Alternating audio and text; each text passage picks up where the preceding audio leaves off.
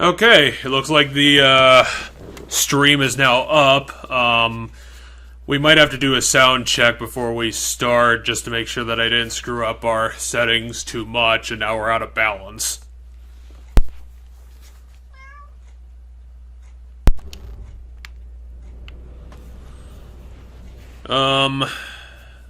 I can do that,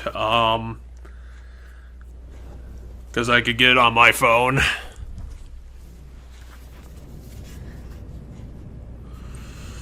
Unless you want to do it. No. I'll do it in a second, but right now I'm currently in the middle of doing something else, so. I'll get to it. I'll get to it.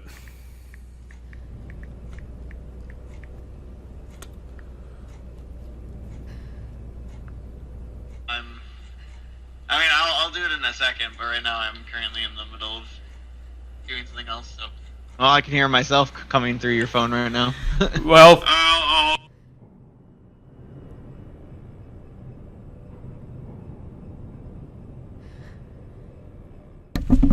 I think we're balanced, but the problem is I think we're both too loud.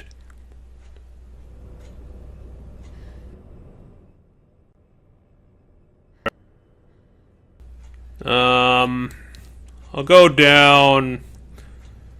Let's see. I did 30%. So.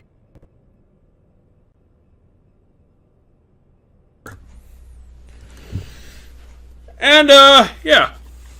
At least we're live this time, so we can get started with episode 4 of Revelations 2, which I actually didn't need to start because for some reason the X-Bone kept where I was from when we did this 2 weeks ago. So, it's going to be pretty simple. We got the end of the game. I'm going to be trying to play that while we hopefully have the time to finish up our lovely Pokemon chat. We had a few final things that I wanted to go over that we weren't able to get to last time. If you saw that, you definitely know why. She's been watching our every step. And for our final go, I will remind everybody that I'm playing this game deaf. I'm gonna need some hand holding from Cheddar.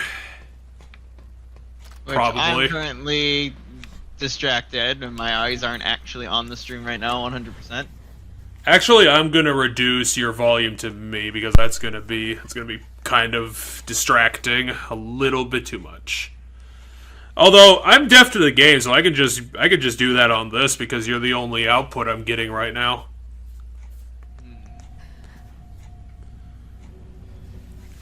Phone, I'm going to turn you off too. Anyway, this is the Jill and Moira chapter. I kind of forget what happened at their end of chapter 3. I think Barry was thrown from a cliff when we met up with the Dark Souls boss after the wood yard part of that chapter.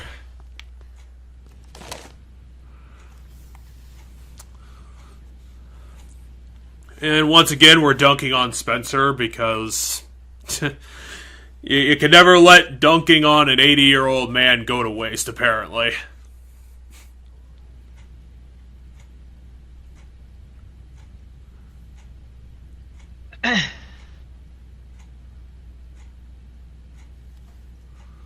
I've had few successes, and you can see the utter failures just rampaging across the island constantly. They keep getting into helicopters and blowing themselves up because they don't know the secret weakness of this universe.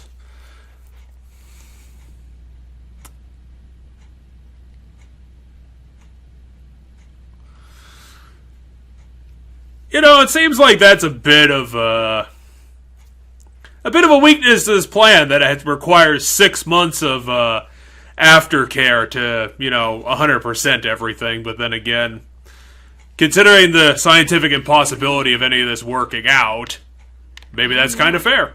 I just can't figure the Overseer out. I can't figure it out, even though she told her entire intentions to me on this thing, on the table.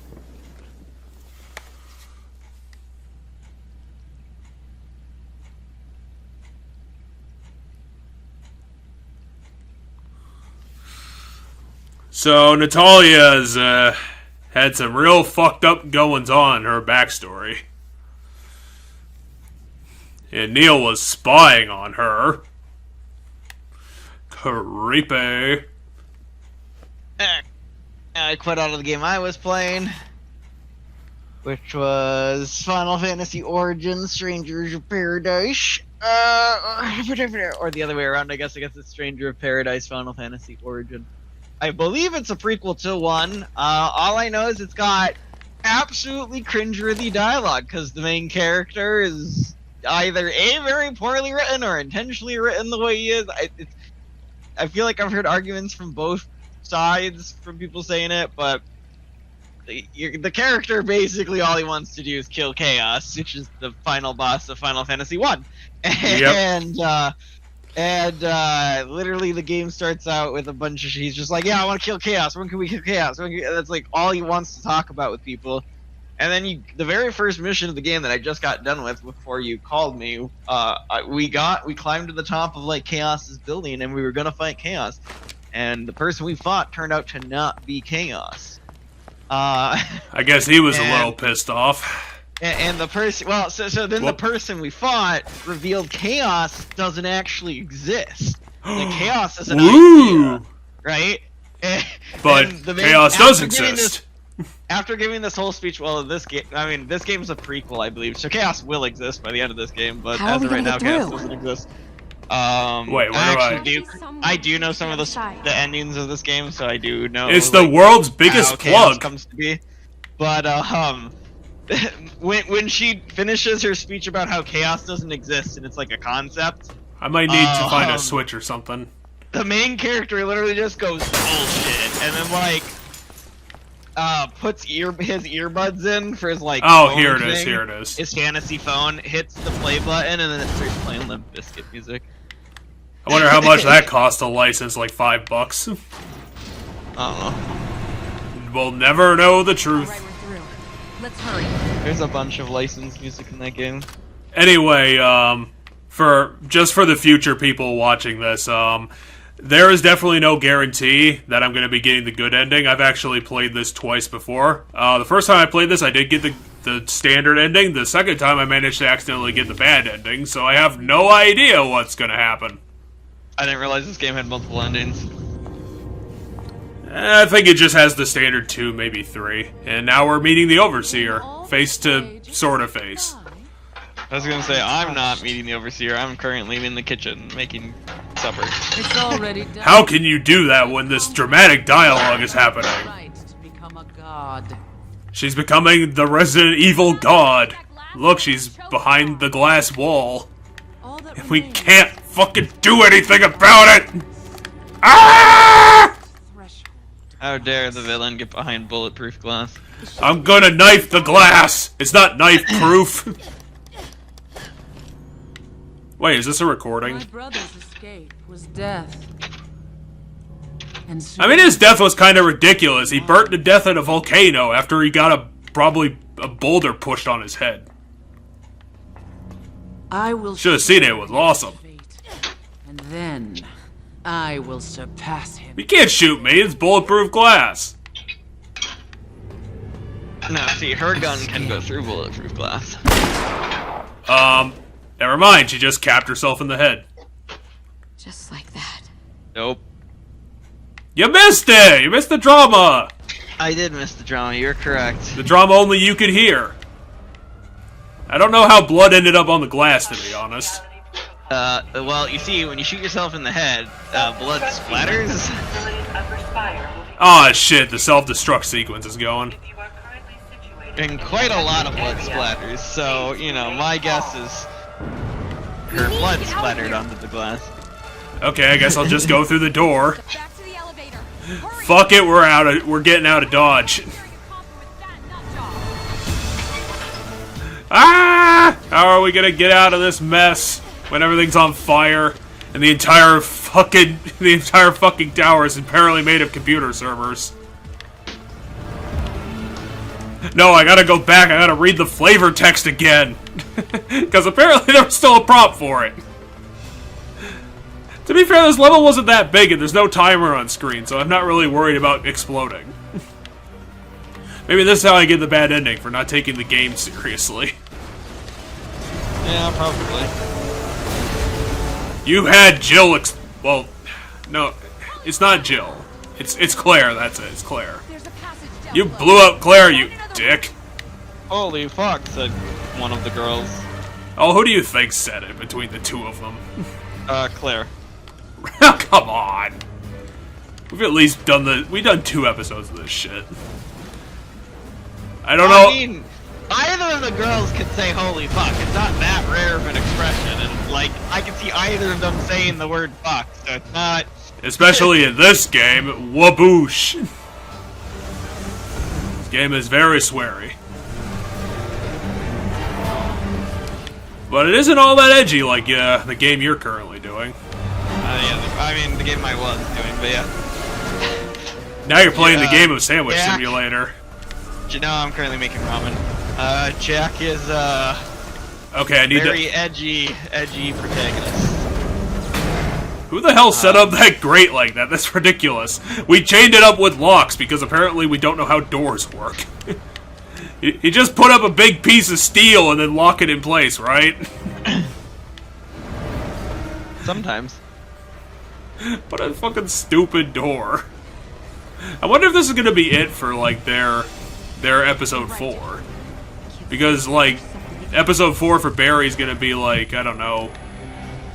what is it, like 3-6 months after this happened? So, episode 4 is the last episode, correct? Yep. Because, episode 3 took longer than I thought, so... Yeah, I Yeah. remember that was the thing.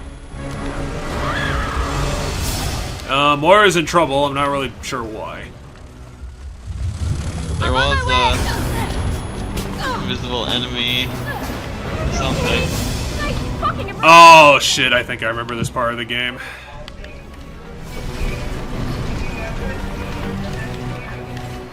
Okay, so what's the... Where's the drop? How do I drop down? Do I need to switch to her?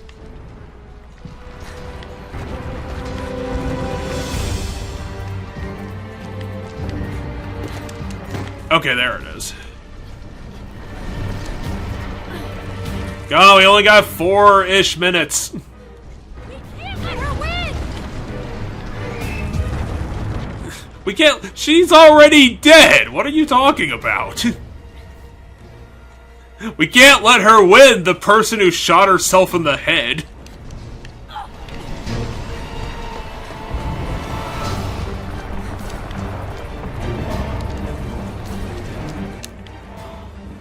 What to do, what to do, what to do? Okay, I can drop down there. There's just a pile of shit, so that's not gonna help. Moira, get down! On. Yeah, I know you're really hurting your legs, but we got bigger things to worry about.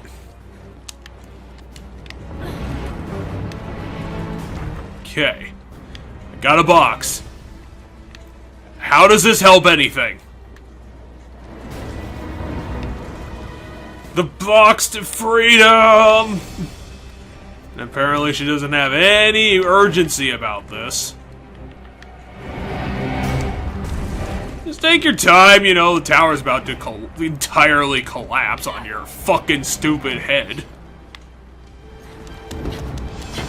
Hurry! I swear to God, I'm gonna survive the fuck out of this! I don't know, it's still a pretty long drop, Moira. You're like, what? 500 feet above the water? Great, sir. Can't really tell. That's a pretty long way down. It's not like you're just gonna, you know, jump into the ocean and live. Okay, so, great. In more ways than one. I wonder how much of a buffer this game's gonna give me now that we're down to 2.5. Well, I guess it doesn't matter because it just dropped more off a cliff.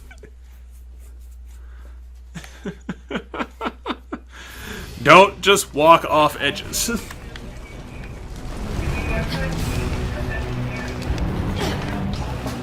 That is a good survival tip. I made it this far. We can't let her win.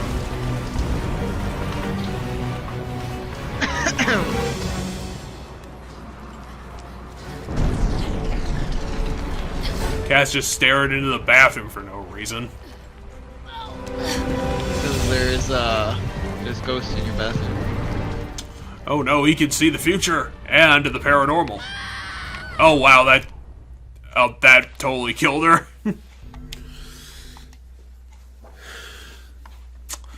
Might have to start looking a bit downer. You are currently in an affected area. I can tell that because of me being an AI speaker person. I am constantly detecting you two specifically. I think I'm coming down with like a cold or something. I guess your roommate brought it from work. He works from home, so not likely. He brought it from. Oh no! I'm the one that goes out and about places. Okay, so again, Claire fell off a cliff. Can't really automatically heal me if I'm, getting insta-killed here, game. Maybe try another tip. Anyway. Maybe another 30 seconds on the clock. We can't let her win. Can you see our terror and countdowniness? I mean, in my opinion, any game ever that has like a countdown, you have more than enough time to get through it. They always add like a whole minute and a half extra that you definitely don't need. I guess we'll see. I can't say I've had too many games that come down to the wire on when they time you to do something. Well, I'm just saying, I don't know where I was in the puzzle, but I got to the point where there was only 2.5 minutes on the clock, and I wasn't done yet. Mostly because of this stupid box. Yeah, but you can get a lot done in 2.5 minutes. Well, we currently got 4, and at least I know the first half of where we need to go, so I'm not too worried about it. Depending if I can solve that puzzle of the missing bridge or the rafters or the rebar or whatever the fuck it is. Mario, you're on your own. I'm looking out for number 1 today. I swear to God, I'm gonna survive the fuck out of this. Even before the 5 minutes is up on the countdown, the top of the tower is still exploding. I swear to God, I'm gonna survive the fuck out of this. Good job, Moira. I like that line. You completely survive the fuck out of this. You completely missed it when on the first attempt that she fell off a cliff and died. Like a minute after she said that. Okay, so we got this. There's a down there. And I think I'm approaching the place where I died the first time because I just ran off this edge. We need to find a way across. Okay, there's gotta be a way across. Oh, let's take a look around. There's not a lot of space here to work with. Mark, use your fat ass to find the door. Or I guess I will instead. Hang tight. I'll figure something out. It's a good thing you have a crowbar constantly in your pants somehow. And she doesn't get to have a gun, so... So in the gun case, she keeps her crowbar. They had to give her something to do. Unfortunately, crowbar and flashlight didn't exactly make her a brilliant character. Well, that's my thought process. If this game is co-op, the player 2 does not get to have as much fun as player 1. No, it's not a great co-op game. Player 2 is either who gets to see invisible shit and point at it for player 1. And can pick up bricks and throw bricks at enemies, and the bricks break and they have to go get another brick.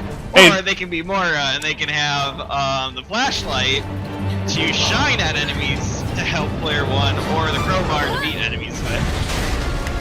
Okay, we got 2 minutes and we're not done yet. The brace's Okay, which one's the crouch button? I swear, I thought it was. Is it okay? It's L3 for some reason.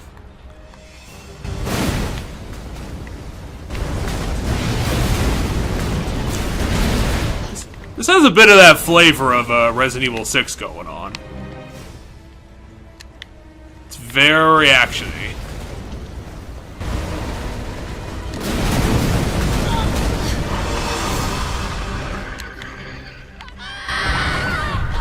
Okay, so apparently ladders are required for that section because I just... Again, Cliff, dead.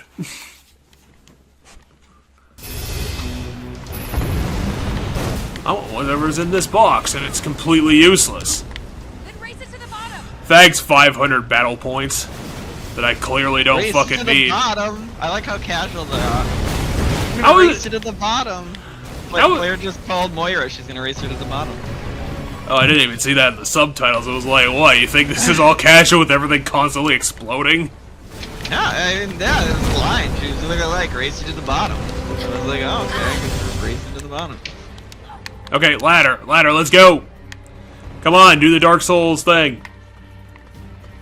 Yeah, Claire, we don't have time for this. We literally have 60 seconds now.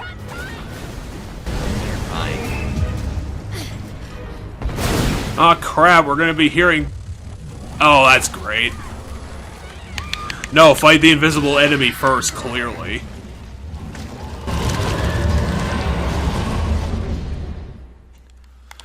That guy was clearly just ambushing people just to be a complete asshole. That was the dickheadiest monster ever. Wait, didn't I save at this point with 2 minutes? Why is it giving me 90 seconds? I'm calling you out, game. I had more time on the clock than this. Yeah, well, you clearly don't need it if they're giving you 90 seconds. Well, I deserve it for being good at the first section. Too bad. The game's a cheat. It's just like those Starmobiles all over again. Just stealing my shit. Yeah, I looked it up. You can't give them satisfaction, which is weird because I swear to God I burned one of them. But Okay, find invisible monster, which I can't remember where it is.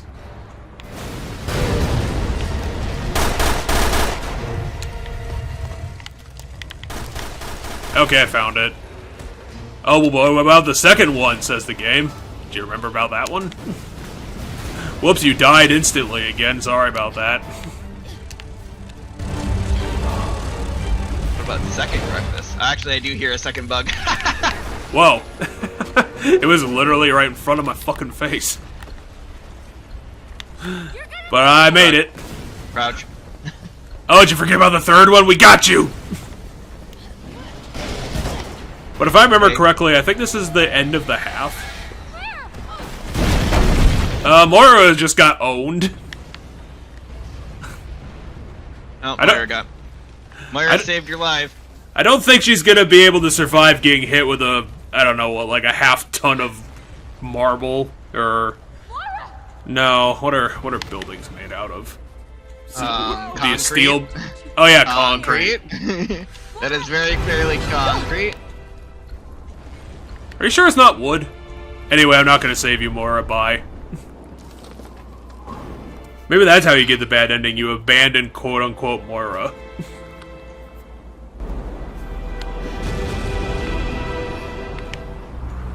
Okay, fine. I'll hit the button.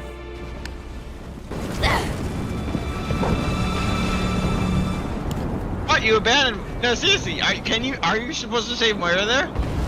Well, I don't think you can because I only had less than 30 seconds to work with. Huh. So yeah, that was their entire chapter. That was their chapter 4? That was their chapter 4. After chapter 3, I was like, chapter 4 is probably not going to have much in it, to be honest. Because chapter 3 was long. I think we only did chapter 3 that one time, so that took up a whole episode. True.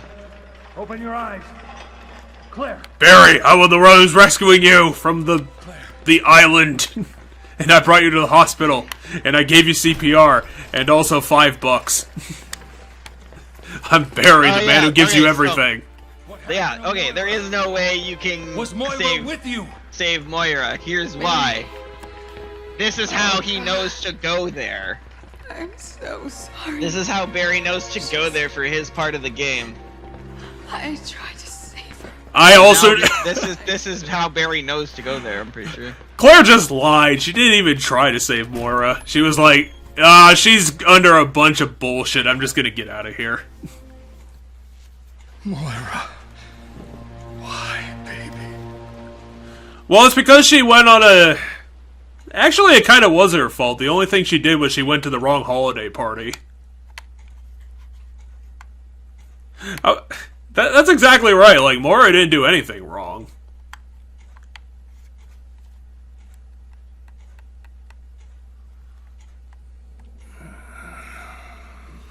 So this is where Barry was thrown off a cliff. And lost Natalia, or apparently Natalia's here. Natalia? Natalia, what happened to the Dark Souls boss that tried to kill me? Okay. Hey, what happened? Natalia, sweetie, where's Wesker? She went somewhere else. Natalia, our useful sidekick. Okay. Well, what matters is that you're safe. Wherever she went, we could still catch her. I'm gonna lay a bunch of traps for her in this forest. Oh no, Barry lost his wallet. What's he gonna do now? Are you? No one's gonna recognize him as a STARS member without that wallet. You know where Wesker went? I think she's on the other side of the mountain. Except actually, I don't think anyone would recognize the STARS considering they all died.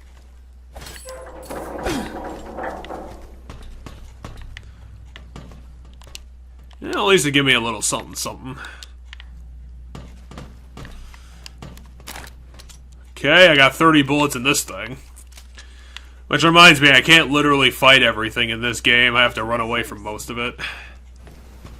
They use it to control the water flow. What's that over there? That building might be a way up. Let's start heading in that direction. So Barry's gonna solve the content problem by just having a bunch of bullshit he's gonna have to do. Oh, dang it, I thought I would have been able to knife you to death.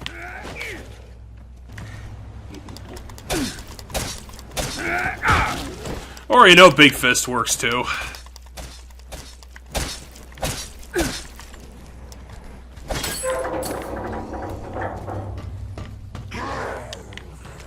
Oh, all I wanted was to steal your stuff. Thank you, Natalia. Perfect timing.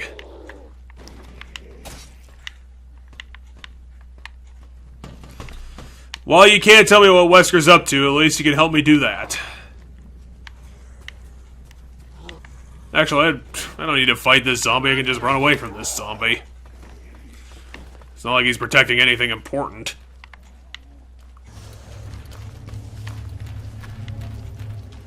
That was that noise. Turns out the best gun is behind that guy. Behind the generic zombie. Yeah. Oh, wouldn't that be a treat? Natalia, distract him by being tiny. Being the easier target. Okay, how are we gonna get out of this hole I put myself in?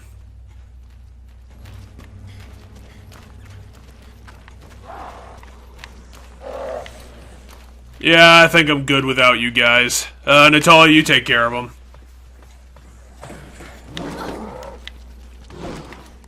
They're coming for you. You get them. Use your AI skills. Okay, but now, how am I gonna... That zombie's so pissed off that I left it behind.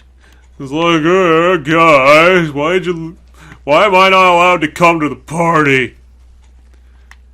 Yeah, let me show up and I'm right here. Please come back. I'm so alone. I forgot how to use a ladder, okay? Don't tease me so much. Ow, you severed my spine again.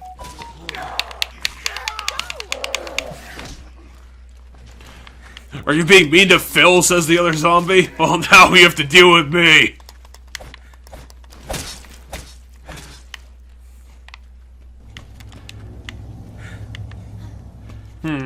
Okay, which one of these is my inventory button? I actually have a lot of assault rifle ammo. Oh, come on, why'd you two jerks get up?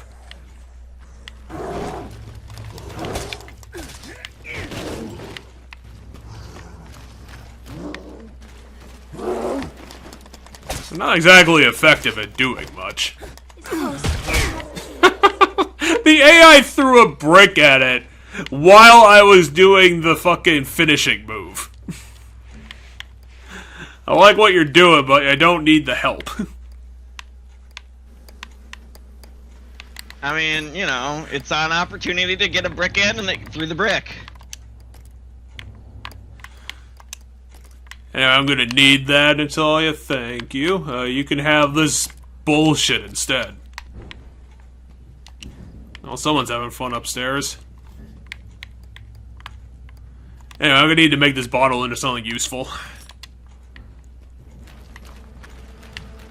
But then again, I'm back to the original problem of I'm in a hole.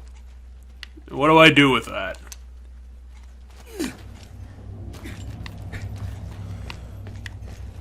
It turns out just look for the uncharted signs and you'll know what to do.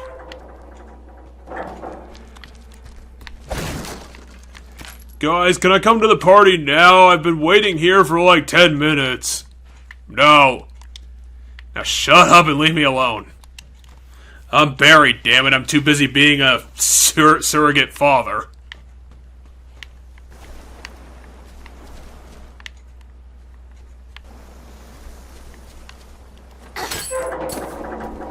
Okay, there's clearly a zombie in here. How about you brick it? Come on, I was just lying down for a nap. Why'd you have to hit me with a brick?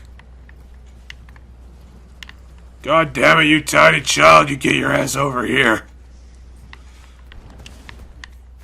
I need to kill you for embarrassing me. Oh yeah, I forgot she has dodge moves.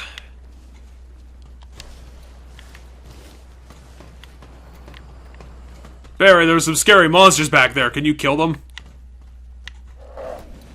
Can you kill them with your massive handgun?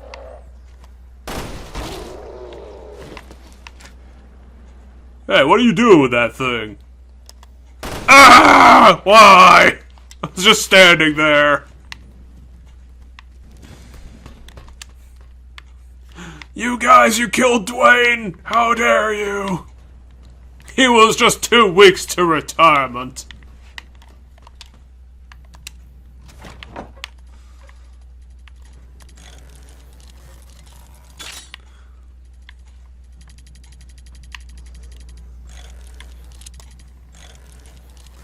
He was gonna go fishing on that lake where that fish ate Leon 5 times. The fishing's really good there.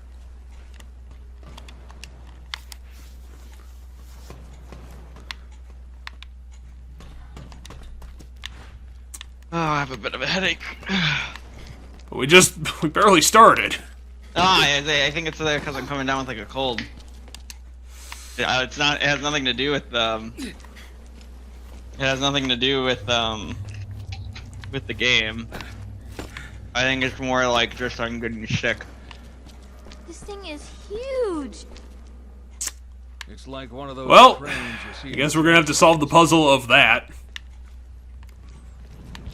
The world's biggest bridge. We'll have to climb up the crane. It's a long way down. Okay, so don't Check fall. some Tylenol. We'll see if that helps a good chunk or not.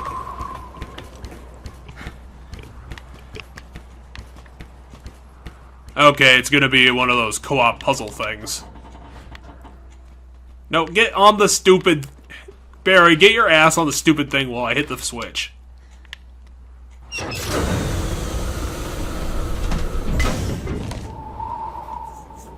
They had 4 workers die. You know, it's something that I learned, that I feel like more video games need to do. Albeit not survival horror. I feel like this actually defeats the point of survival horror, so don't do it in survival horror. Keep doing this thing in survival horror where you have to split people up. But in Baldur's Gate 3, anytime there's a lever or a switch, games have trained us that, like, ah, shit, I'm gonna have to split it because this lever operates this thing and someone needs to be there to, like, operate it. Sure. You can shoot it with arrows. You can, like, flip switches by shooting them with arrows. Well, that's nice. So It's cute. you don't actually have to split the party in, like, the couple of areas where, like, there's a thing that you have to operate with switches, because you can get everybody on it and then shoot it with an arrow from the other side. Yeah. I'm as I get farther and farther in that game and complete more and more of it, and get closer and closer to the end, because I'm real close to the end now. I'm excited for when we play through it as a duo. Okay, so that's gonna move that. Oh, yeah, that's probably connected to the other thing. Okay, perfect. Oh, wait. No, I can cross it there. I can cross it. Oh, fuck, I fucked it up. Natalia, can you put the bridge back? Okay, Uncle. Give me a minute. So, while I'm solving, switch puzzles, should we talk about, why I actually believe that, Gen 1 was my favorite game of the series? I'm try to get those things out of the way. Yeah, I'm curious why Gen 1's your favorite out of all of the gens. Well, since I'm going to be a little bit distracted, should I just be a little blunt with this and just say the ultimate reason? Yeah, I mean, I'm eating still, so... Well, it looks ready to...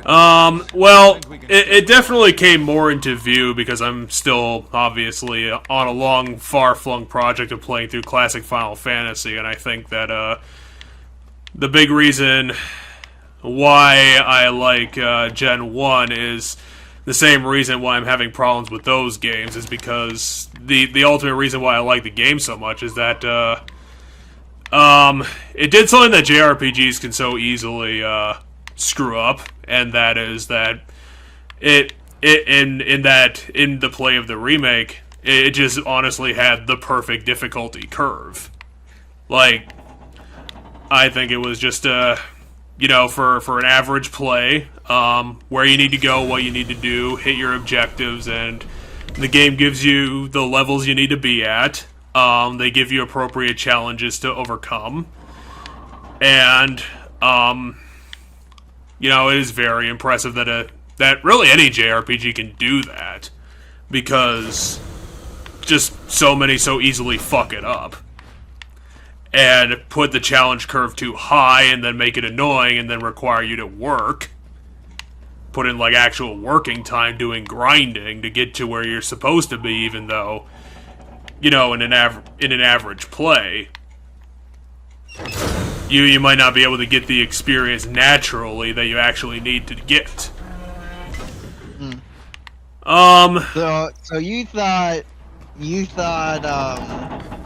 from beginning to end, like, Fire it was Red. just a grease slide. You didn't need to stop. You didn't need to put artificial roadblocks in your journey, and I think that just, I was very impressed, and it really does add to the I guess, some sort of journeying aspect that the original had, because, I mean, people might forget, or maybe just got used to it, but Gen 1 did have a few legitimately interesting set pieces and locations that kind of made the journey worth it, because you got to see things like, you got to do battle with people on the SSN, you got to go to Lavender Town, which kind of had something to say.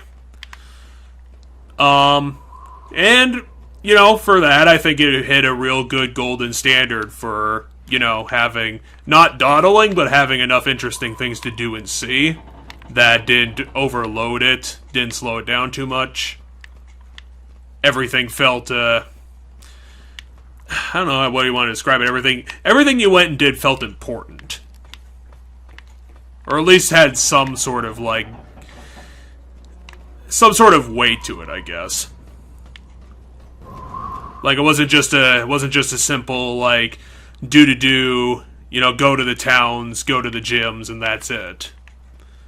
Even though obviously the towns in Gen 1 aren't, outside of Lavender Town, maybe Volcano Town aren't particularly interestingly designed. They're mostly just towns. Cinnabar is literally like 3 buildings. Yeah, I don't know. I thought there was a little bit more to it, or maybe that was just like the actual volcanic island that they included maybe in Gen 2.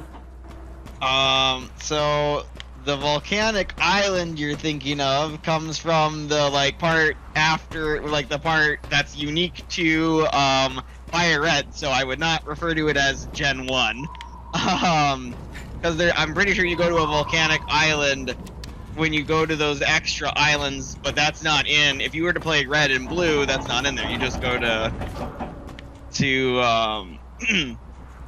Cinnabar and that's it. You don't get on the boat and go to all that extra crap. That's a unique thing to Fire Red. Those extra islands that you go to. I think they're the Sevi Islands. Well, we probably should bring that up too. In that, for the remake specifically, like out of all the remakes they put together, maybe excluding Let's Go, I don't know if people have particular fondness for that remake because I never played it. I think people like it, but it's just kind of a different experience because they changed the gameplay stuff, and other than that, they didn't add anything. So if you want a closer remake to Red and Blue, actually Let's Go is going to be the closer remake, believe it or not, weirdly enough. But we probably should. The major difference being that Let's Go takes place after. I'm trying.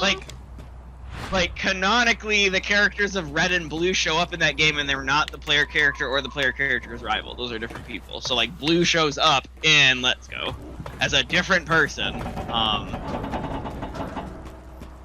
But story, location-wise, you don't go to anywhere extra, stuff like that. The way you catch Pokemon is different because you catch it in like the Pokemon Go style mini game, kind of where you throw Pokeballs at it. But other than that. Well, we should mention it because, again, for all the remakes, the point I was getting to is that this one is probably the most impressive one. Just for where they had to go.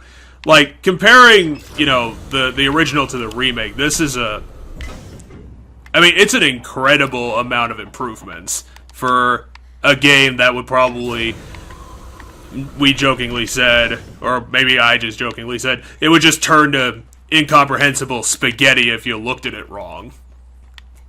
And now it's a... there's a couple really bad... There's a couple weird glitchy stuff to the original, but... not as much as I think you might be thinking. And, it's not that the whole game falls apart. It's that... It's just that...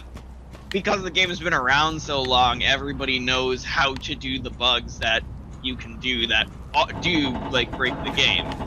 But unless you do those bugs, the game doesn't break. The only stuff, like if you were to play through Red and Blue and not intentionally do any of the bugs, which are, not things I feel like most people are gonna do accidentally. The only thing I can remember for sure that's, still a thing no matter what, is the one coast of Cinnabar Island, the one set of tiles. The missing no glitch? Isles. No, you use them in a glitch, but Missing No doesn't show up here. In order to get Missing No to show up, you have to willingly do shit that breaks the game. Mm-hmm. But this is used in the item duplication glitch. You do use this coast in the item duplication glitch, which also is how the Missing No shows up in the item duplication glitch. We have to do things in a very particular way to get that. You can't just go and surf along that one coast. However, because of how the game data works, that one coast does act bizarrely still. Because the tiles the game doesn't know what those tiles are supposed to be. That's the reason that coast is the way it is. But because the item duplication glitch, I don't remember all of it, but you have to. I know part of it is you have to get into combat with a trainer, but also fly away before they walk up to you. So you have to like step in their path, and then before the game takes control and says, "Oh, a person spotted you to fight you," you have to hit start and fly away before they can do that. And that's like part of the glitch. And that's how Miss and No shows up, is because the game thinks you're already in a battle when you're not already in a battle, and that's how Miss and No gets pulled up. But I do know the one coast along Cinnabar, even in a normal play, is wonky and weird. And I don't remember quite all the details of it, but that's pretty much the only thing I can think of in normal. There's probably a couple things that don't work as intended, like moves that don't work as intended and things like that, but like that's not the game falling apart. You know, the things that I think of when I think of a game falling apart are more like things that actively are breaking it, like Miss and No and stuff. Sorry, I'm in a gunfight right now. Yeah, I guess that's kind of mostly what I can say is that, for trying to remake a game that is so integral to, the series blowing up like it did, I think they did an incredible job of bringing the game that had a lot of issues, and of course, it wasn't going to be able to present itself like it should because it was working with what it had back in the... What starter did you grab in that game? That was Bulbasaur. That explains part of your reasoning. So you said the game did a really good job at ramping up as you went. Bulbasaur's the starter that makes the early game easier and the later game harder. Other starters change way into that. the mine. It's kind of an interesting thing that is in Gen 1, is that the starter you pick determines the order of which difficulty comes to you. Charmander, for example, has a lot of difficulty early, but gets much stronger later. Don't push yourself. Because of the type matchups and stuff. Half a year of chasing scraps. And then Squirtle's kind of the weird one where it has like, it has a harder middle. Like Is it just its the hardest spot is the middle? Is it just the white noise of Pokemon? It's like you have the boring playthrough. I mean, no. As I said, because of type matchups. Think of the gyms. So think of the order of all the gyms in Gen 1. You have rock, water. In order, it's rock, water, electric, grass. Electric, grass, poison. Rawr. I'm sorry, I'm just knifing grass right now. But yeah, I can see what the point that you were trying to get to is that you were trying to say that Squirtle's having problem in the middle of the game. Yeah. Missing one. Rock, water, electric, Psychic. Grass, poison. Yeah, I'm missing psychic. You're right. Poison, How could anyone forget psychic, Sabrina, the murderer? Poison, psychic, fire, ground. And so Charizard there, by nature of being Charizard, you struggle against rock and water, and potentially electric, depending on if you evolved already, but it'd be surprising if you did. But then you start hitting your easy stride with the grass gym becomes much easier. Poison gyms, neither here nor there for you. And then the fire gym's a piece of cake, the ground gym's the piece of cake because you're flying type at that point, and ground moves don't have any effect on you. So like, it's harder at the beginning and easier at the end. Meanwhile, for Bulbasaur, the first three gyms, piece of goddamn cake if you have Bulbasaur. Bulbasaur beats Brock, super effective against his Pokemon. 4 times though. So you just annihilate his Pokemon. Misty, water types, annihilate her as well. The bracelet. You get to the electric gym, you're like, electric gym, I resist that shit. Not kill it, get it out of there. Next gym, grass. Oh man, that's easy. Boom, out of there. Then things start to get harder. That's poison, alright, I'm poison type, so it's neutral, but my grass moves do resist. We're so now it's a bit of a struggle. And then you hit the triathlon of the hard ones now. Psychic, I'm weak to psychic. Fire, I'm weak to fire. Ground, I am neutral to ground. But it's a really hard ground. You might be neutral to ground. I actually have to double check. I have to remember if grass is resistant to ground. Because if grass isn't resistant to ground, then you're weak to it. Oh, I remember this gimmick. This might be an issue. There's poisonous gas in the mine. Yes, grass does resist ground, so. Not too surprising, to be honest. So you're neutral against ground. And then we get to the Elite Four, and the very first person in Elite Four is ice. Ois. So like, right? So if the grass starter is the one where the end stuff tends to be your toughest gyms, right? You better stay here, sweetie. Because you have the last couple gyms are gonna be psychic, fire. You sure you're up to it? All right. Psychic, fire, ground. Hold your breath and, as long as you can. I mean, You don't luckily want your this grass crap moves in will your help you lungs. against like Rhydon, but they won't really help you against like Nidoking and Nidoqueen and stuff. But they'll help you against the Rhydon. But yeah, I then think you have to go against ice. So that's partly why you have that experience, is because you picked the starter who gets that experience in Gen 1. okay, I went to the wrong place, so now Barry might die on me. Because if you haven't been paying attention, there's poison everywhere in the mine. I might actually have to run back entirely because I have no time left, and he might actually just die on me. But, yeah, I was thinking about it a little bit, today or yesterday. I don't really remember, but, I think for someone, like, completely brand new who's, you know, somehow, like, the hype never got to them about the series, and they come to you and, well, if they came to me, specifically, this is my perspective on it. If it's, like, completely brand new, and they're like, well, which one should I do? I'd be like, you honestly should start with this remake. Because I think that for what you're looking for, like, a Pokemon game to start with, I think that I don't think you could do better than this one. Which one would I recommend to them? I would probably recommend Moon or Sun and Moon. Violet afterwards, but for the first one, I was gonna say, I'd probably recommend Sun and Moon. That could be the one I recommend.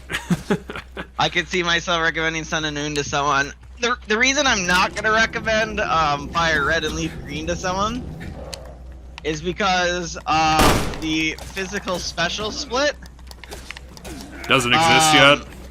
Yeah, it doesn't exist yet. So if you're trying to learn mechanics to go forward, you're gonna learn them wrong.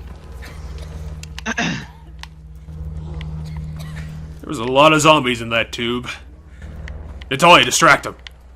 So that's the thing for me is It turns out it the was poison. You can just knife them now. yeah, but then I'm gonna take the hit, and I'm already bleeding. Look at all that blood on my face. Oh, come on, guys, really? I don't even know where the hell I'm supposed to be going yet. Which is kinda hard, since I'm on a hard deadline, you know. Can only do as much as I can. So yeah, I know that you think that that's a lame choice, but, for my money, I think that, while the game obviously doesn't have any of the wow factor of any of the other games that we talked about, because it's very stock and standard for obvious reasons.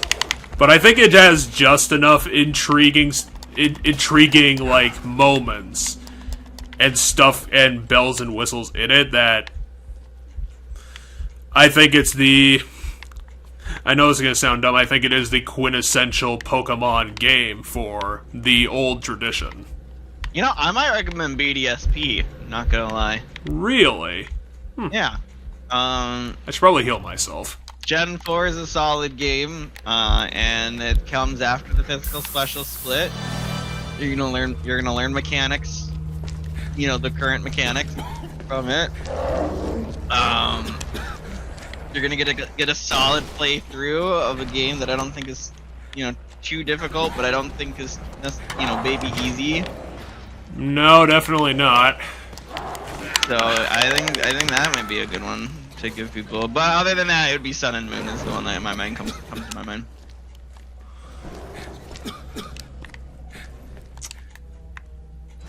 So yeah, the ultimate decision of why I put it on the top of my list is because of a impeccable experience and difficulty curve.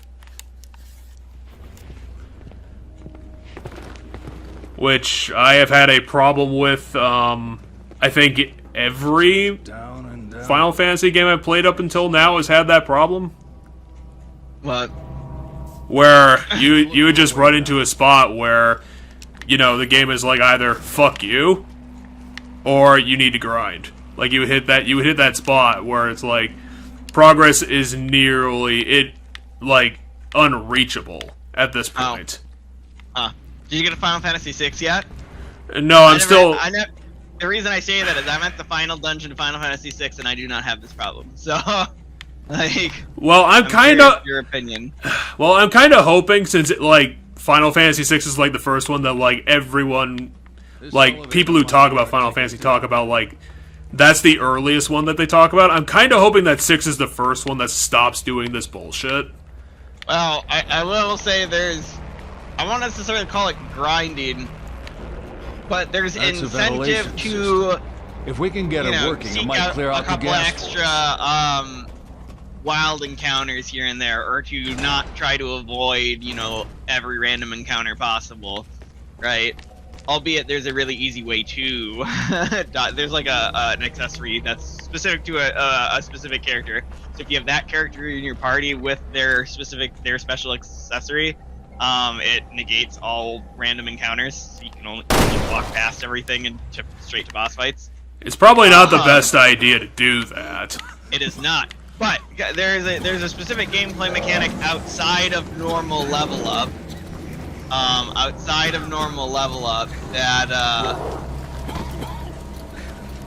That encourages you to, maybe do a couple more battles here and there, and like be willingly slow yourself down a little bit, to maybe take an extra battle or two. No, I'm gonna die. That's because there's some items that there's some items that essentially scale off of battles, like how many battles you've had them in. I won't explain. It's a main story thing. It'll come up and be easily explained, but until we get there. Barry! Well, unfortunately, poison. But yeah, so that's Final Fantasy VI. I still have to go back and finish that game. Maybe that's what I'll do tomorrow. I'm gonna try and run down my list just for the benefit of the future. Off of memory, I'm gonna try and do it. From worst to best, I think it was Y, Heart Gold, Swarch, Brilliant Diamond, Black 2, Omega Ruby, Black, Ultra Moon, I think, Violet, and Leaf Green. Did I miss anything? Sounds pretty right. Was that 10 things? I didn't count. Why have there been 10? There's 9 gens. Well, yeah, but there were There's 10 only been games. 9. Well, no, there were... You played 2 black and white, 1 and black. I need to find the save spot. So yeah, when I The dead end. when I think of a good spot to start again, we can talk about the games that the side stuff that I think are worth discussing a little bit more. Gotcha. Oh, it's you again.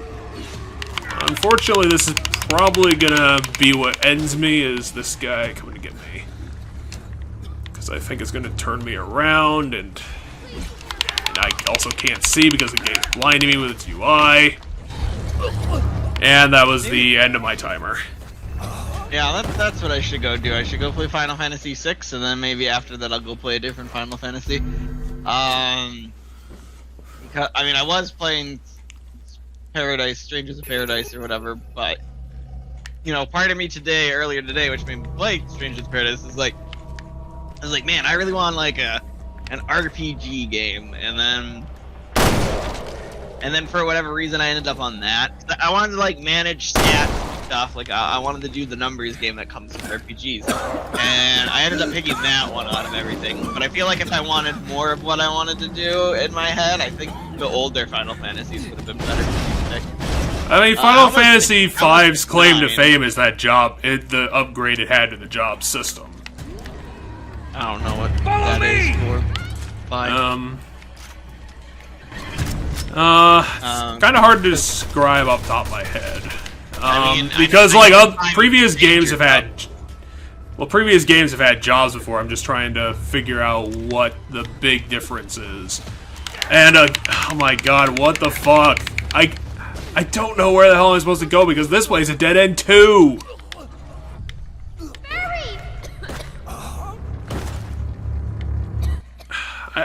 I'm missing something vital here. Because the entire puzzle area is in a poison cloud. Do I have to go back and activate the ventilation system? Is that what I'm missing? Like, do I have to do that first? Could be. Because he said I think he said that's the console he's looking for, but the ladder's obviously up. But the door to get over there is right over there. Do I have a map button?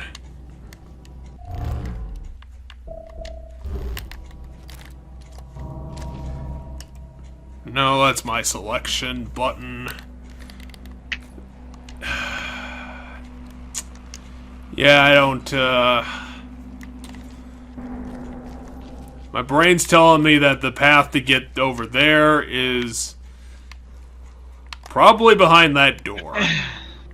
Probably. Oh, wait. Okay, I see what the problem is. It was down this tunnel. Natalia distracted while I pushed this 1-ton thing. I saw a zombie get up before, I left. Natalia, use your gun!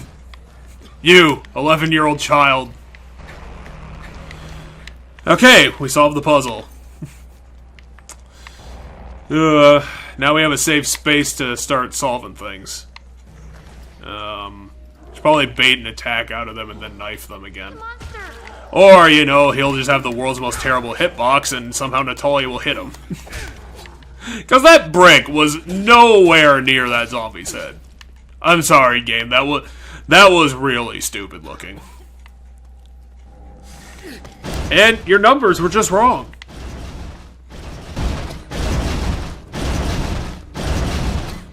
Oh, come on.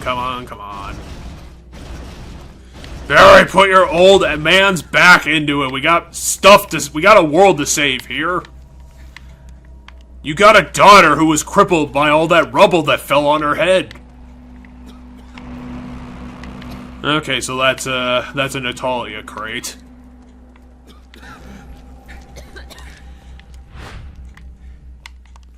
Okay, Natalia, you use your, I don't know. And of course it's a 3-lock puzzle.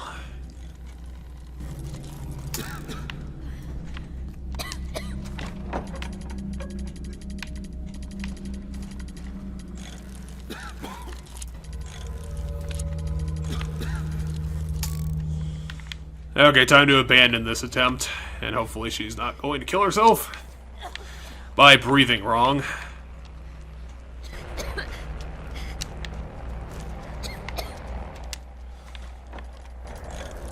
Damn it, I want whatever's in this box. At any fucking cost, Natalia. I'm Barry, your greedy uncle.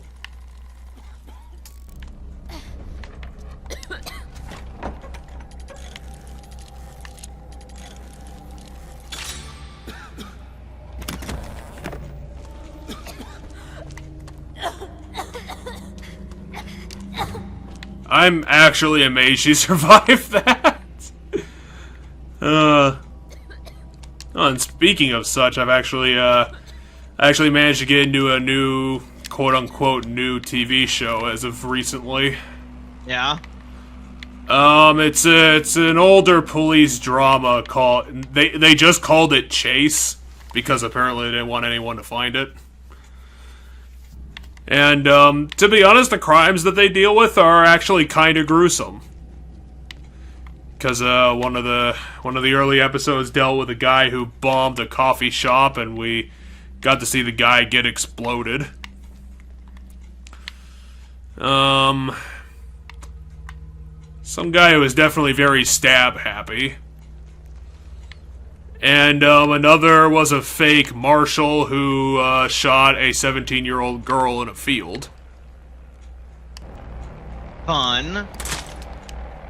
So yeah, it's a bit, I don't know, like we've talked before, like I've watched a ton of, like a whole bunch of Law and Order, so I don't know, it seems a bit above board for what I remember Law & Order to do, because I don't remember we actually got to see a lot of the actual crimes themselves. I don't remember. It's been a while, I guess, since I've, Certainly been longer for me. We should get back in that hiding place again.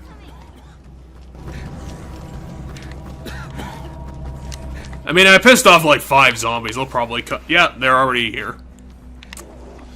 Oh, these guys are fast. I mean, they're dumb, but they're kind of fast.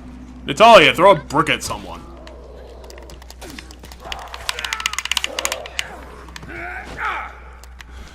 Natalia, use your triple brick attack.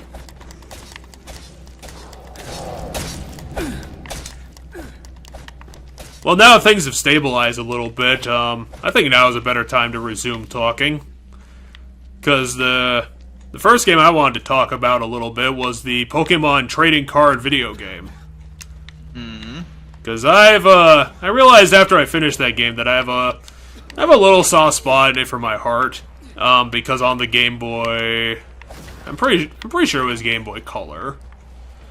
It was pretty interesting seeing a very faithful recreation of the first gen of rules that the card game ever had on a Game Boy.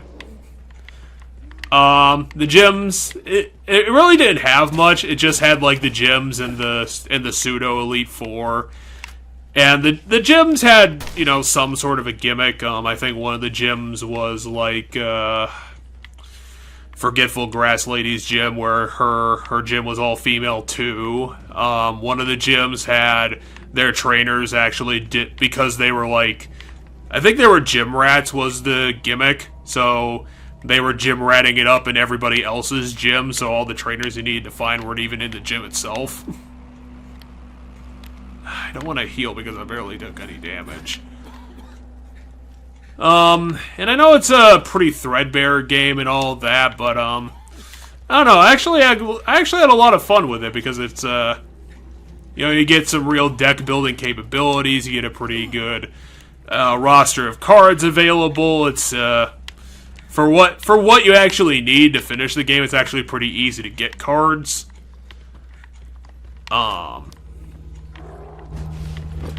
And while it's definitely not my favorite game, I had a pretty good amount of fun for it, and I think it should be, you know, now that it's, I think more people should play it, but the problem is that, like I said, it's the first generation card game rules, so it probably wouldn't be very helpful to actually play this game because the rules are all wrong now, and I don't know, all the strategies are obviously very incredibly out of date. I was gonna say, the strategies are out of date. I don't know how much of the rules changed with the card game, to my knowledge. I mean, did you ever play this one? Yeah, I did. Do you remember anything about it? I mean, I remember that it's the very early days with the card games, but so the cards are significantly weaker than they are, say, today, but you know, I still remember them, or my thing is, I don't think the card game has changed that much rules wise. I think it's ultimately the same game. It's just the numbers are a lot bigger now. So You could have 500 HP on a card now. There's probably some sort of like ridiculous like Blissey Waylord card that they made just to see how much they could get away with. Nah, I mean, just every card in general. Like the cards don't follow the game's rules, Jeff. So if a Pokemon has a really good XYZ kind of deal and the original game, that doesn't mean it has it here. Were you just saying XYZ to say it, or they have like XC's cards now? They stole them from Yu-Gi-Oh. I mean, there's some stuff, but like, cause I know there's other things, like there's new kind of mechanics added that weren't in the original, but like I'm just using XYZ as in etc. You know, the numbers have gotten bigger, but like the best cards in the game don't correspond with like what the strongest Pokemon are like mechanically in the video games, right?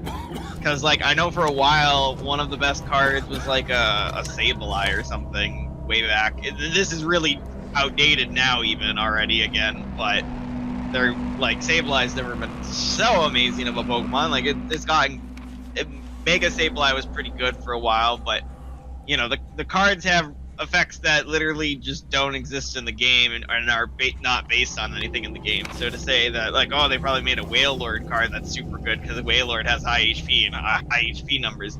I mean, part of the thing is now that Jeff, is that Yeah, I'm still here. I was just reading lore. yeah, the not only are the HPs a lot higher, but like the damage numbers are a lot higher. Like a basic Pokemon not evolved at all is going to one-shot like the highest, strongest cards from the video game you played.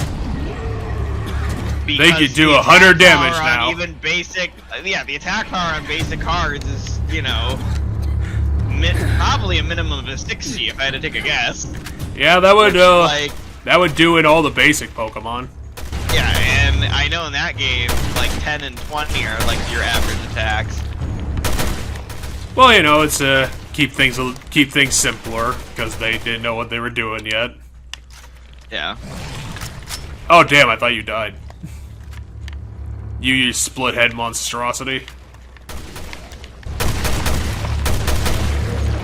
I mean, I already put enough bullets in them that, like, of course it was gonna pop immediately once I found it.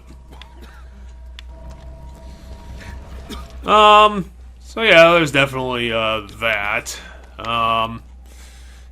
Definitely want to spare a thought to the old duology of Pokemon Colosseum and Pokemon XD. Because those were the early examples of, like, someone trying to, rather than make a Pokemon game, they tried to tell a story in, like, the Pokemon universe, which I've heard at least one or two people wish that Pokemon did more. You kind of get away from just the Pokemon core series and just make a Pokemon story. And I definitely want to talk about Genius Sonority a little bit, because I don't know if they're still in business. I would swear that they are still making games. I mean, if they have, that's been 20 years, and they probably have a longer history than even that. But what Genius Sonority has, regardless of anything else, is that they make games with style attached to them. Because, I mean, if you want a perfect example of that, there's Pokemon Trozei, which, isn't even really a Pokemon game, and it's more of a wacky secret agent thing, and I found that very charming because it's, like, very, very goofy. And very, very stylized, and I'm pretty sure Genius Sonority made that game, too. I mean, if you looked at, like, one of the cutscenes, I'm pretty sure you'll see what I'm getting at, and I think they have that above all, like, as a defining feature. Because, like, Pokemon Colosseum, and I think XD has all that jazz music in it. That makes it pretty I don't know if you want to say iconic, but at least fun to listen to.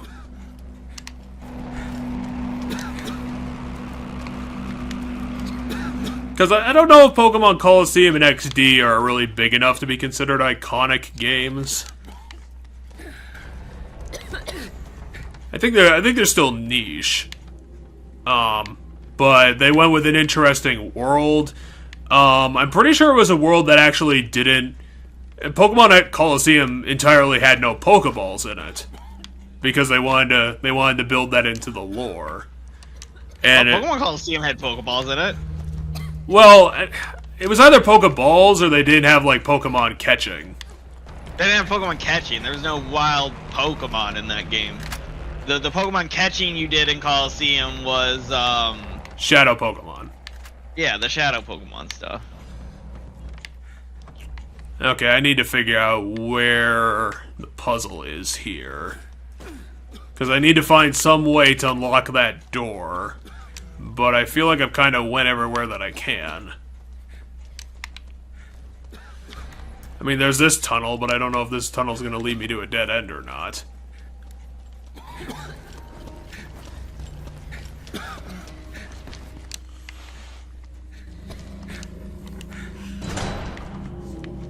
Okay, we reached a save point, so this is probably where I need to be. And if this isn't our old friend, that guy. I don't even know what to call him, like Mushroom Head? Yeah, Mushroom Head worked. I mean, we got a big circle to do battle in, so... Ooh, there's his buddies. I remember you two. Oh, wow, they're already actually attacking. Fantastic. Natalia, got any gunk remover?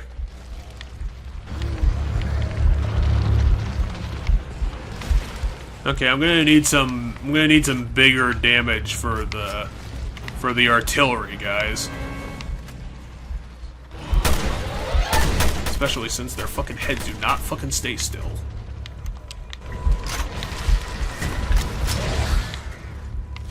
I mean, honestly, if I could get close enough to them, I'd probably just throw a grenade at them.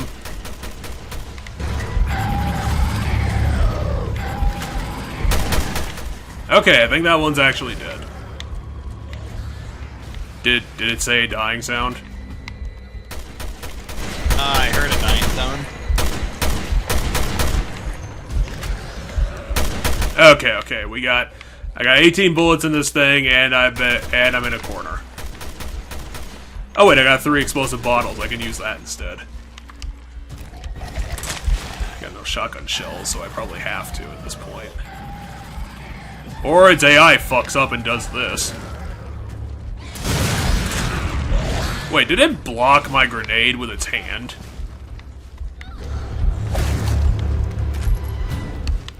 Because that doesn't make any fucking sense.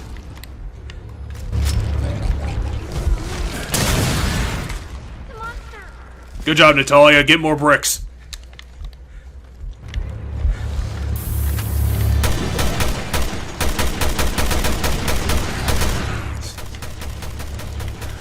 Oh, this is such a ridiculous looking monster. Oh, I'm also out of bullets.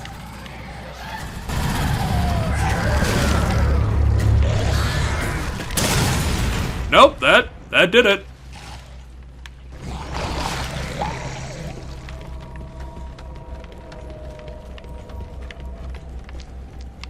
Okay, Natalia, pick up your brick. We got places to be. Oh, good, you actually did what I said. Oh, wait, I had like fucking 40 bullets in this thing. Who the hell is spending the time nailing these guys to the rafters? Oh, what the hell are you want? You know what, buddy, you can go fuck yourself with that artillery shell you call an arm.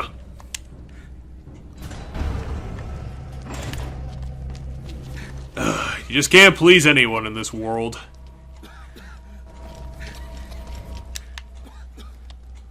Especially now the mad scientists who keep killing everyone.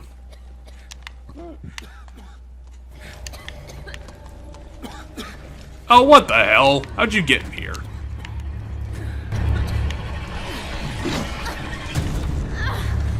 Tully, you're supposed to use the power of brick to beat him.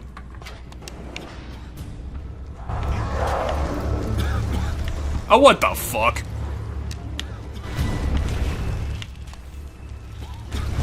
No, I want to get in the... I just wanted to get in the door. Give me a break, god damn it. I need to get to the point of no return. And just like I thought, we finally made it to the fan.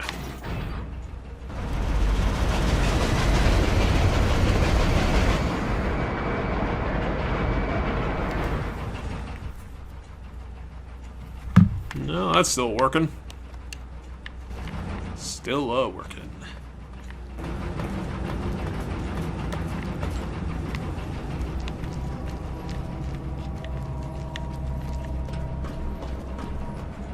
It worked.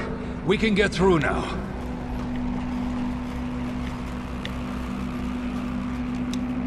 Oh, wait, I need the stupid key. Which would be... Yeah, I don't know where to go. Because he said we can get over here. Which means it's probably where I should go next. Obviously the lift is still broken.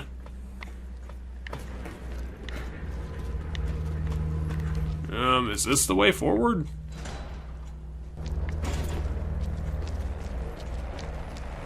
Apparently it is. And if it isn't my old favorite friends. You and other guy.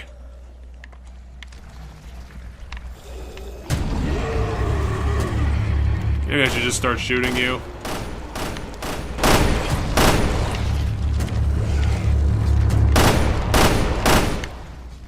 Oh. Well, that'll work. That won't.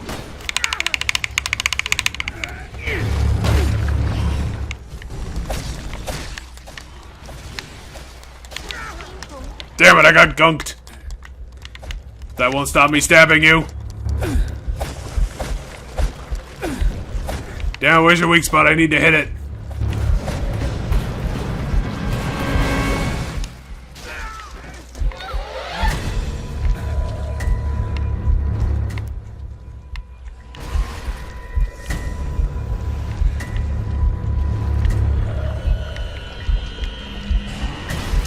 Damn it, Natalia, let me move! Please. Nope, no moving for you. Oh, you trapped me in a corner. Okay, I got 6 shells in this thing. That should help. Bam! Oh, fuck it, ducked me.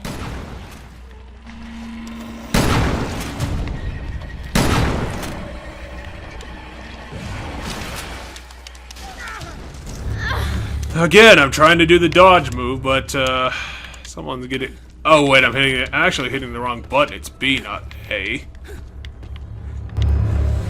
That would explain things.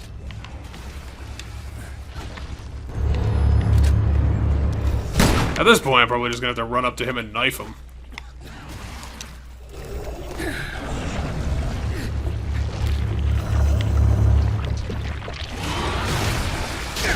What the fuck just happened? It's like his bullet just lazily glided, stood in the air for 3 seconds, and then hit me.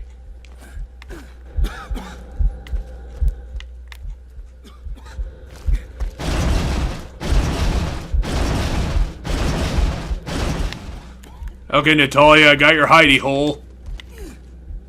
Come on and get to it. Natalia, stop standing there like a ding-dong and come on. Got work to do.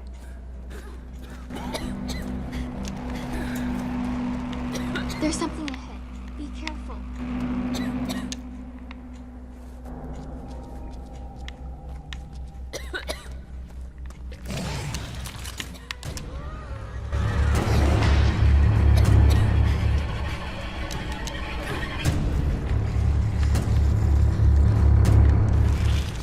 Barry, there's a problem.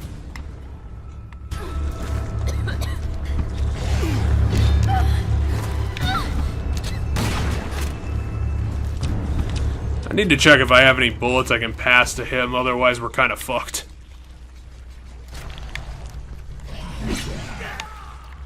I got an explosive bottle. I got this.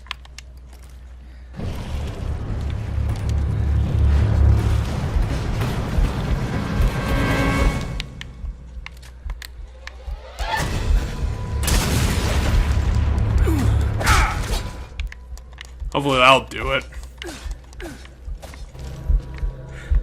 Now this bottle's all fucked up, so that's probably a good sign.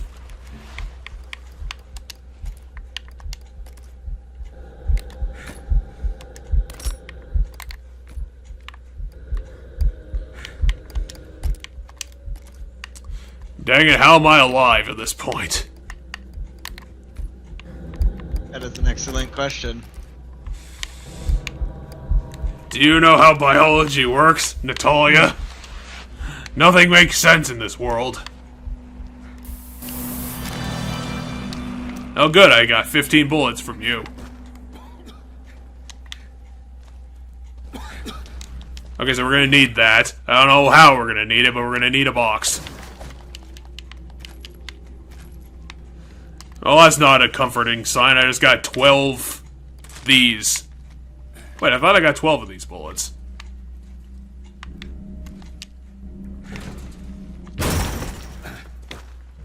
So you're gonna come to life. I guess I'll see you in a minute. Mr. Blue Guy.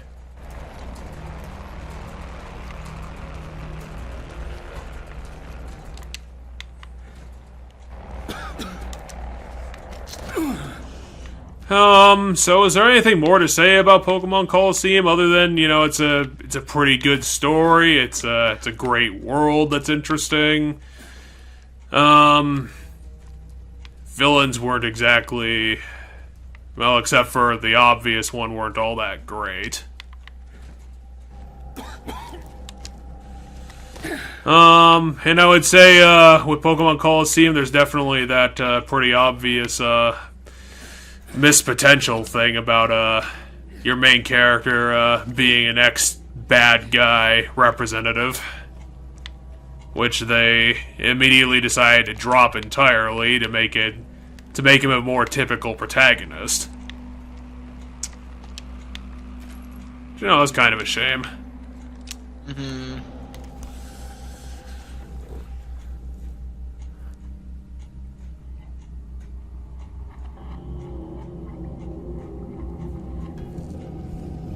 It's obviously completely above board, Mr. Russian Mine Guy.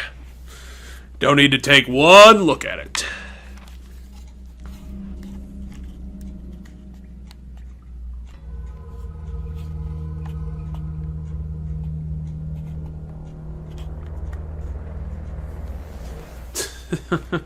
You gotta appreciate this guy who's just willing to accept literally anything that happens.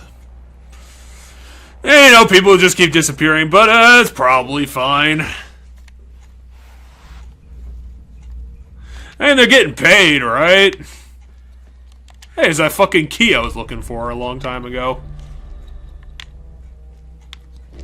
We can finally get into the future. And by that I mean we're going more underground, where we're gonna find Leon and young Claire and that little girl I can't remember the name of right now.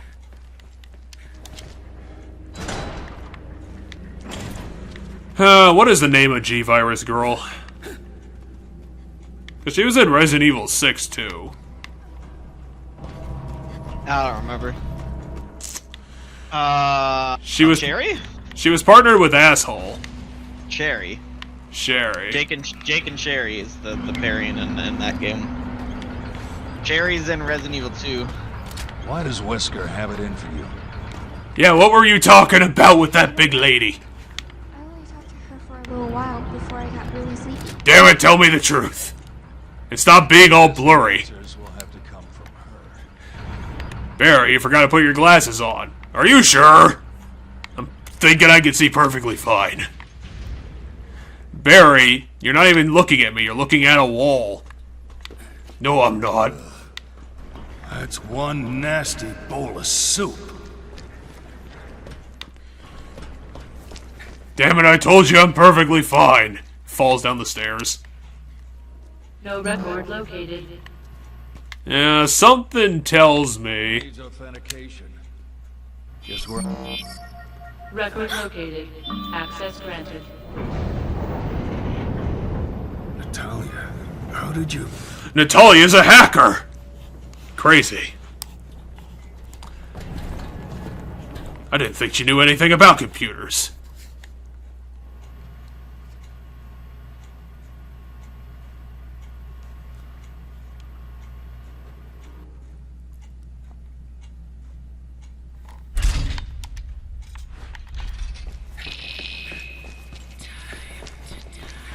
You can't kill her while I'm around. Barry and his huge magnum. You've talked enough. Dang it, look, they turned people into a dirt pile. What a bunch of crooks. Well, that doesn't look ominous at all.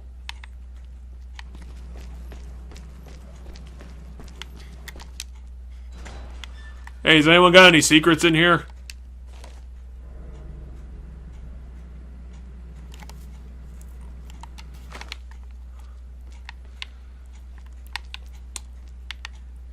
Has anyone got any lore that isn't dismal and grim? I'm kind of tired of reading about human suffering. I want to read The Hungry Caterpillar to Natalia and tuck her into bed. Yes, Natalia is now my daughter.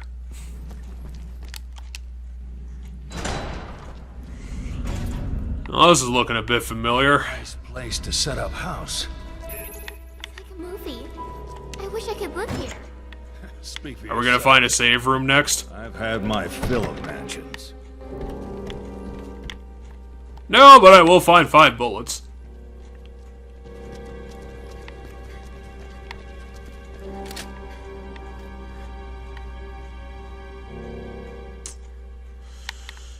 Yeah, those angels are getting into some business. It looks like that business includes Mr. Gangly there.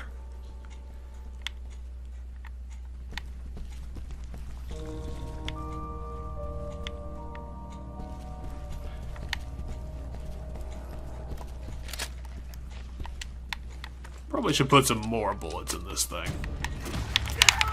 God dang it, I thought you went into the other room. Now you're over here.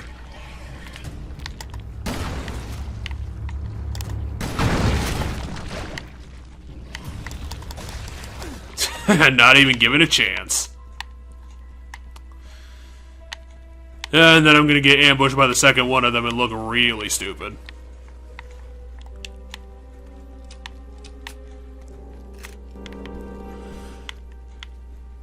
So we need the emblem key. We need the other emblem key.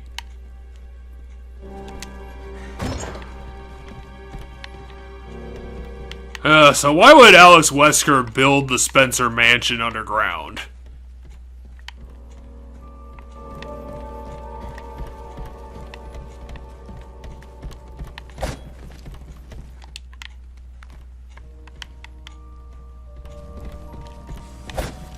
Why would she have the time?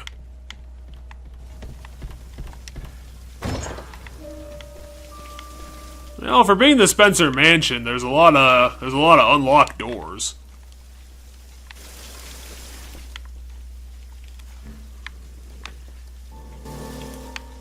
So maybe I'm not giving someone enough credit.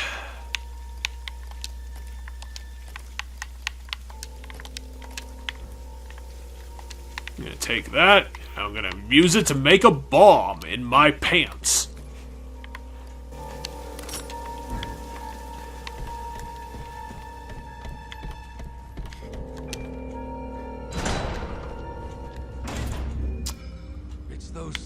It,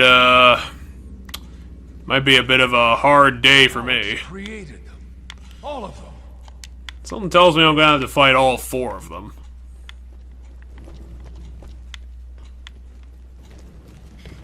She tried to create her own tyrants and she really fucked it up.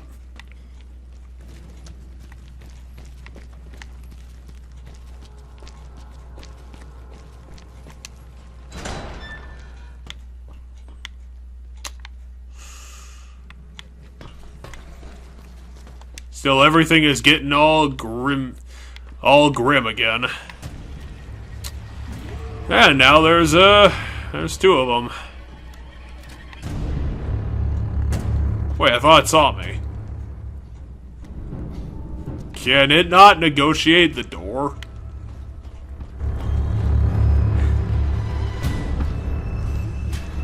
I think Alex forgot to tell him how doors work.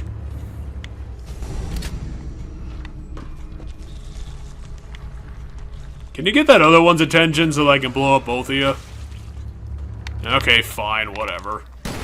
Guess we'll do this the hard... Oh wait, no, you're right there.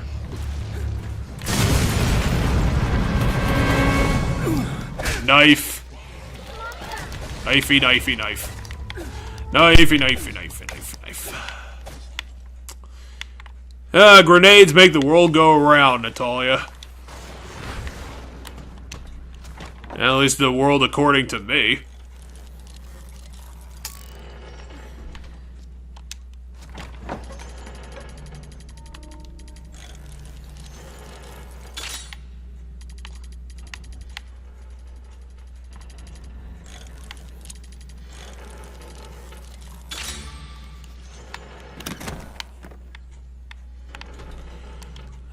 Not much. That's 8 bullets. And for my assault rifle, it's not exactly a great haul. Actually, why did we even come down here? Just for bullets? I don't remember. We've just been kind of dicking around.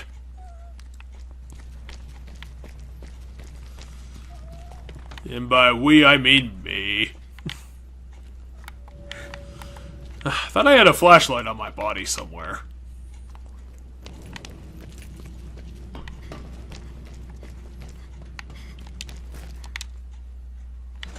Yeah, we'll come to visit you guys later after you get reawakened or whatever the hell. And you too, buddy. Apparently there's an empty bottle to pick up. And I need that to get back the bomb I just used a minute ago. I got all this stuff, but I don't got any bottles to put it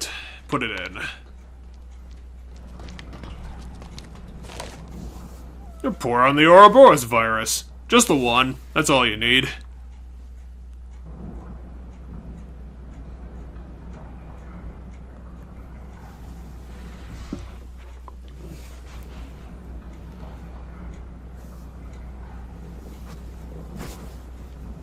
Umbrella doesn't really believe in the term security, so that was pretty pointless to write on the report, guy.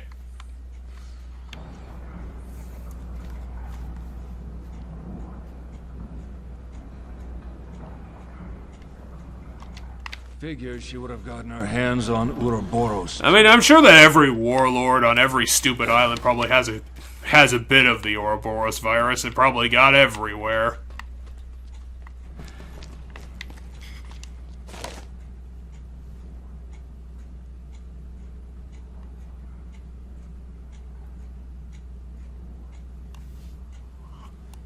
And I'm perfectly fine with this research. I'm a reasonable human being.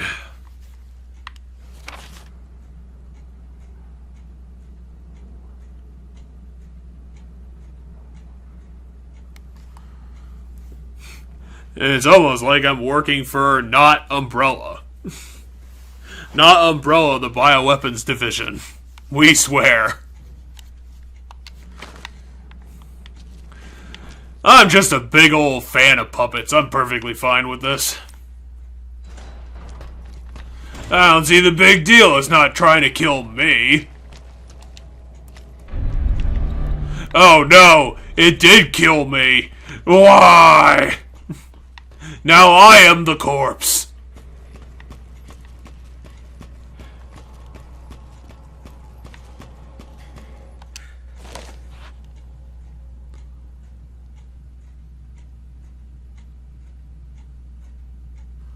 Okay, so there's a key in the morgue. That's perfect for me to know.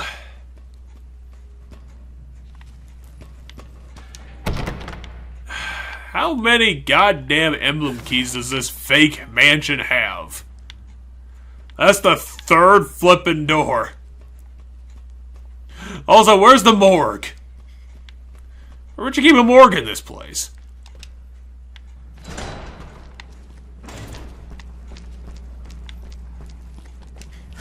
Level 2? I only got upgraded to level 1. What kind of bullshit is that, game? Damn it, I deserve more XP. Wasn't there a zombie in there? Oh no, wait, you were the one that was occupied. I hope you're having a pleasant day, my marionette friend. Now, which one of you was the level 1 door? The monster isn't coming. It's getting close. You're gonna have to give me a warning if you hear any, oh wow, we got a problem. Hear any... what? Any glass Getting breaking. closer. I hear a bug. I don't hear any The glass monster's breaking.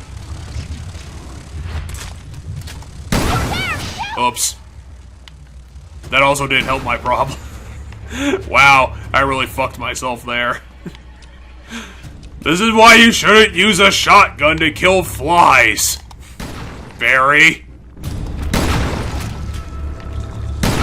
Oh, come on, you don't even have any flesh anymore. Give me a break. It was close. Get all these expensive shotgun shells, and then this happens.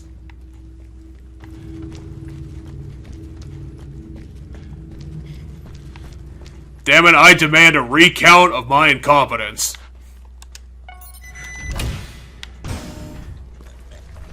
Well, I guess that guy's having a bit worse of problems than I am. So maybe I should count my blessings instead of, considering the alternatives of this guy's existence.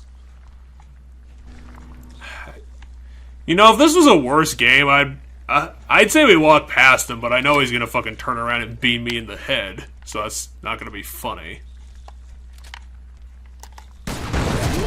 Or I just instantly find his weak spot and, shoot him in the arm instead. And he decks the hell out of Natalia instead of me. Oh, what a lucky job for Barry. Barry, ultimate caregiver.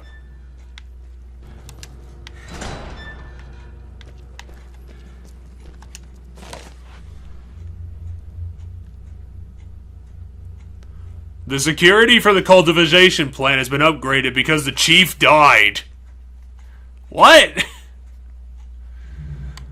It seems like a really weird reason.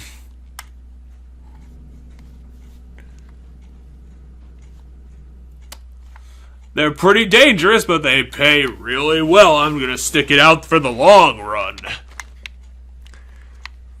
I don't care if all my coworkers died. I'm getting paid like $5 more than everybody else. That's good enough for me. Why am I getting so many goddamn crafting materials? I can't use any of them. That's what you think. What the hell am I gonna do? I'm just gonna throw smoke powder everywhere? I'm gonna put it in my butt? You know, there's a corpse in there.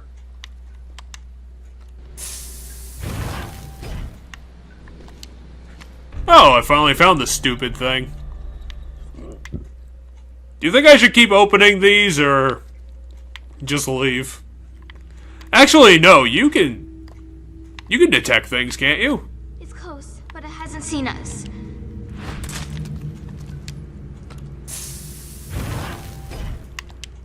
And all I got for my trouble was 5 bullets. Ugh. Why is everything I do hard? I don't like things that are difficult. That's why I came to Crazy Murder Island to save my daughter.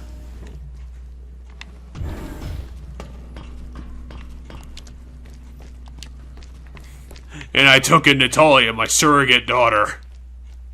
while I try to become a better father. There's something ahead. Be careful. Well, at least now I can explain why... Oh, wow, that thing is fast. There, shoot! Oh, come on, I ran out of bullets in this thing. The monster, shoot! Quickly! That explains the glass, They're for the bugs. Yeah, you know what, we got the emblem key, might as well go upstairs and have some fun. Embleming it up.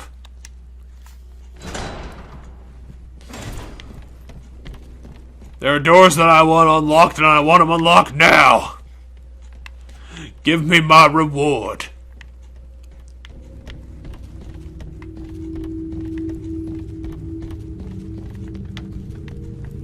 I need to find the save room. Is this a save room? Well, it's a tourniquet, which I don't need.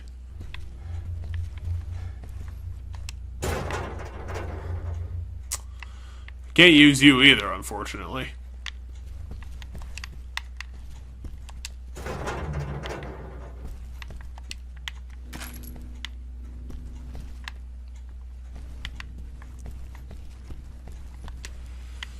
Well, it's not exactly a save room, but it definitely helps me out.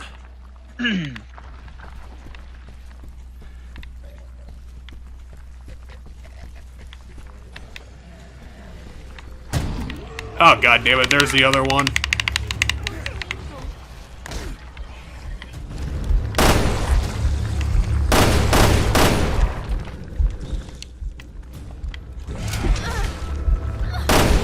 Yeah, you keep him distracted, Natalia. I got the perfect answer to his shenanigans.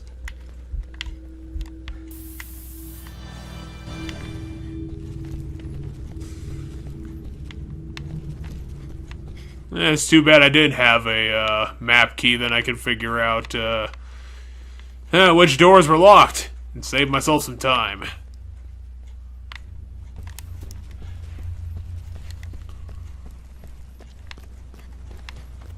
Oh, a tourniquet.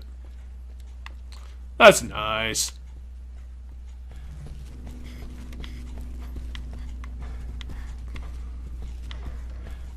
Were we here before? Only one shell in this box.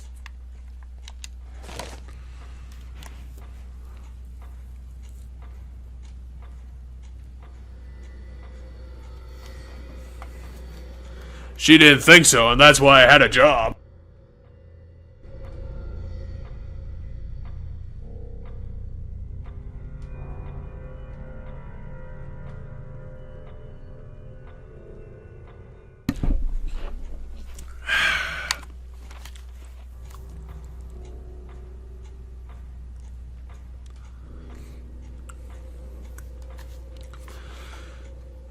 This lady is, everyone she reports to is very easily impressed. What was she trying to accomplish?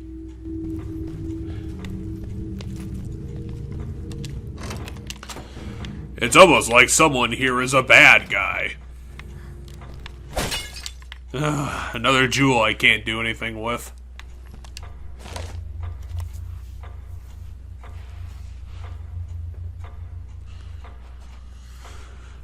So in classic Resident Evil fashion, they just slapped the T-virus into the Ouroboros and created this. Classic. It's everything you ever dreamed of. Every virus in the whole series is becoming one super virus. And that super virus is the thing giving you a cold right now! Crazy!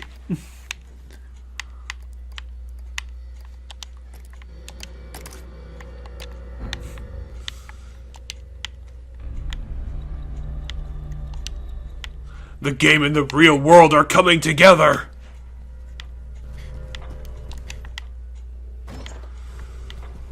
But I'm pretty sure there were more Come on. I don't have time to deal with this shit.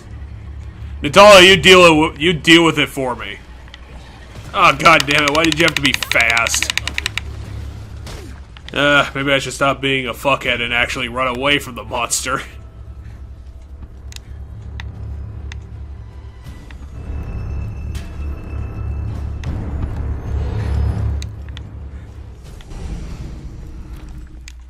Did I open that door? Yeah, I did.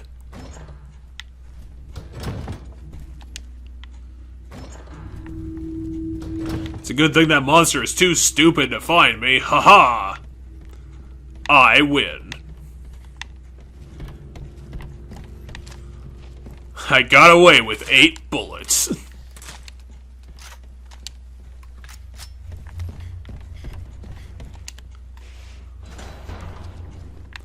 Hey guys, I'm back.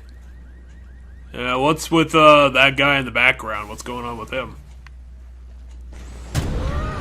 He apparently had too much time fucking around and just decided, hey, I'm gonna burst out now. Just like anyone could have seen coming. Something tells me it's downstairs. How about let's go downstairs and leave that guy to his meandering algorithms, and we'll be back in a bit. I don't know.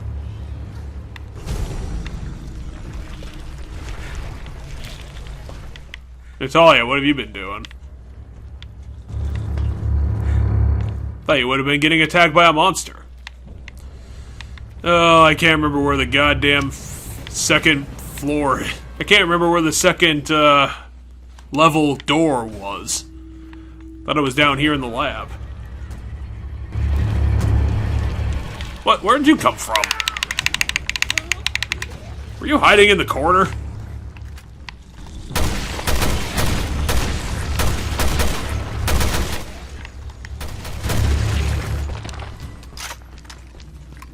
Damn guys are the masters of the 23 skidoo.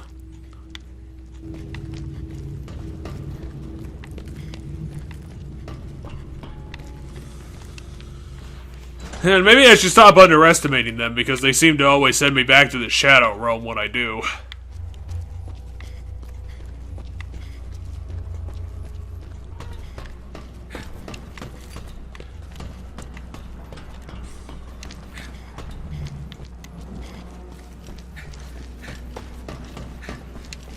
Is this my safe room?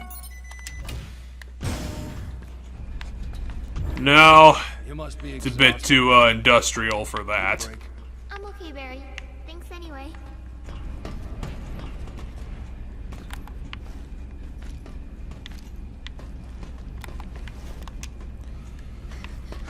What could be down here other than tetanus literally everywhere?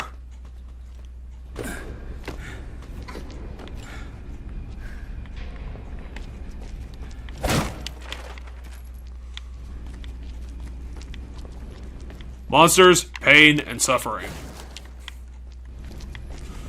That's what's in store for you, Barry, for leaving your daughter behind here and feeling bad about it.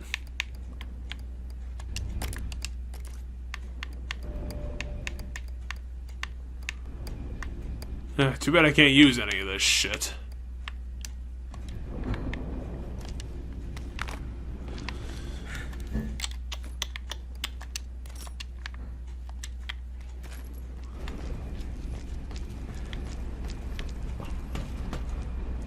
Well, it's a firebomb bottle. I can't carry it right now.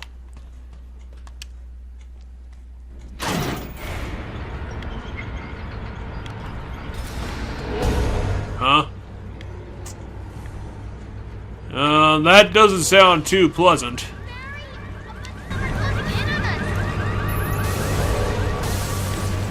Oh, great. Of course I had to let out the enemies, why not?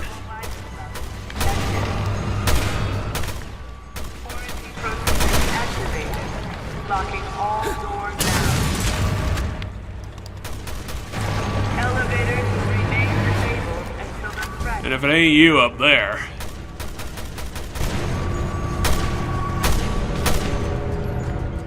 Oh my god, really, dude? You can't aim for shit with your one eye. Out of anywhere to hit, he had to hit the fucking ceiling. Is there one over there? Emergency. Emergency. Abnormal virus detected. Oh, that'll do it. Quarantine procedures activated. Ah, crap. Locking all doors now. And double crap. Fantastic.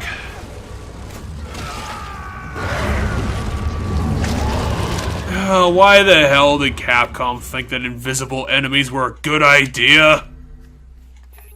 Cause who doesn't love invisible enemies?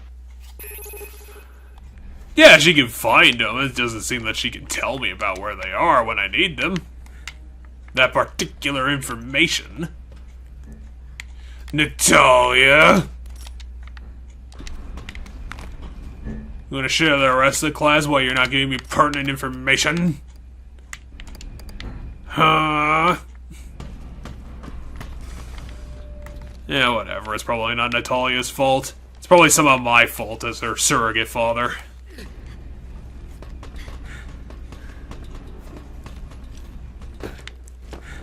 It's a puzzle I just can't damn well solve.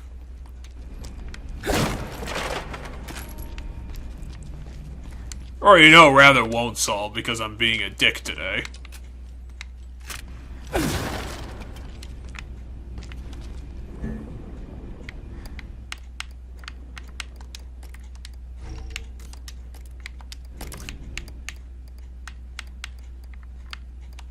I'm just gonna throw these damn things out. I'm not using them.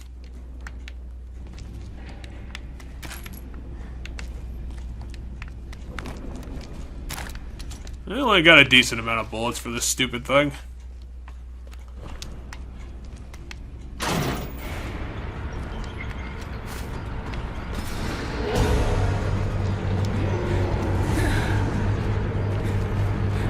Well, way to spawn immediately, my guy. Probably should have tried to dodge that a little harder. Emergency. Abnormal virus levels detected. Quarantine procedures activated. Locking all doors now. Elevators will remain disabled until the threat has subsided. I was just out around here looking for items. Tell you better run away because I'm gonna do this.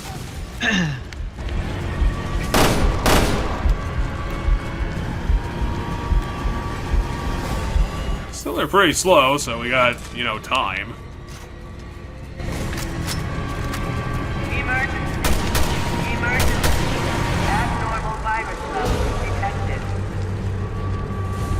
Quarantine procedures activated. Locking all Thank you, quarantine procedures. You are, you're massive help. elevators will remain disabled.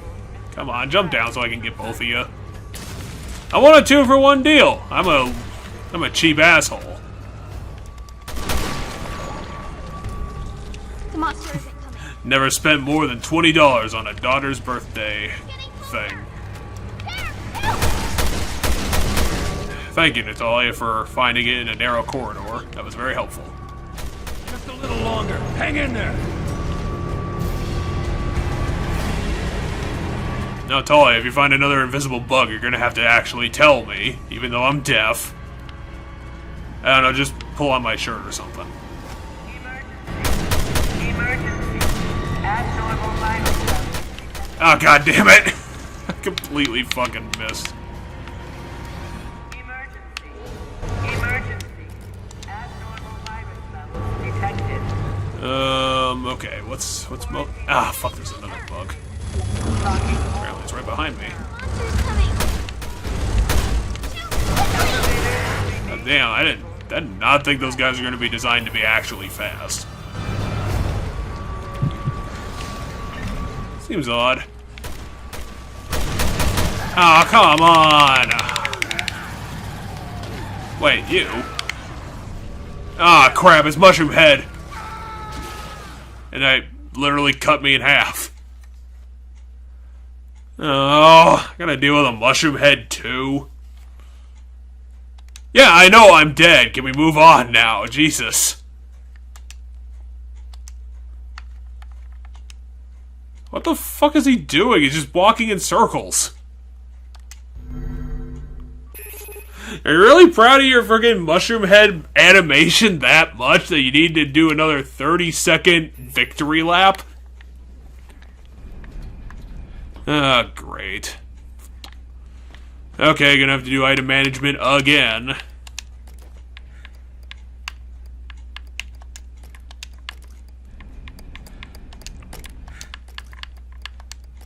Here, you take these damn things. Maybe you can find a use for them.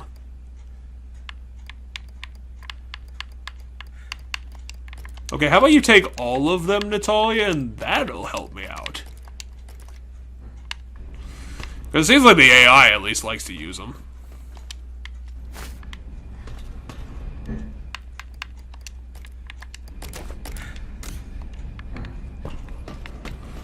I thought there were some empty bottles around here. Which you know obviously could use.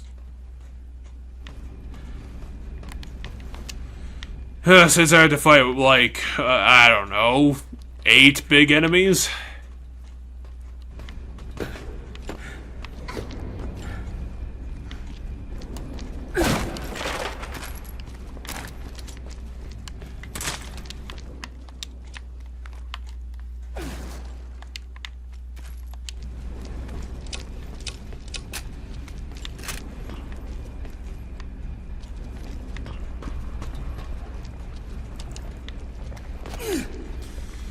So we'll have at least 2 invisible fly dudes.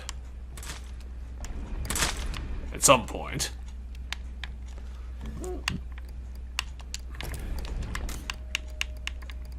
Oh yeah, you have to craft these dang things. I'll free up some space.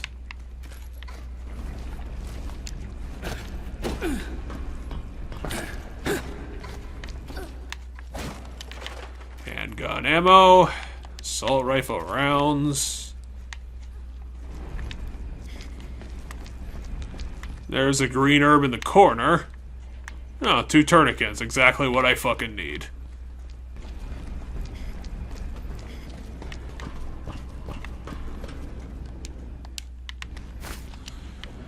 Okay, time for attempt 3.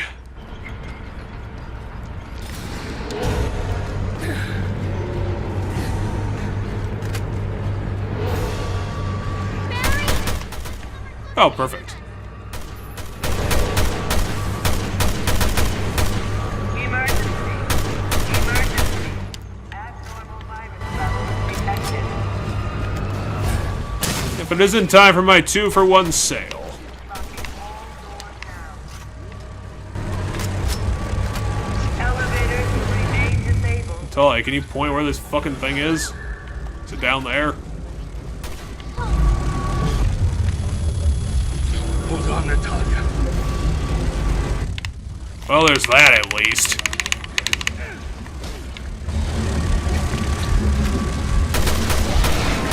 Oh. Well, I was lucky.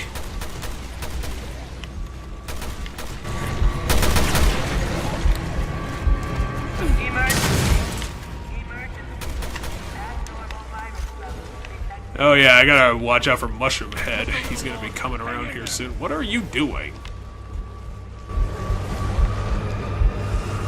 Oh, you're literally dying. Please be careful. Thank you. Lady, I'm gonna need you to point out the invisible bug that's gonna show up soon. So can you get to that? Abnormal virus levels detected. Getting closer. Emergency. Abnormal virus levels detected.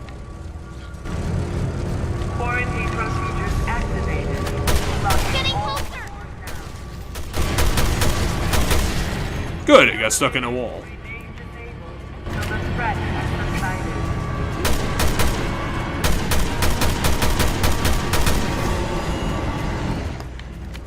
Perfect timing. Welcome to the party, Mushroom. Also that.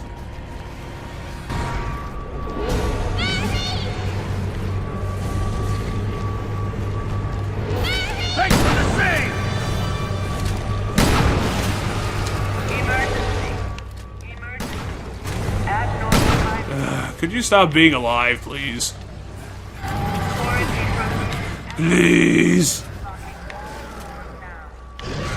Oh, it's a good thing he's trying to break through a shipping crate. Whoops. He dodged one way and he get that instead. Yeah, it's my own fault, really.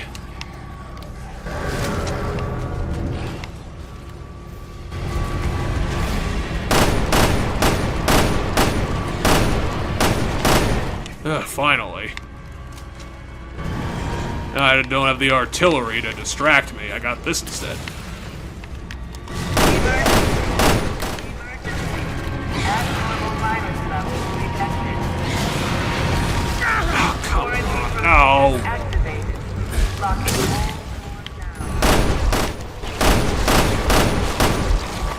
doors now. Well, I got him. Threat eliminated. Unlocking all doors.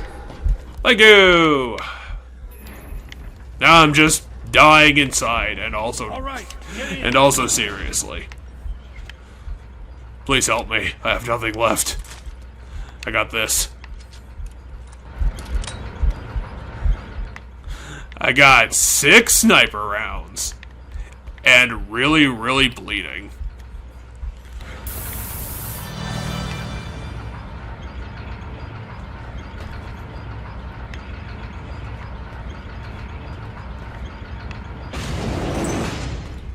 The song. There's a song going on? You know it? I know I don't like it. How can you not like singing? I don't hear a song. That's the weird part. Are you getting any of the... I can faintly hear it.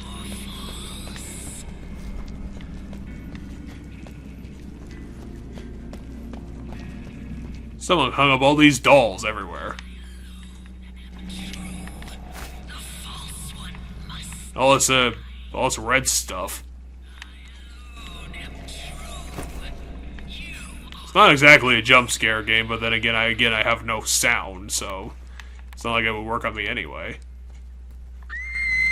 Daddy! What did you do to her? Let me go with my friend! Oh, I see it. Okay. Why, Alex? What have you got against her?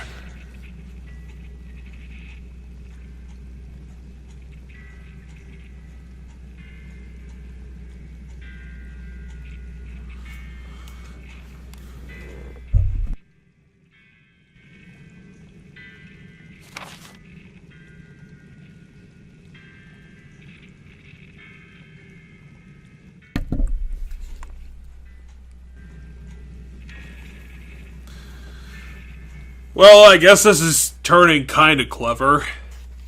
I guess I just don't really know what Alex was thinking when she shot herself in the head.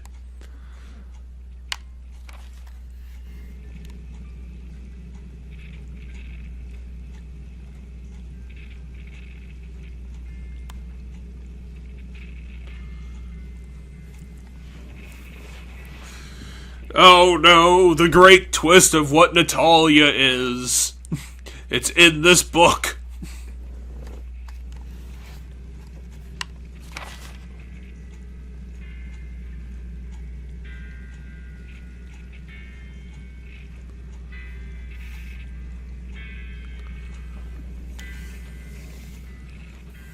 I'll become the vessel of the giant crazy lady. Ooh, this'll work out perfectly. Because clearly every goddamn test ever done with the Ouroboros has been a complete success. What the hell is this thing?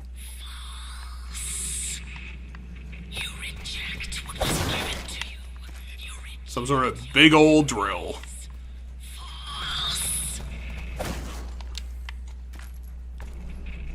Oh, it's one of those cannons from episode 1. Is she just constantly talking?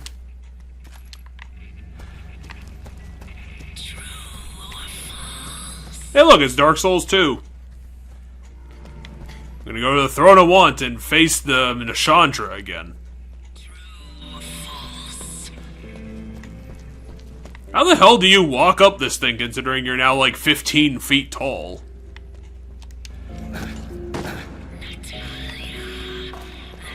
You somehow like Tarzan across?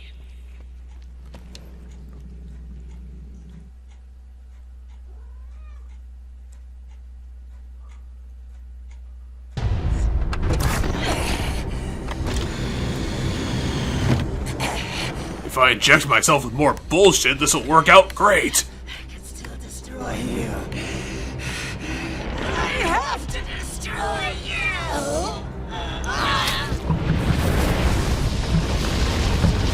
You'd think the virus that was already in her body would be enough. She wouldn't really need another one.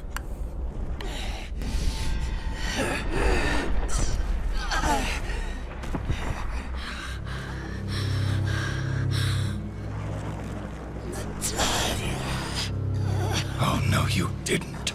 I'm gonna take this down with my pistol. That'll work perfectly. It's not enough to live. I want to transcend.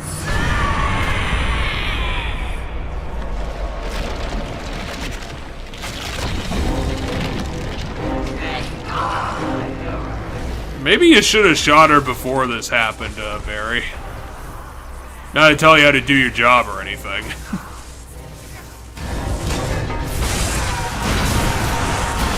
I don't know, it seems a bit above my pay grade here. Holy fuck. You can't have her, she-wester. Again, you shot her now. Oh no, she's in the air ducts. She's gonna escape. She's gonna escape with her piano. Yes, thank you, bird clock. Ah, no, she found me. Why do you hate her so much?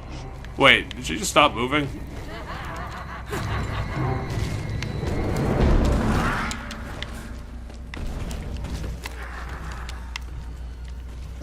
Oh, you had to set the lab on fire too.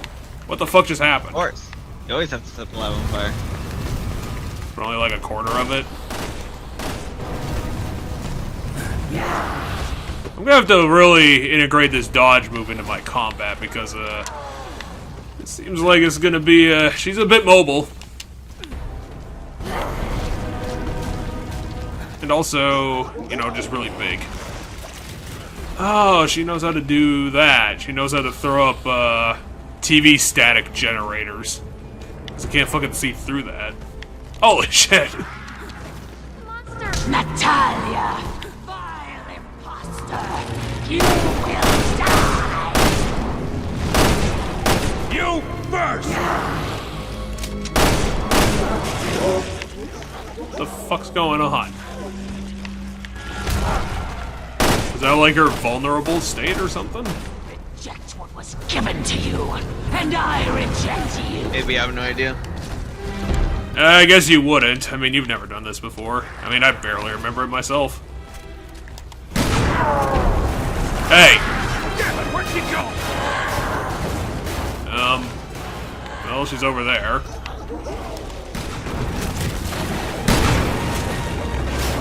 Hey, it's a carnival game. Shoot the Alex! Well, I can't see her, so this is kind of bullshit.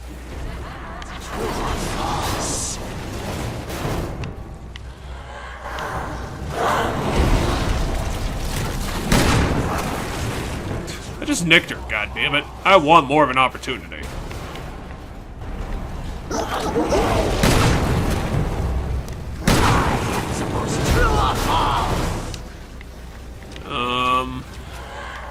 Oh, she's still there.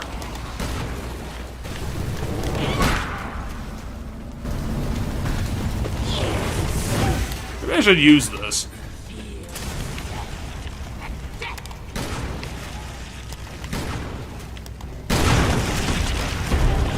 Ah, what a time to only have one bullet left.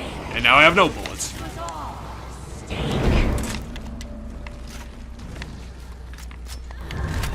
Natalia, the perfect distraction.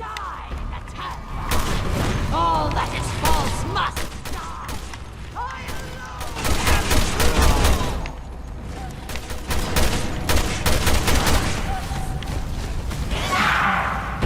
die. What the fuck is she doing? Okay, she ran over there to get in the air ducts.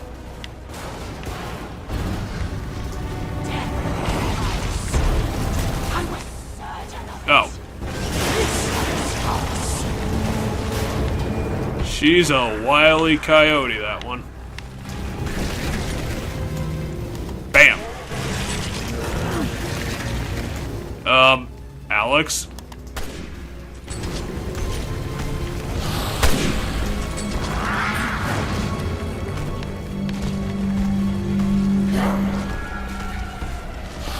Alex, could you destroy your piano? There might be ammo in it that I need. Alex, you were supposed to go do that to the piano, not to the wall. Have you become blind on top of, 16 feet tall?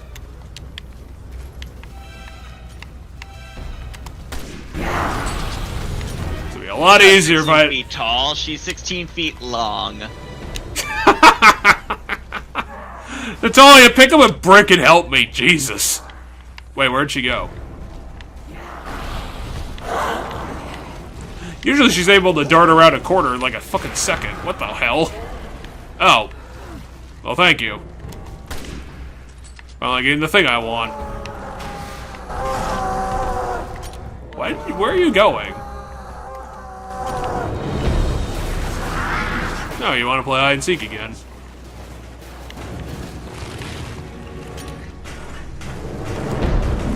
Ah, damn it, I need to reload.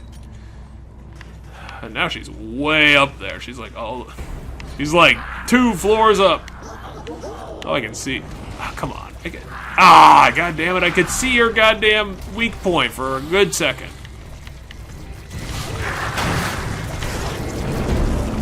Now she knows how to climb. Why does this game keep giving me sniper rounds? It's not exactly the efficient weapon here.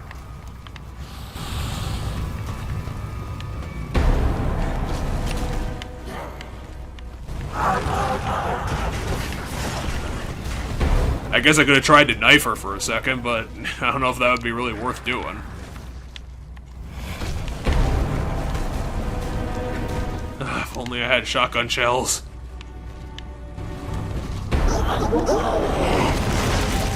What the fuck? What the hell just happened?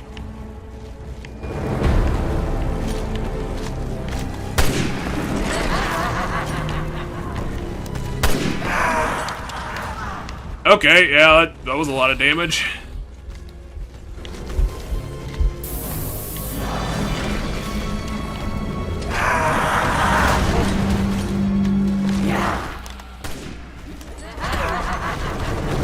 God damn it, she even has the Gaping Dragon's moving attack.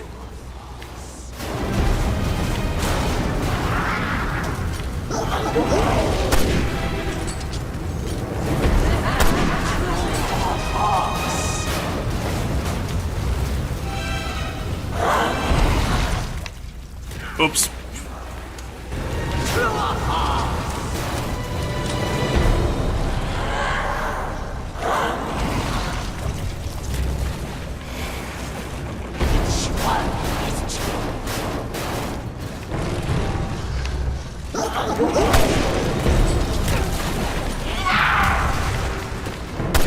Don't knock over all your servers, they're gonna cost you thousands to put back together. What the fuck? She just attacked me through the wall now. Well, I guess 2 can play at that game, stupid. I think I just shot her in the hand.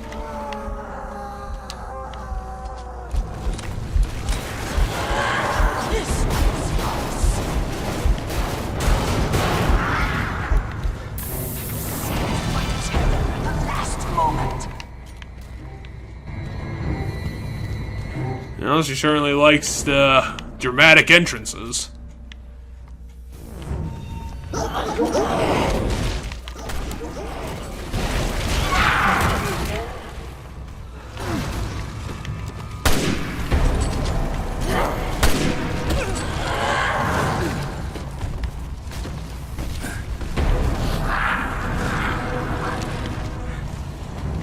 Oh, what to do, what to do, what to do. Another brick.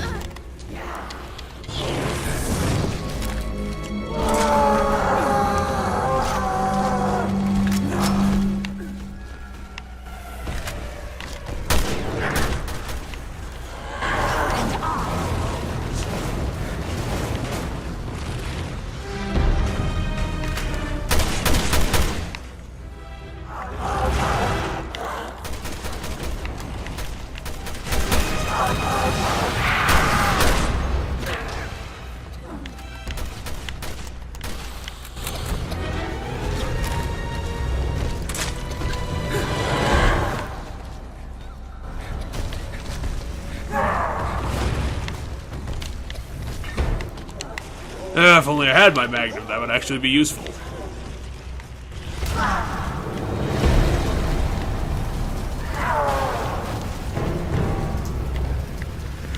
Did you see where she went? No, I didn't. I don't know why I was asking Natalia that. You trapped me, this sickening, rancid corpse! I'm not gonna survive for very much longer, now that I have no health and no ammo.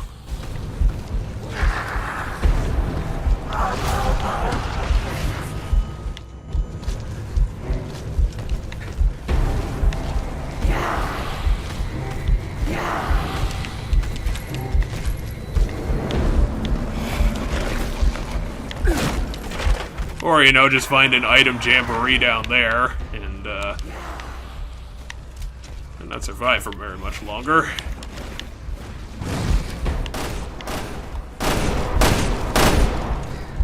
Figured I'd at least be getting some benefit from doing chip damage.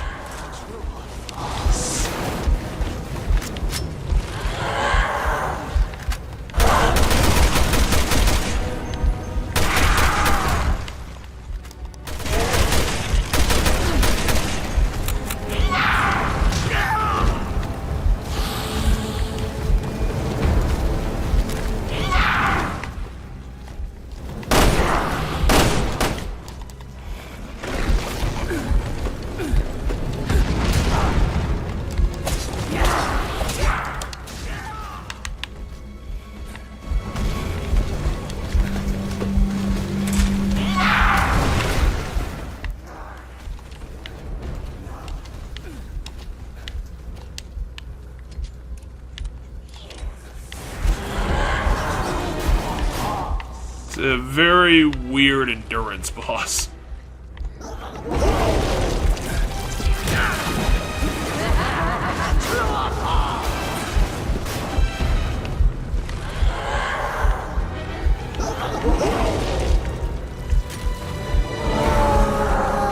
God damn it. That would have been a perfect shot if I had seen it earlier.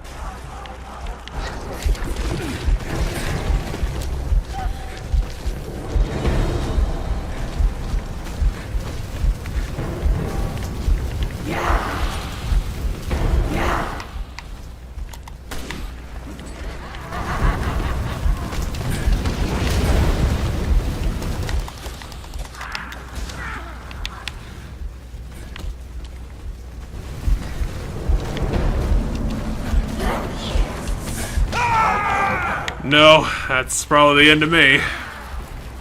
Looks like it. If you had the ability to do that, why didn't you do that a hell of a long time ago?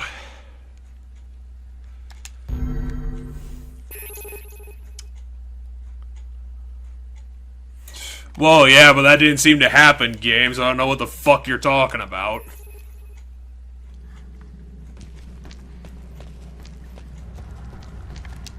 Continually do damage. I ran out of ammo multiple times. How much damage do you fucking need?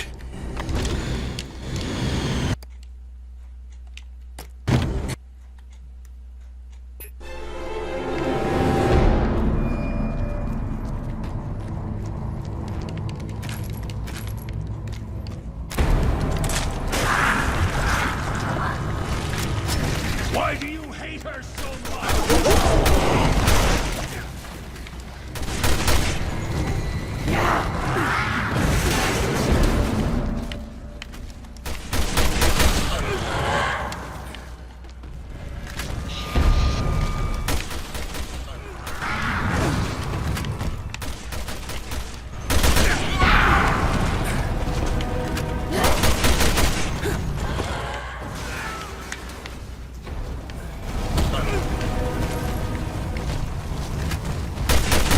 Natalia! Vile imposter! You will die! Come back here, I've got a knife.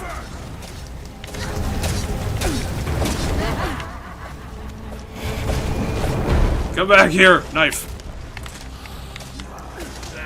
Oh, what the hell? That's what was given to you, and and I reject you. How did that damage me at all?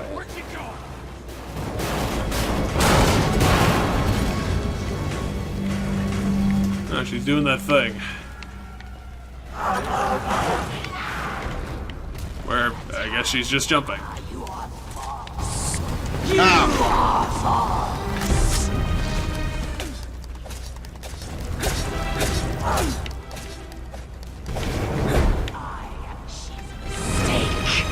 This was all a mistake.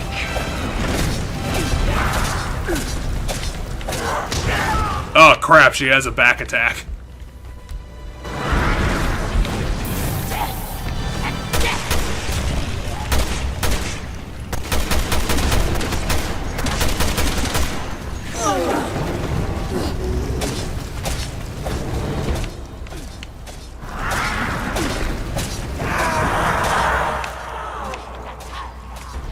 All that is false must die. Death was my escape.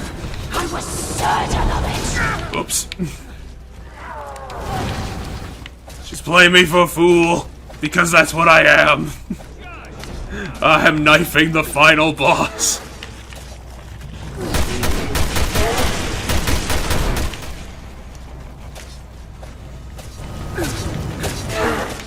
Reject what was given to you, and I reject you.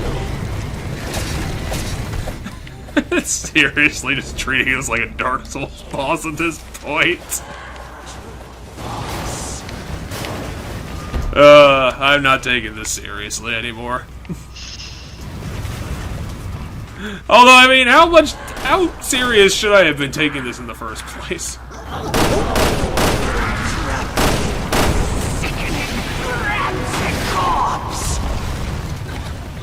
Yeah, I mean, if I'm the target, I probably shouldn't try to do that. I kind of need Natalia here.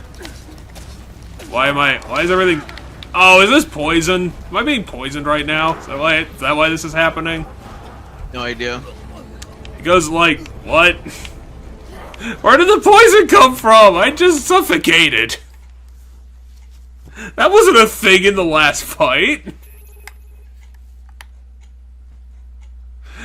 Well, that's not exactly helpful in a berry chapter game.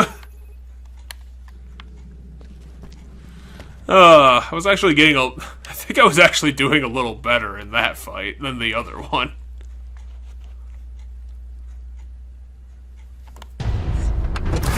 It certainly doesn't help that some of the fucking ammo I keep getting is goddamn sniper rifle ammo. It doesn't exactly help.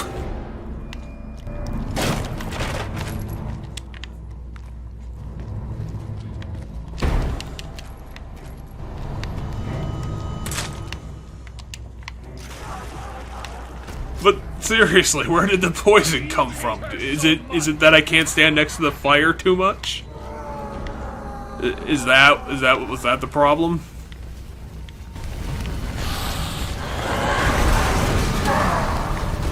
Alex Wesker hates computers.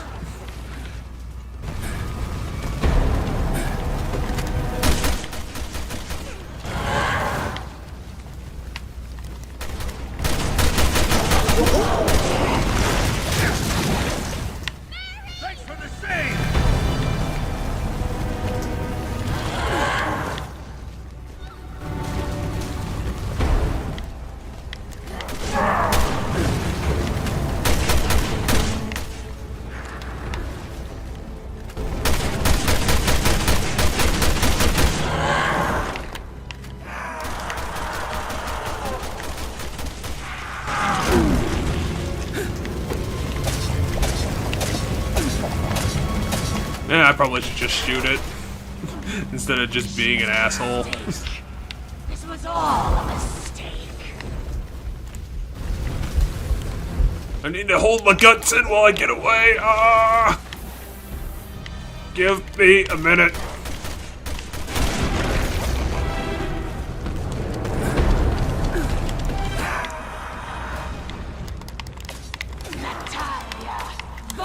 Oops. I forgot the dodge part of the attack. You first!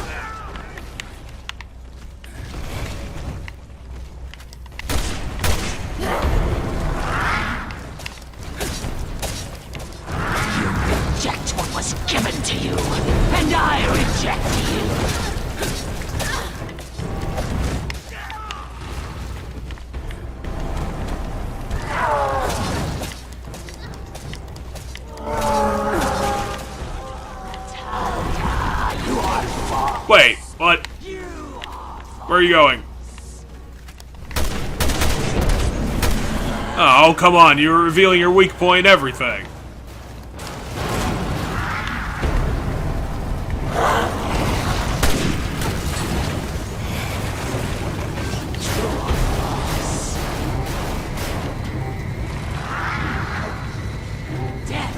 Well, she's still there, apparently. It's too bad the smoke static. I can't fucking see a damn thing through.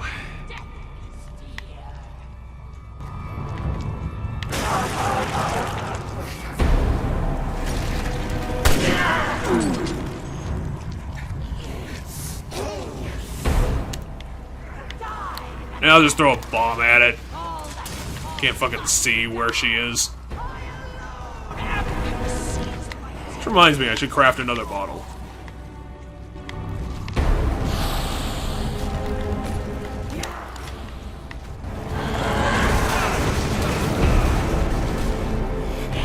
Look at all those physics objects. She just threw everything everywhere.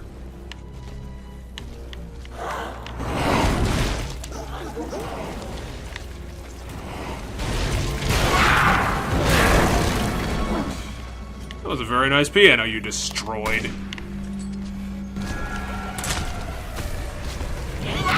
Just because I asked, huh?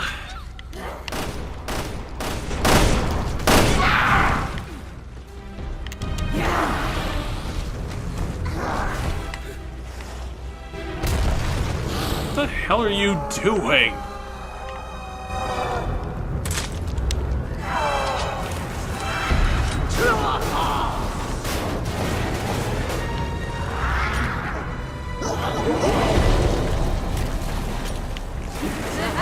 Which one is true?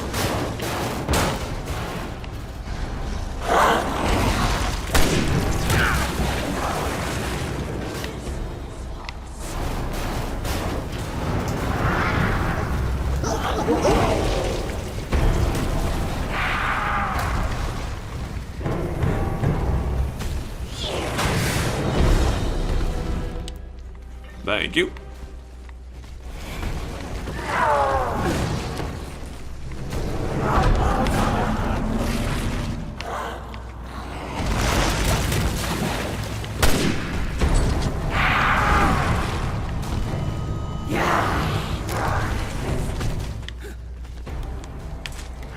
Actually, I got 6 of these damn things.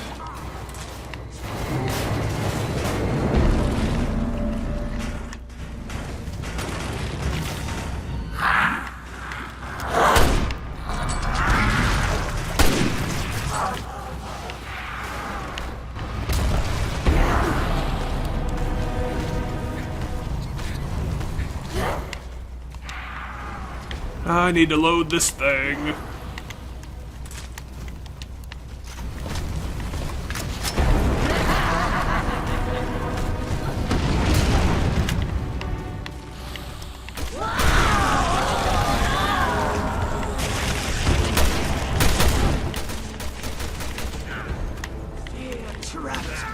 Ah, God damn it. Rancid corpse. Ugh, that could have been a really quick double hit kill. Ah, God damn it, I just got that health back. You reject what was given to you, and I reject you.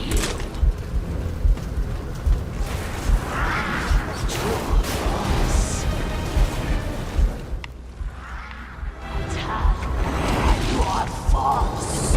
You are false. You are false.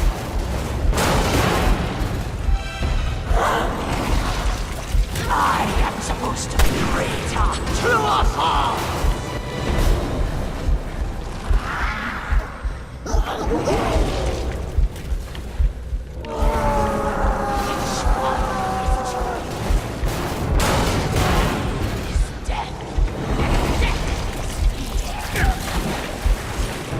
This one is false.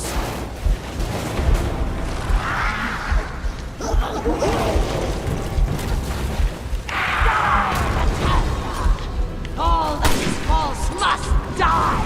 I alone am true.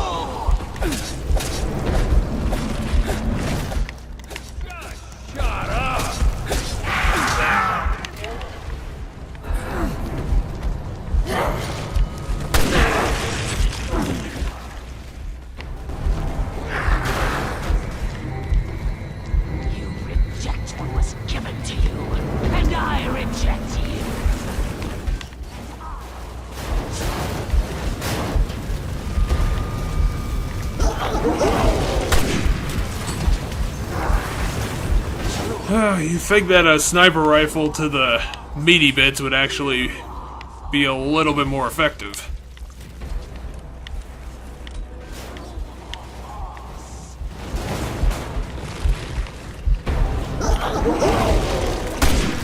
Or, you know, the face.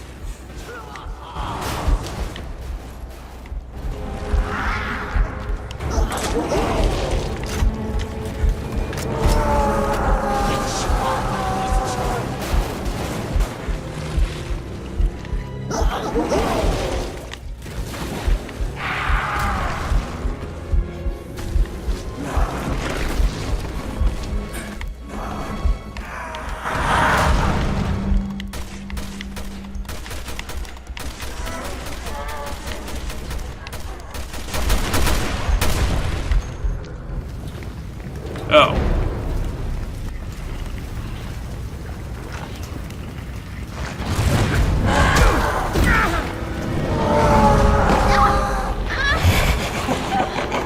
Unfortunately, Barry got too buried.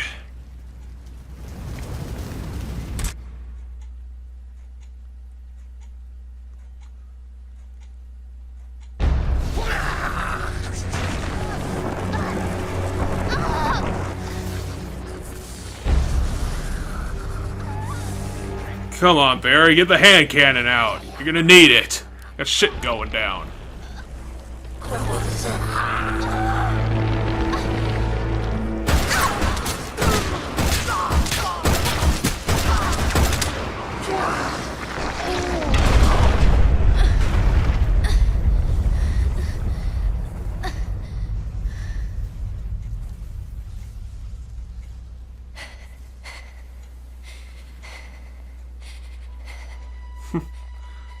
Who would have figured that Moira would have been a crack shot?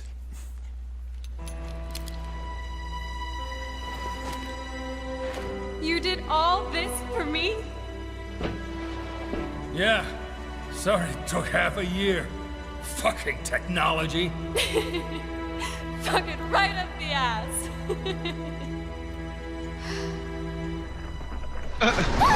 Okay. Unfortunately, Moira was not able to kill the final boss. Here! Run to the ladder!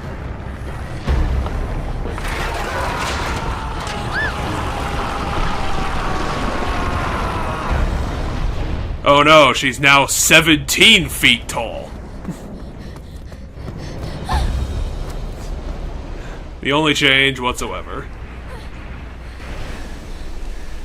Oh, Come on. Well, yeah, you guys were on an island.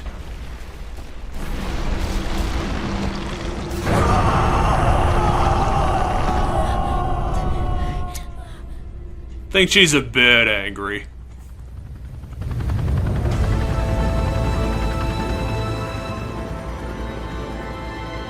Oversee this, bitch. Not the best one-liner ever. fuck yeah!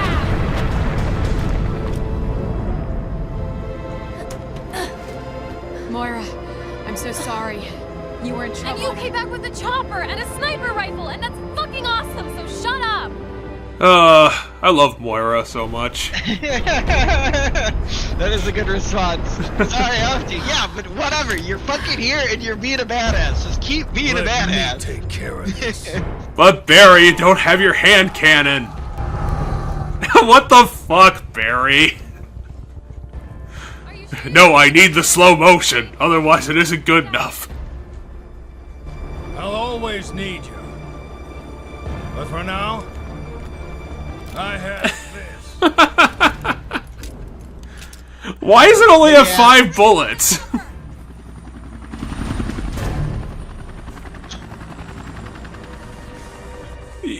Wouldn't it have been just better to just be there? You could have sat there and had a better shot. I'll shoot directly over your shoulder.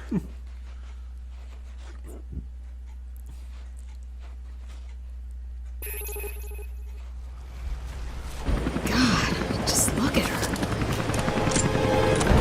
Come at me, she-whisker! So if I remember correctly, this is... She-Wesker, okay. If that's what we're gonna call her. Bring her closer! I'll try to pick her up! Now this is going to be a sniping challenge, which I'm not particularly good at, so this might be rough. I'm putting you and your goddamn family in the ground! Stay away from her, Mary! Okay, it's R1. And,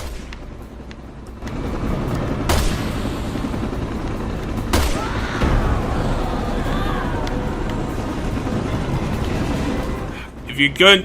Why the hell are you moving? Dude. Because the chopper's moving, duh. There. Someone conveniently put a red barrel there.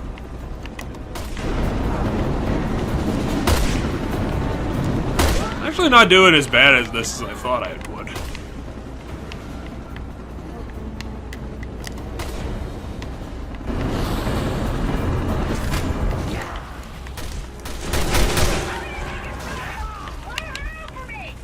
Roger that! Don't miss! I'm dying! Don't worry, sweetie! I'm not gonna leave you! Tell me about it! Where'd Barry go? Oh, there That he little is. icon berry. Need to get me another Let's see. 10 bullets.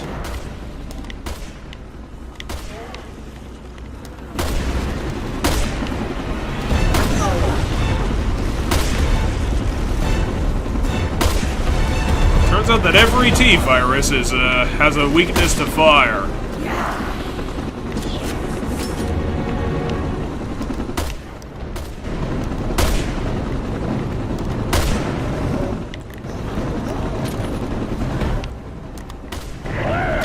Where's the big guy?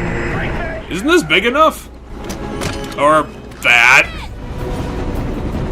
God damn it, where'd she go?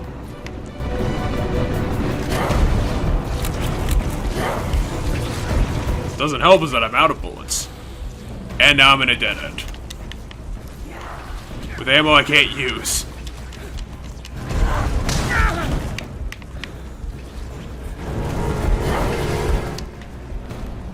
Fuck it, I'll take any out I can get.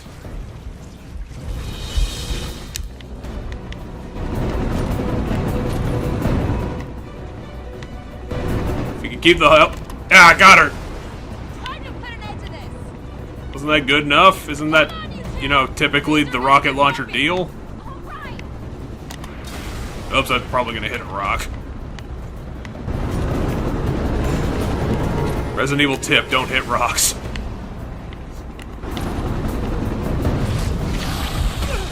Barry, you have nothing.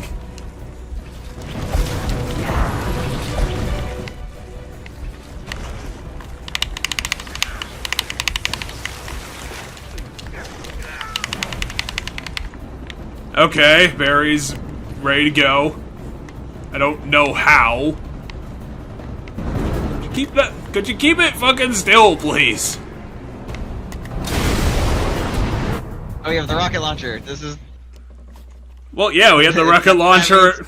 That means the game's over. You just have to hit him once with the rocket launcher, so the game always ends. The game said twice. It's a good thing she got to notice that she was gonna get owned before it happened.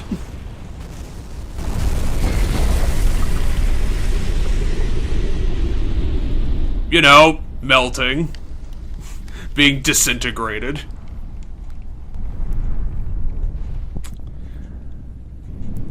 Did Barry survive that? That looked like a big explosion. I don't know.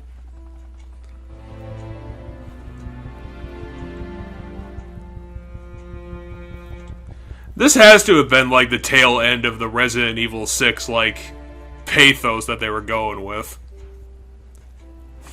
This has to be like its dying breath. Because we even got the slow-mo hero camera shot. Look, Moira.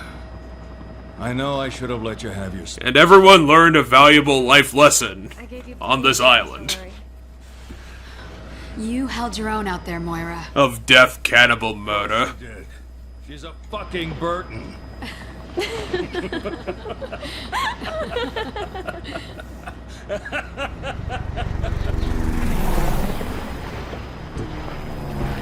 Anyway, let's let these guys come in and clean up. I mean, who's gonna clean up if there's no more What are stars? you gonna do now, Barry? Who's the zombie cleanup crew? The government? Is Leon Kennedy coming in? Back to being a father. We can always hope.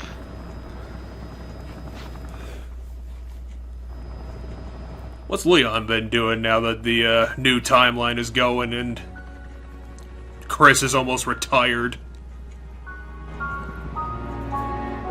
Him being in his 50s.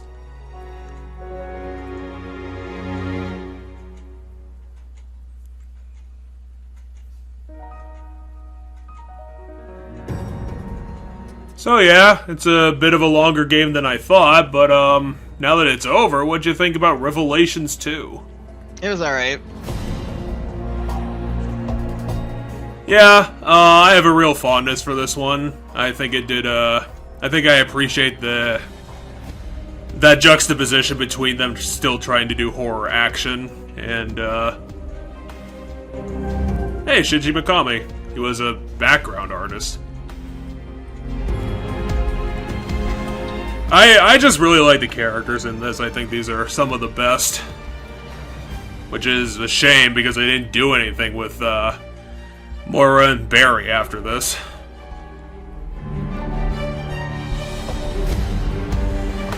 Claire is definitely, I think, kind of de facto the weakest one. It's just, she doesn't have much going on. She's just the generic protagonist, the generic hero. Has to try and keep things together. And I mean, I wasn't much of a fan of Claire in the first place. I don't think she's near the top of my list in any sense. Mm-hmm. But yeah, this was I don't know what, like several years after Resident Evil 6. We were gonna get Resident Evil 7 in a couple more years. This was like you said, like the last year or so of the Crapcom period. And I don't know, this is just one of my more favorite Resident Evil games. And I just don't think it really gets talked about much. And I think that's kind of a shame.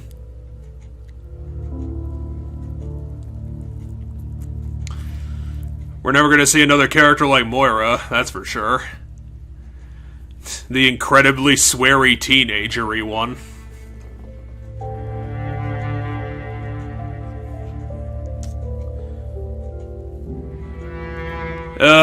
Maybe new protagonist, I keep forgetting her name, like Ash Winters or whatever her name is gonna pick up that slack.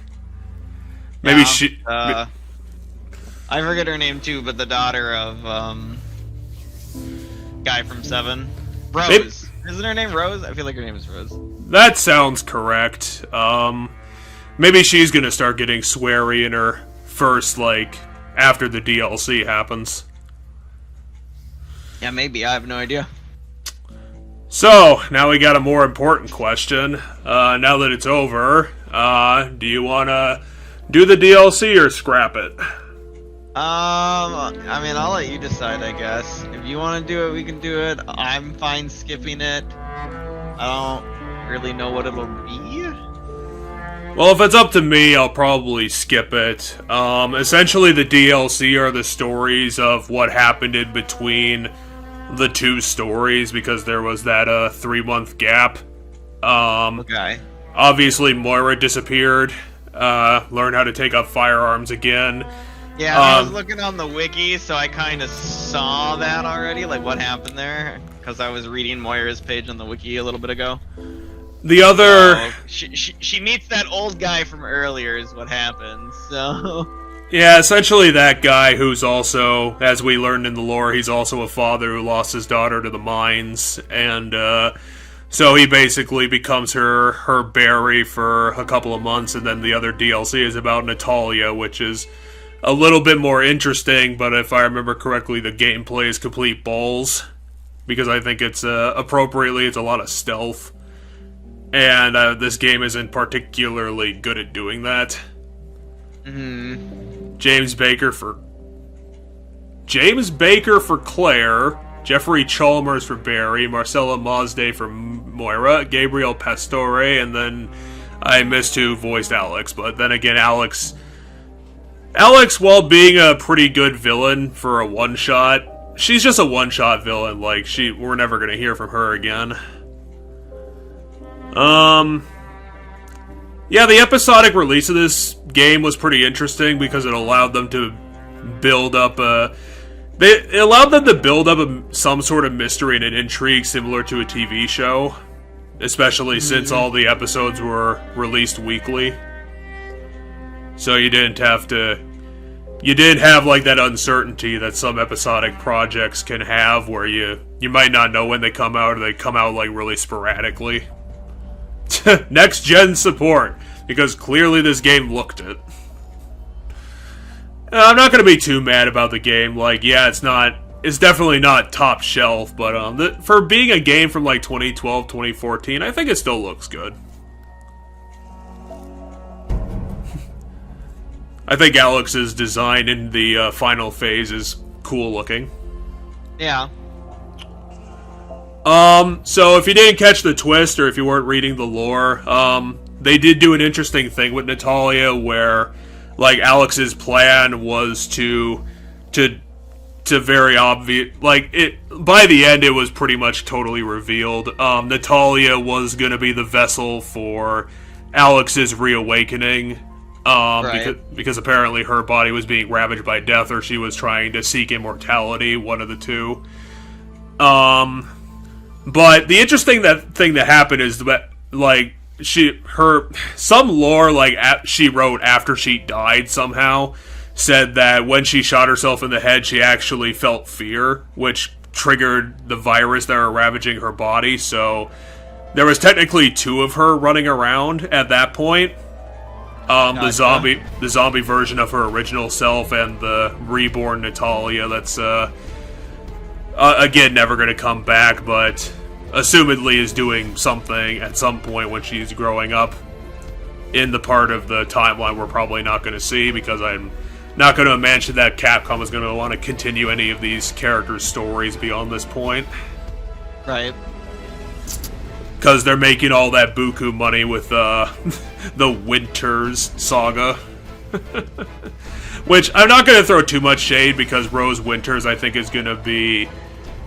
If they play Rose Winters correctly, I think she could probably be, like...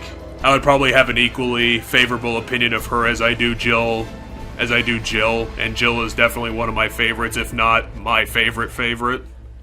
Mm-hmm. Because, like I told you a long time ago, I'm a real big fan of the original Resident Evil 3. And that definitely did a lot to make me appreciate Jill as being a leading lady. We are going to get an epilogue. It's kind of a good one, but like I said, it's kind of let down by none of these stories continuing beyond this point. So I guess you could just kind of take this as a cool what-if scenario. Authorities are struggling to stem the panic that has taken hold of China. The UN anti-terrorism... She's still talking to peers, because for whatever reason, Capcom, even at this point... Did my controller die? Oh no, it probably just timed out. Dad, would you get your ass in gear? Claire will be here any minute. They're still an incredibly vulgar family. Hey, Polly, you see I mean, that you know. jacket over there? Natalia, are you upstairs? Come on down and get ready. Oh, if you didn't see this coming, Barry decided to just full-on adopt Natalia. I mean, that doesn't surprise me. A cage went in search of a bird, but now the bird is gone. The bird has changed. It happens to be there's just constant terrorist zombie attacks nowadays.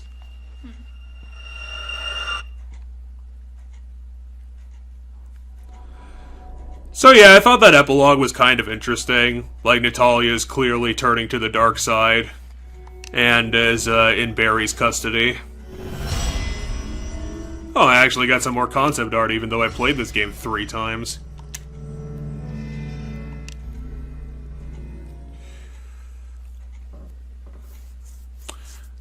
Well, it's still a little bit early for us, so should we just continue running through Pokemon and put that in the ground? Yeah, we can. We talked about Colosseum and Pokemon XD, so I guess we could talk about the 2 Mystery Dungeon games that I really liked. Obviously, I've talked about it many times, Explorers of Sky, being the Pokemon Emerald to Explorers of Darkness and Explorers of something else. I thought was really fun. The Mystery Dungeon Pokemon games were done by Chunsoft, which we both really appreciate as a developer. This was kind of early on in their career, definitely before they... I'm pretty sure it was before they started doing Danganronpa, because Danganronpa was, around like 2014, 2017? And, Explorers of Sky is definitely in their caliber. Again, it's a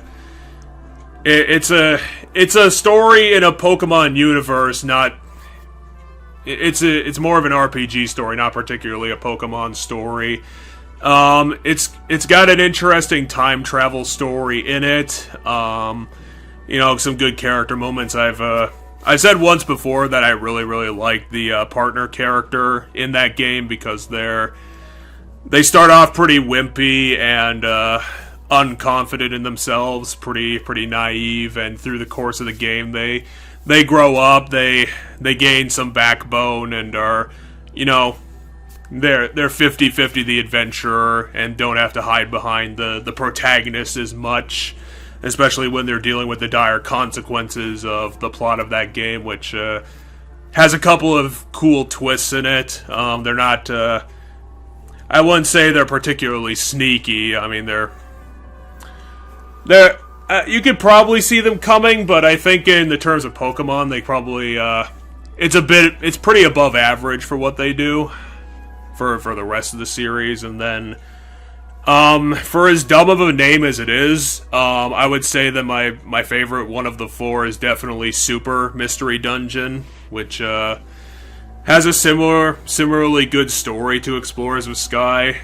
Another thing that Explorers of Sky did well was, being a re-release, they included extra episodes, which are just small stories that are either completely separate from the campaign, or their side stories to the campaign. Some of them are really, really good. A couple of them are kind of forgettable, to be honest, but I would say it's a really good addition. I definitely like going through them. If you hadn't done it already and appreciated the originals, I definitely would say it's worth your time on a replay. But Super Mystery Dungeon does a similarly quality story. It's just I'm trying to remember the actual plot of the game, because it isn't as, I would say it's simpler, but it's not as simple as just time travel.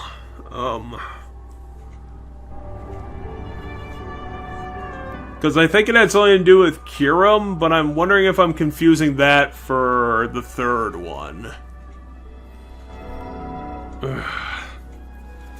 You know, I'll just fucking Google this and, I don't know, give you a chance to talk, while I do some research quick. Because weren't you talking about doing, like, Reddit, like the first Mystery Dungeon game at some point? What do you mean? Didn't you play the first, Pokemon Mystery Dungeon game?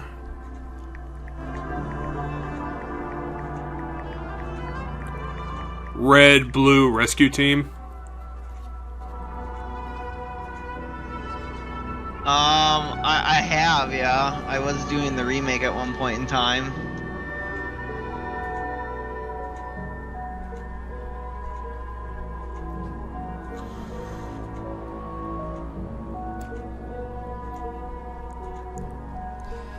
Okay, so yeah, that is what started Fuck happening. me. Things started to go south, and then they went real fast south. Oh, and game over. Damn! I was this close. I was on the final boss of FF6. I mean, that's a pretty long one, isn't that one famously like 4 phases long? Yeah, it was indeed. I was on phase 4, and I was murdering, like, the first 3 phases couldn't do shit to me, and then, like, one thing went wrong during the last phase, and suddenly everything fell apart. Okay, I'm starting to remember the plot of this game. It's actually a lot more interesting than I thought it was. It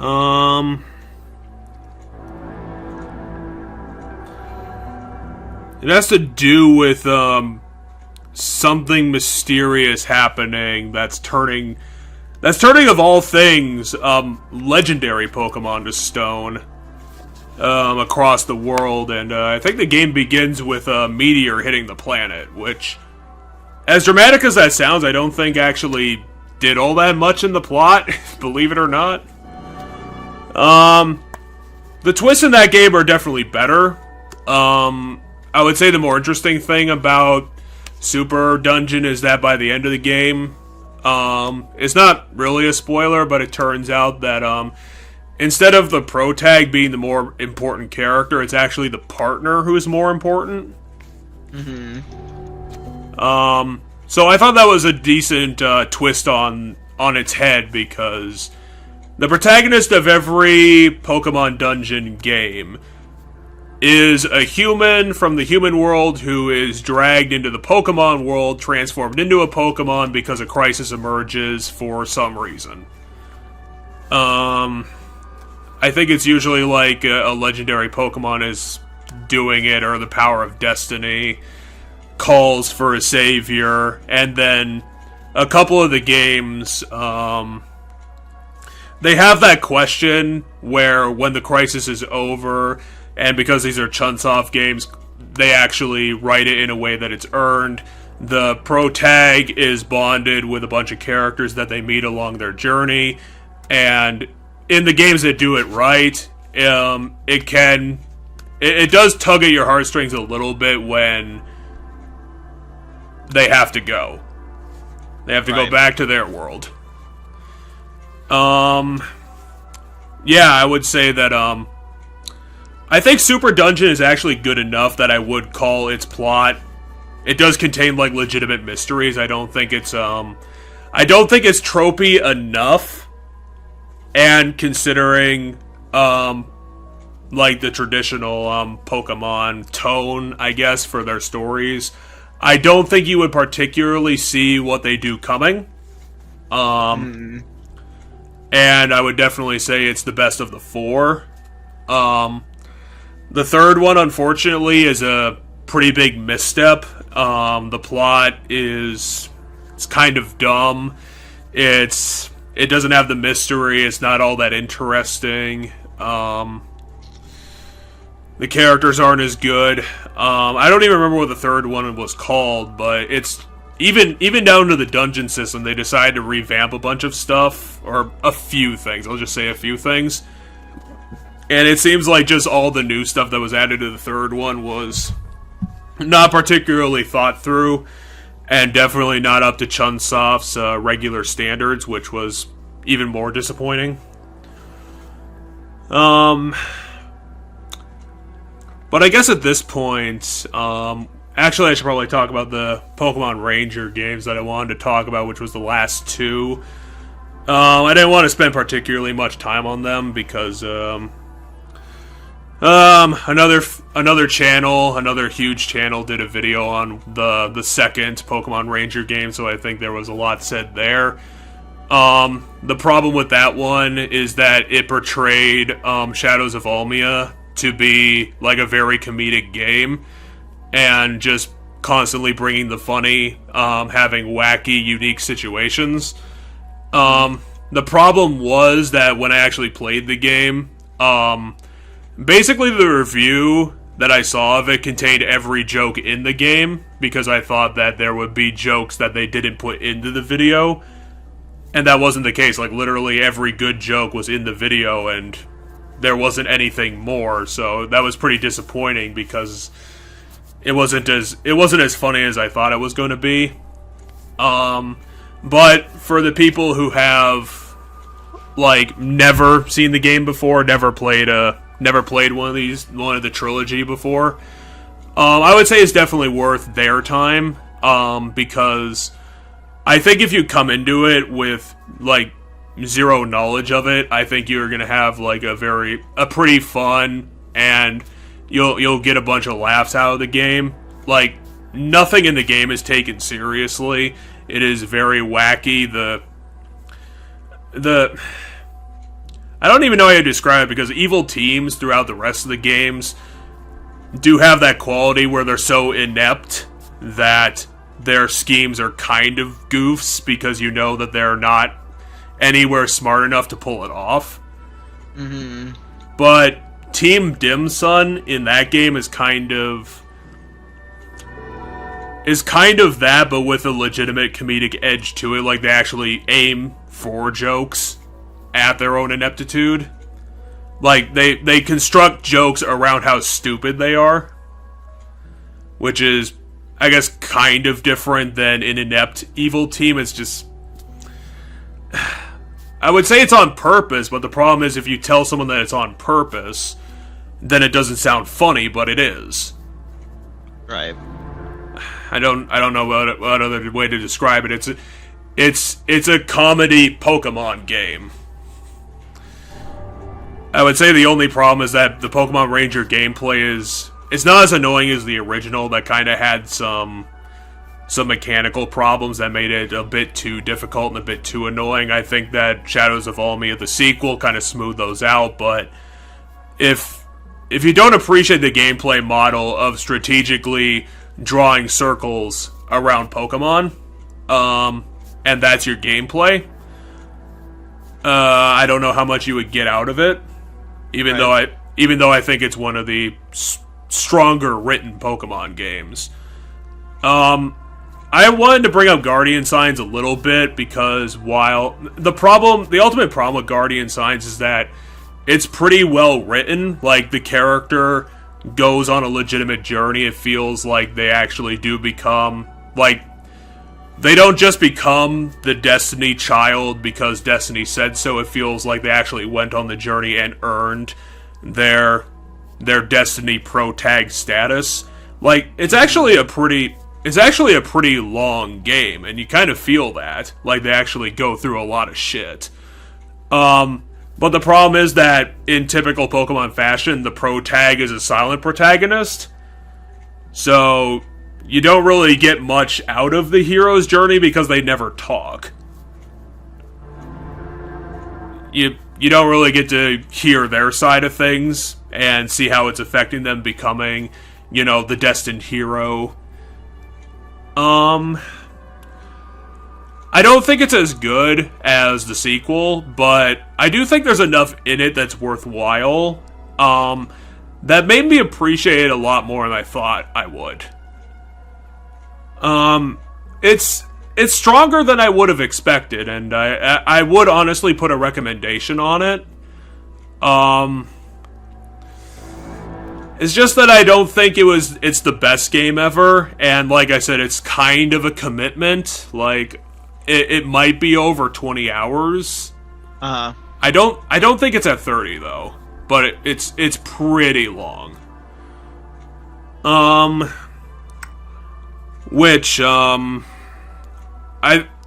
think this is a good point to bring up the games in the series that I think are legitimately the worst Pokemon games.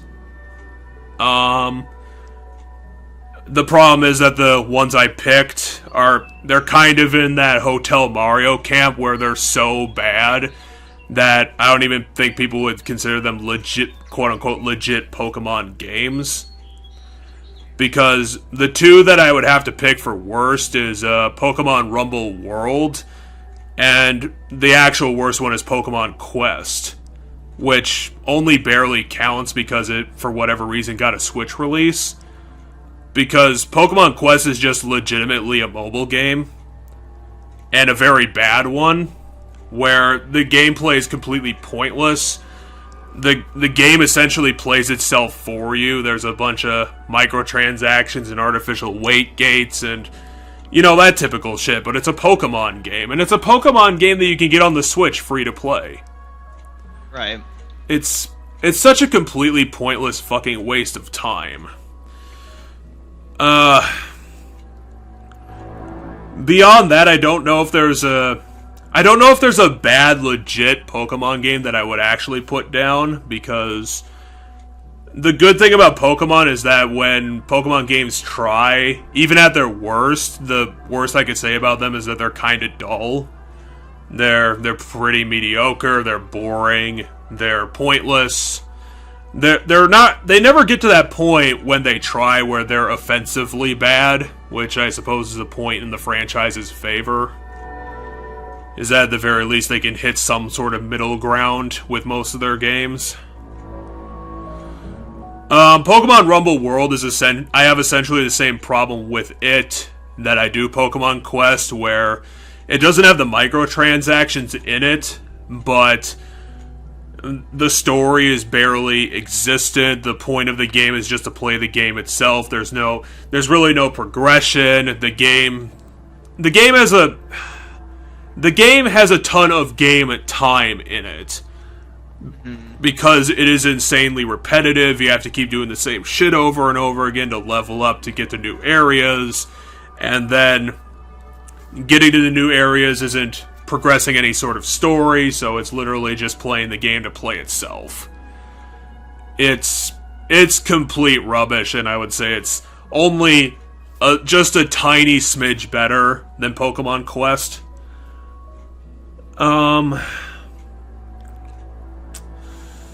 I don't have a lot bad to say about the Poke Park games. They're just kind of light adventure games. There's not much to them. They're kind of a cute little story about a Pokemon amusement park.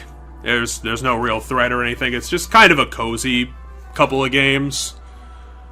If you're into that sort of thing. I've talked about Detective Pikachu's duology a few times. Because I really want to underline that Pokemon has a huge potential to make great adventure or mystery games. Because the one thing that Detective Pikachu does well is that it incorporates Pokedex entries and offshoot lore abilities of Pokemon into the actual mysteries. That really develop some good. They're not really murder mysteries. They're more like thief mysteries. Like, it's just a lot of theft. I don't think anybody really dies. I think maybe one of the villains is killed because of their own bad guy-ness. The problem with Detective Pikachu as an adventure game is that it's one of those adventure games that doesn't have the ability to trust that the player understands the next step that they have to do. So they have to... I don't know if we talked about Ace Attorney doing this a bunch of times, where the next step is obvious, but they require you to establish it in the game anyway. Even though you would think that it's so... The next clue is so in your face that you can just move on to the next clue. Like, there's a lot of stopping and starting in these games to just write down very obvious plot points. And there's a lot of talking around that too, so it kind of feels slow when it doesn't need to be. But I would still recommend them because they have a decent backstory mystery for Detective Pikachu. It's a Pokemon game that does things that no other Pokemon game has done before. And I suppose the last one that would be worth talking about is Legends Arceus, but I don't know if you actually want to talk about that one. We can. I'm also doing the boss fight again, so my attention is a bit split, because I have to, issue very specific commands to make sure people aren't dying very rapidly. So it's constantly like, okay, what buffs are still up on this character? Okay, we need to get this one back on there because if the enemy does this, I get boned, and I have to be set up so that I don't get boned if they do it. I am on phase 4 again, though. You have to have haste, protect, shell, probably another thing. Yes, you're not wrong. I have haste, shell, and re-raise is what I'm making sure everybody has at any given point in time. Re-raise being if they die, they immediately get rezzed. This is to keep healers from going down, because if I fuck up and a healer gets one shot from something, I suddenly go, oh shit, my healer got one shot from something. And now the entire turn order of who needs to do what is messed up because people don't all have the same access to the same abilities. So Yep. I should be good though. I went into the 4th phase much stronger than I did the last time, so I am hopeful on that. Okay, so how about I just go broad strokes with Legends Arceus? Don't really get into plot points, and I guess just talk about the gameplay. Legends Arceus is a very peculiar Pokemon game because this one was developed by Game Freak proper, right? This isn't Genius Sonority. This isn't Umbrella Creatures.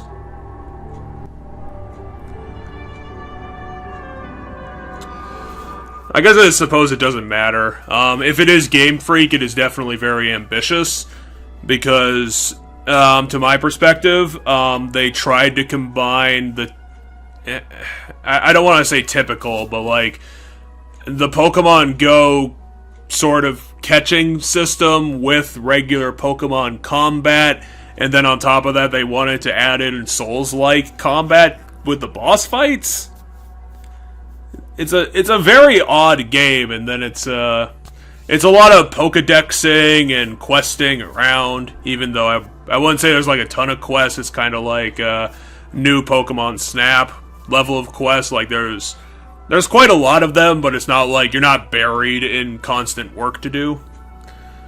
I think it definitely works in an odd way. Probably because all the different parts of the gameplay are kind of segmented apart from each other, so they're not stepping on each other's toes, and even though as a Souls-like it's pretty light, there's not a ton to it.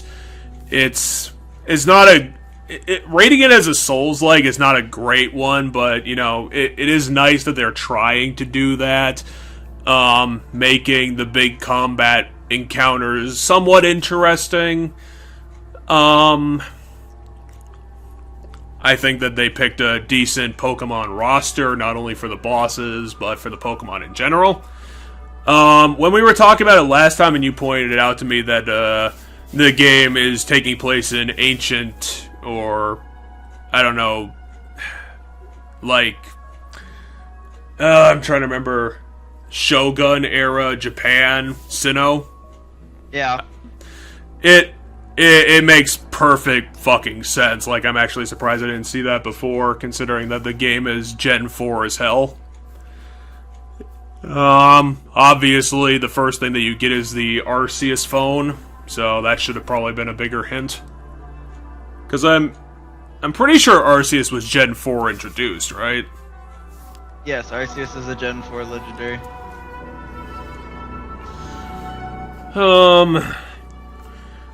Yeah, the big bads in the main campaign are it should be Primal Dialga and Primal Palkia, or it might just be regular Dialga and Primal Palkia.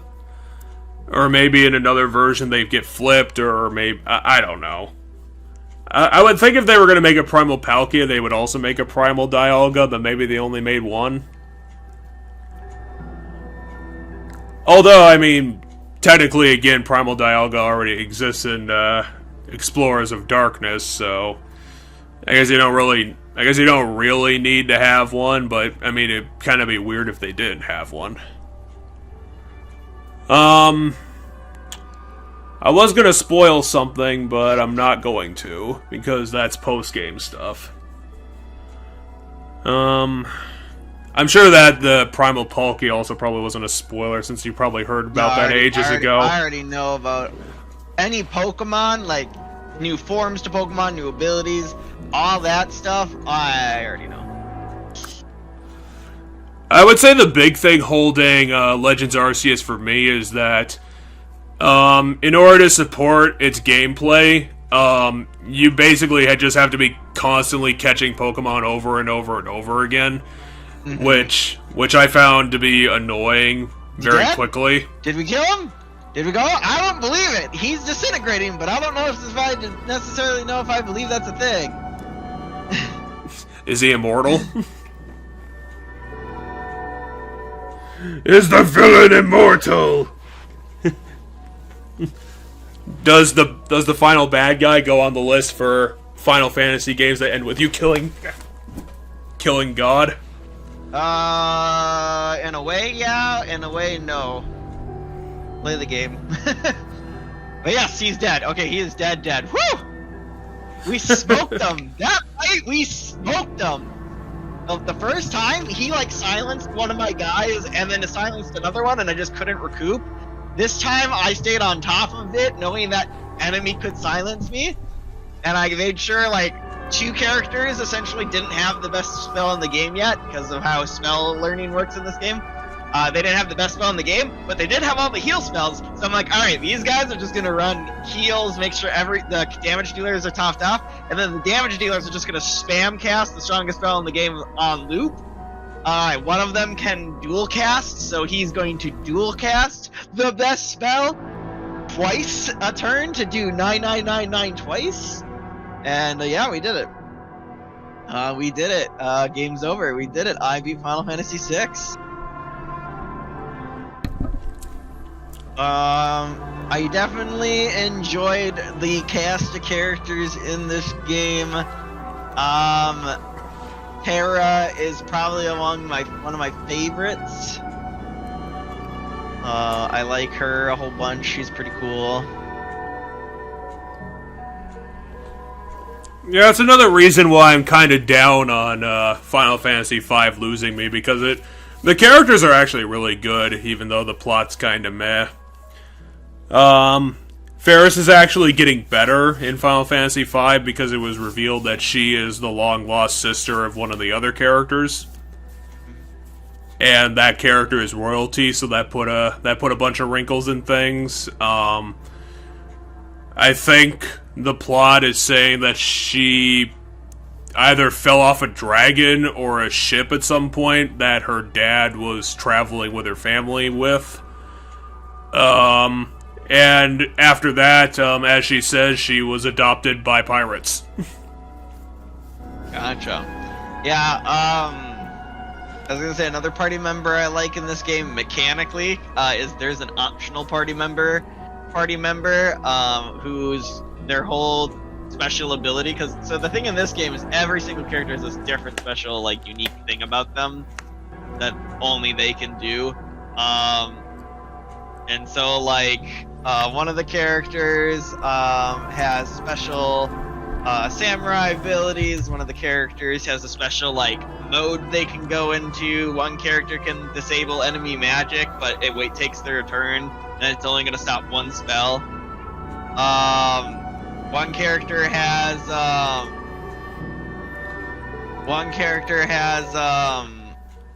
different, like, tools he can use, like mechanical tools he can use. One character has fighting game combos that you have to enter. Like, I'm not shitting you. You literally have to use the button inputs for, like, Hadoken and stuff for his special moves. One character has... There's 3 different people that essentially do different things of Red Mage, which I think I was telling you about the other day, where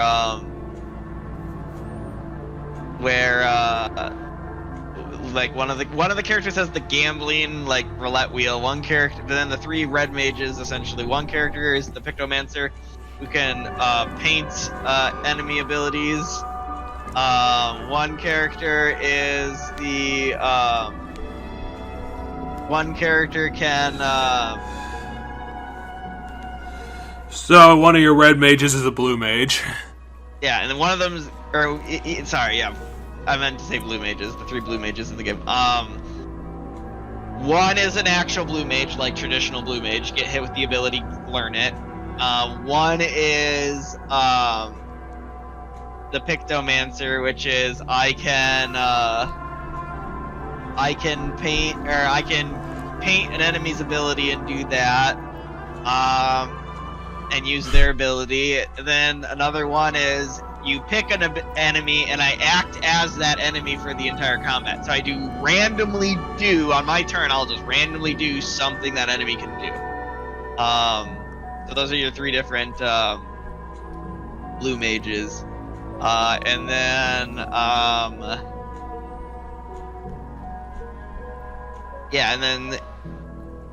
then one's a thief, so you just have steal, what they can do. But yeah, and then my favorite character in the game, mechanically, his special ability is dance. And based on each different kind of environment in the game you've battled with him in, so you have to like take him around and battle in different locations on the map, he learns a different dance. And if you do the dance of the location you're in, you automatically succeed right away. If you don't do the dance that's of the background you're currently in, there's a chance it fails, but if you succeed, then it happens. And when you successfully perform the dance, for the rest of combat, he will do a random list of different things. There's like 3 or 4 different things he can do in each different dance, and he'll just randomly do one of those 4 different things. And one of them is just an amazing heal. Like, there's 2 different dances that have this amazing heal spell in them, to the point where I found for a good portion of the game, if I had him in my party and I just did that dance that had that healing one of the dances that had that healing ability in it, I didn't have to worry about healing. Because even though it's a percent chance that I'm gonna get it and I can't reliably get the heal when I need it, it happens so reliably that it always keeps me topped off. And the other things he does in the dance do enough damage that I'm like, I don't care if he doesn't always get damage in. He can either get a really good damage in, or he can get a really good heal in. Either way, he's the best character in the party. And by the end, he was my only character that could consistently do 99999. Well, that's good to hear that you actually get access to some power. Yeah. I'll tell you one thing. Compared to most Final Fantasy games, because I know in Final Fantasy VII this is the opposite of what it is in Final Fantasy VI. Final Fantasy VII, physical attacks outpace magic damage. In Final Fantasy VI, and apparently that's normal across. That's normal across.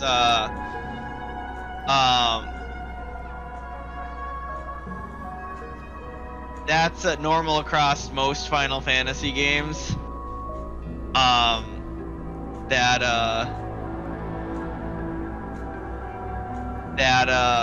It's normal across most Final Fantasy games that magic is consistently good. By the end, the buff spells are good, but the damage spells don't carry. Final Fantasy VI is apparently the exception. Final Fantasy VI, spell casting infinitely outdoes your physical damage. But I know in Final Fantasy VII, and what I've been told by my friends who are huge in JRPGs and Final Fantasy and stuff, that most of the time your physical attack damage is going to be the better damage by the end, because you can hit multiple attacks for 9999 instead of just one spell for 9999. And so that's why those abilities and stuff are going to be better. Albeit, hasting everybody, shelling everybody, like that's always good. I know that was what I always did in Final Fantasy VII as well. There's like one blue mage ability in Final Fantasy VII, because blue mage isn't a class, it's a materia that you equip to yourself, and then anybody with that materia gets to use the blue mage skills that you've gotten. And one of the blue mage skills in that game literally puts shell. It basically puts everything you need on yourself for one spell. It puts haste on everybody, it puts shell on everybody, and I think it puts the defense ability on everybody. It's just tough to learn, because in order to learn it, you need to have it casted on you by the monster. So you have to use the control ability to control the monster, and then have the monster cast it on you. It's a bit of a faff around. Yeah, but it's like the best spell in the game. So, do you have anything to add about Legends Arceus? Oh, I think we should talk about the intro, because I think the intro was very interesting. Where everybody in the village hates you. Yeah, because you're weird and foreign and spooky. I loved it, because like not many games have been willing to do the thing where you get introduced to town and everyone tells you to fuck off. Well, except for the professor, because he's a nice guy. Also, the professor, you show him your catching skills and like that kind of smooth. That's kind of the one thing that like anyone who's talking to you at that point is like, that's the only reason they're talking to you, because apparently no one else is quite good at catching Pokemon. That is indeed a thing in that game, is because Pokemon are so dangerous, it's hard to catch them, and your character is good at not getting murked by Pokemon. They're not able to handle the ferocity of all the Whoopers that hang around. But yeah, I think Legends Arceus, like Detective Pikachu, is a good direction for the series to do something different.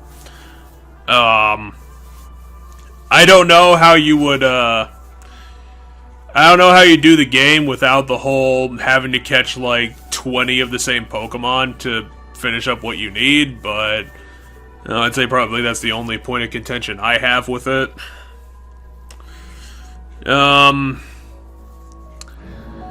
They could add a little bit more to the plot, but I think what they have already is good enough for what they need, because you have the whole warring faction thing that threatens to boil over. There's politics happening. I'm trying to remember what the ultimate threat of it was, if it was just legendary Pokemon or someone was trying to awaken and control legendary Pokemon. I guess that's probably good. I can't spoil something if I can't remember it.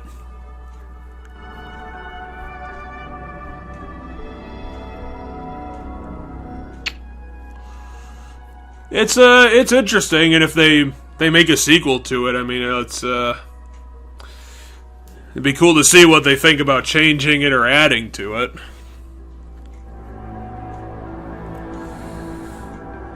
I guess I am kind of milquetoast about it.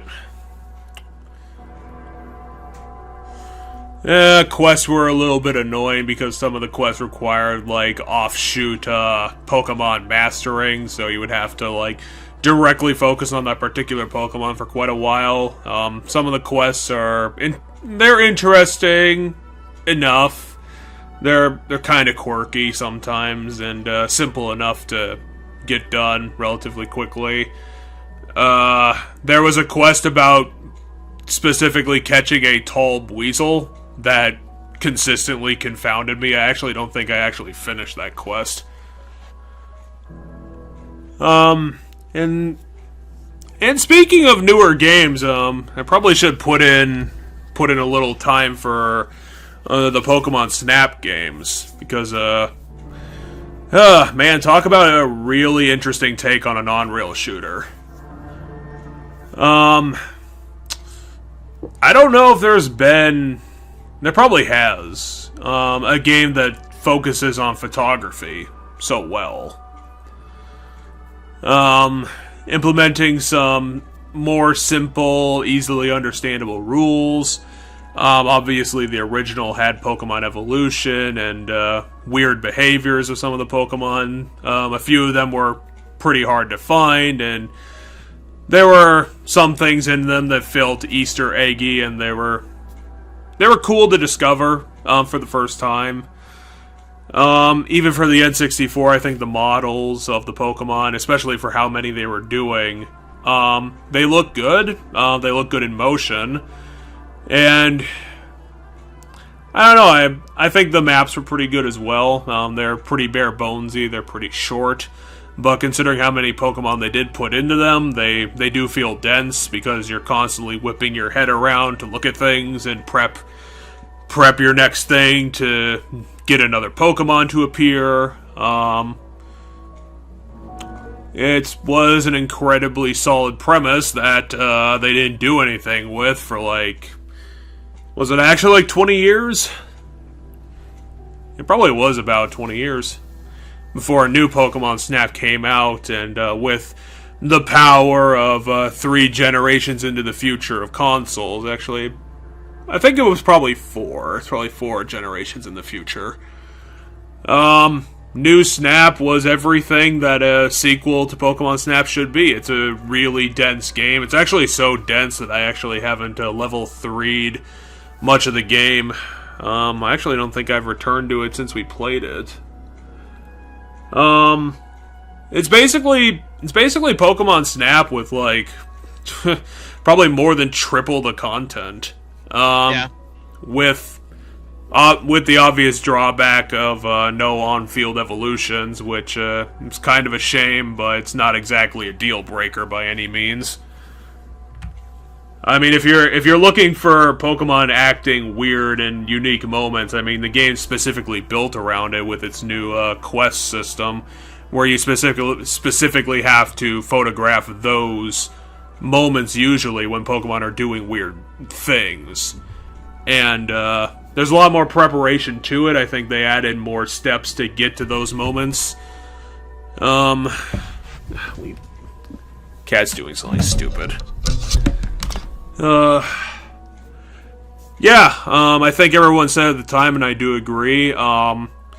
It's definitely one of the best Pokemon games. It's a Pokemon game done by not the original developers that fulfills what the original makers were aiming for and adds just so much onto it that it's just an incredibly remarkable game. And unfortunately, it's one of those games, because of the genre that it's in, it's never going to get recognized as a game of the year, but it's definitely one of the best in show for the franchise.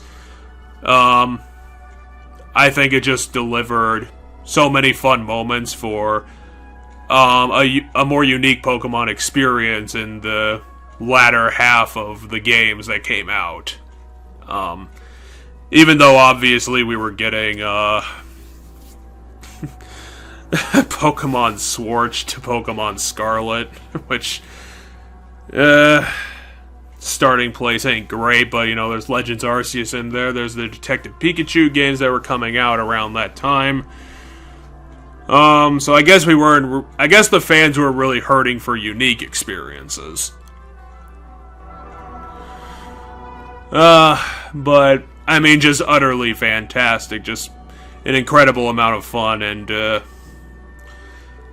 being able to see Pokemon in a way that you had not seen for quite a while, and probably never before. Mm-hmm. And I think that's kind of it. I think those are the intriguing Pokemon games that I wanted to talk about. The other ones I'm probably fine forgetting about them. I was gonna say, New Snap is basically everything we could have hoped it would have been. As you said, the only disappointing thing is that things aren't evolving because we did stuff while taking photos. But yeah, I hope New Snap sold really well and that they now know to make more Snap games. It'll just take another 10 years this time. Right. I don't know. I guess it depends on how much, because I think this was a Bandai Namco joint. They decided to make it. Yeah, it was. That sounds right. I know Bandai Namco has a lot going on, so I guess it would depend on what kind of contract the Pokemon Company wants to put in front of them. But yeah, it's sadly kind of a rare thing that we get a game that actually delivers on everything that it was promised to be. But god damn if they didn't hit the nail on the head with that one. So, do you think it's appropriate to move on to our conclusion? The ultimate question of what do we think Pokemon's going to do in the future? I mean, sure. Yeah, we can go to that. Well, the thing that I've learned going through this is that the old joke about all the core series games being the same and things just repeating themselves over and over again. At this point in time, it's probably the least true that sentiment has been in quite a while after Pokemon Violet. We said during the second episode, very deep in when we were actually talking about Violet, that the end of the game legitimately felt like a JRPG for once, instead of just, a Pokemon game doing its thing. And, I think that, future game... give me a second.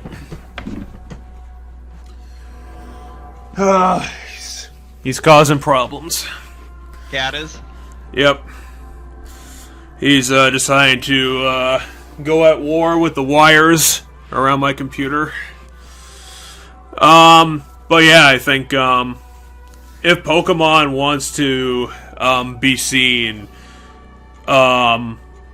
as beyond just being great Pokemon games and want to move on to being great games, period, I think they're going to have to at least start building on and incorporating stuff like the fourth mission into the games proper, because that's going to be the stuff that gets players really interested. Is going for a weird twist, a different story, something quirky and off the wall that really JRPGs are tailor-made to do. But I think the issue is that the Pokemon game in question would have to be built to accommodate something like that. I don't think you could just slap it in anywhere, because Pokemon does their world building in a very particular way, where I think they do limit themselves into what they can include. So I think it's that ultimate thing of, we were discussing even before that, where if Game Freak, for whatever continuing reason, isn't going to get the time, or it's not going to get the money, they're going to have to get smarter about how they're going to develop these games, because after Violet, they are going to have to start cutting down somewhere, unless they want to, like we said, become the Bethesda of Pokemon games, which I suppose isn't the worst thing in the world, but it's not the best reputation. But, even after it was fixed, Violet still has pretty substantial performance issues, and it surprised me how bad it actually was. So I think that's the ultimate thing, is that they're gonna have to get a good director in, someone with a good vision, to do the best with what resources they're allocated. Because things are definitely going to have to change.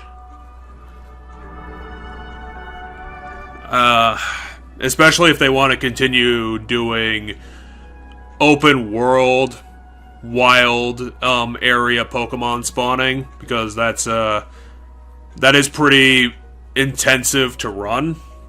To do that, I don't know what you'd call it, like perpetually, consistently, around the player. Obviously, Poppin was a recognizable issue. But that's kind of the thing that is about the modern half of Pokemon, is that, each time after Gen 5, they kept trying to take Pokemon into some sort of a new direction, and a couple of them were off a bridge, but they did quickly, in the next game, course correct, and got... I mean, like I said, a couple of those modern games were, I mean, the best in the core series, like, that was my opinion. I think, like I said, Ultra Moon really did blow me away with how good it ended up being after I heard so many rubbish things about that gen. I still don't know what you heard. Like, people like Gen 7. Like, the only thing I know about it that everybody and their mother bitches about, and I bitch about it too, is that it's so goddamn dialogue heavy that replaying it absolutely sucks, because the game will not let you play it. But like, if it's your first time, you don't notice that because you're caught up in watching the story and everything.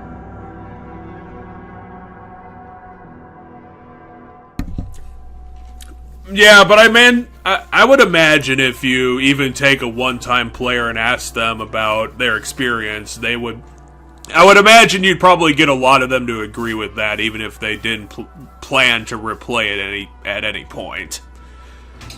It's like, it is a very, very dense game, and unfortunately, substantial amounts of it are not deserved. They're not needed. I would agree that Lily's character arc really needed to peak a lot earlier in the game. She turns around way too late for me to really appreciate it. And unfortunately, Meek doesn't know what she's doing. Lily isn't all that interesting. Because she's not really doing anything. She's just touring, journeying with you. Which is fine, but she's kind of just doing the same thing for a lot of the game. Being annoyed with Cosmog and having to protect it. Taking it with her to make it even more dangerous for Cosmog. Because you can't just leave it at the professor's house or in a computer. For some reason. A question I did want to ask you, and pontificate on, because I think it's probably useful to keep in mind as a possibility. But what do you think Pokemon would have to do to, like, actually tank the series? Tank it? Yeah, because the thing I was thinking of is, if we lived in an alternate universe where, like, Pokemon Sword was made, like, 3 times in a row. I mean, I don't think Pokemon Sword would have been enough to tank it, just because the story wasn't that great. I think in the end, Pokemon Sword did fine. I feel like if Pokemon Scarlet and Violet, like, if this doesn't get... If we don't see any forward movement or growth from the mistakes from Scarlet and Violet, and then we get a Sword and Shield down the line, but also with the performance issues of Scarlet and Violet, then I think the series tanks. That's how I think the series tanks. I think people will be able to withstand the fact that there's always going to be like one bad thing that we're all going to get mad about. And I think the series will be able to survive that just because of how big it is. However, I think if it tanks, if enough back-to-back games end up being like, you know, Scarlet and Violet bad, and then also like the story isn't there, or like some elements aren't there, I think eventually shit collapses. The one flaw with this that we're failing to remember is Pokemon is indeed more than the video games. So even though the video games might end up suffering for a period of time, as long as the anime's still there and the card games are still there and all the other merchandise and other things are still there, I honestly think Pokemon as a franchise won't ever tank so much as it will, like, the popularity for it will, you know, it will one day potentially lose, you know, most profitable franchise in the world. Like, that's my guess. It won't tank. I feel like the first thing that will happen is it will lose most profitable franchise in the world.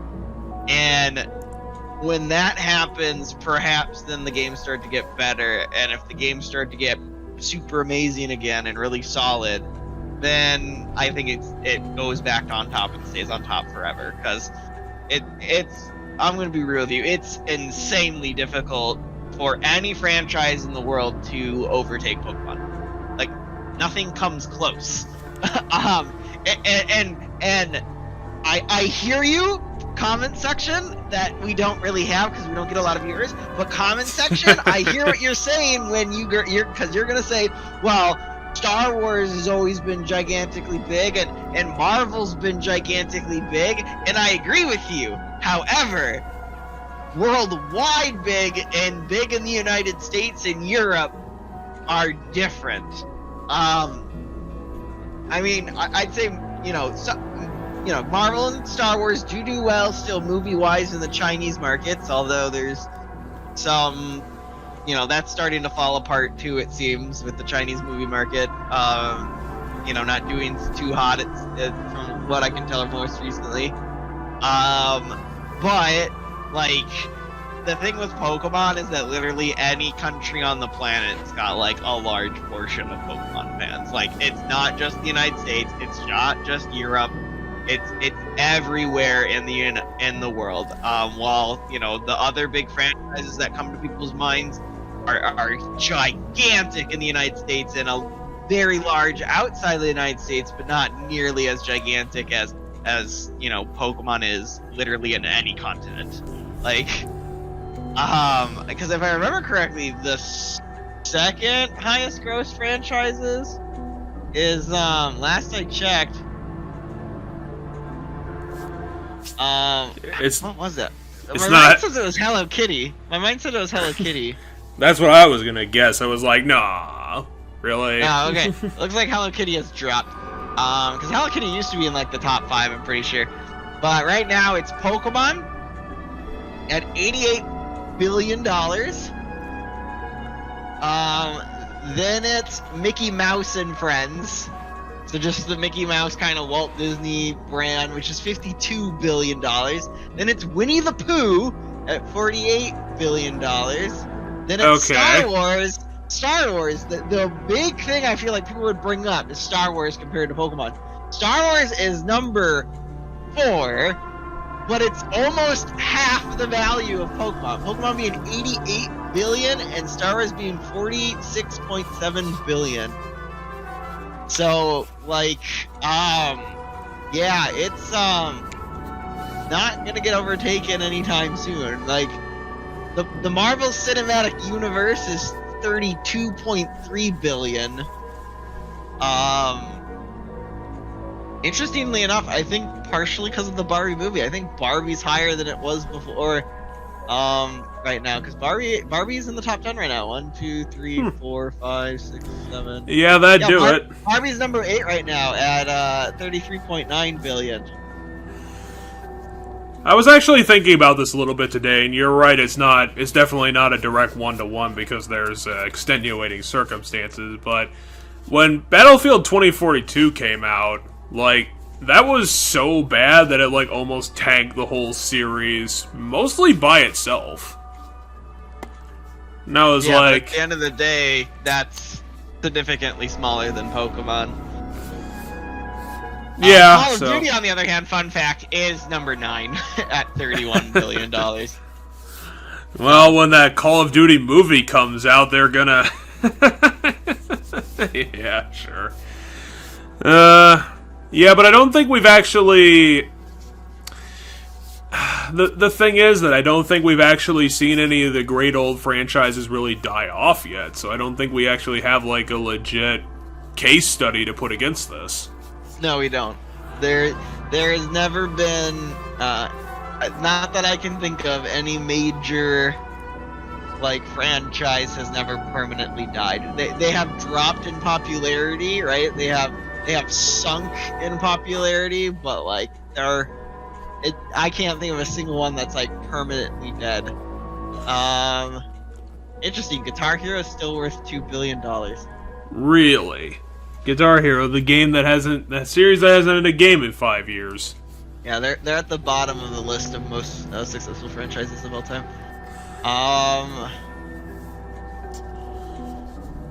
I guess another thing I could ask you is that I did want to ask you about the Pokemon Company in of itself. Resident Evil's $2.7 billion, by the way. That's on this list. Oh, that's sad. Resident Evil's only barely scraping out Guitar Hero. I mean, it's still like 20 spots above Guitar Hero. That's getting very pretty tight close. Competition down there. It's very tight competition down there. In the lower brackets, on like the top boys, where suddenly you're dropping like 10 to 20 billion dollars. Simpsons is worth 4.9 billion dollars. Really? You'd think that you think that Fox would be ready to sell off the Simpsons, considering that they're not exactly putting out their grade A material anymore. I mean, I don't know. I think while The Simpsons isn't as good as it used to be, it's still good. Like, I still enjoy watching The Simpsons. Yeah, the older episodes are always going to be some of the best. But also, the more and more I like rewatch The Simpsons on loop, because it's become one of those TV shows with me, like South Park and stuff, where if I don't have anything to do or if I'm like eating, I'll just put it on to put it on. I'm starting to find more and more that everybody bitches and moans about, well, this is when Simpsons jumped the shark. This is when it stopped being good. And then, like, they always point to, like, some specific episode or some specific season number. And then I find literal, like, episodes that are memed to hell and back, and everybody loves it and remembers it fondly, and it's after those points. And so I'm like, you people are, a lot of times it seems like you're full of shit. Like, it just arbitrarily at some point did get less good. Like, I'll state it, at some point it got worse. I just can't point to a specific moment, because at times there's still really good things in it that are better than some of the older episodes. And there's old episodes that I don't really care for, but like the best shit ever, you know, the most funny shit, like, you know, that amazing luncheon between Chalmers and Principal Skinner, like, that was supposedly after one of the points where the Simpsons jumped the shark, because I've heard when Homer becomes an astronaut, that's the Simpsons jumping the shark. That's what I've been told. That's one of the spots I've been told. I've also been told season 10,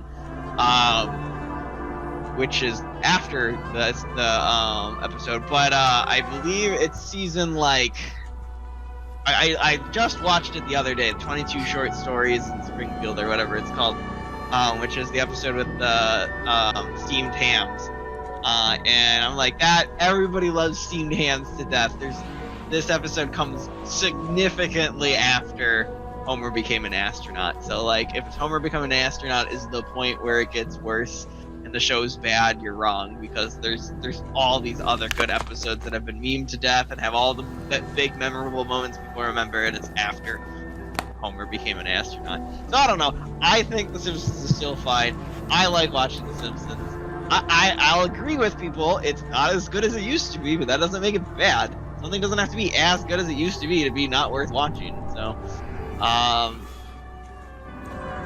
yeah. Let's see, what else is on here that's worth a lot of money?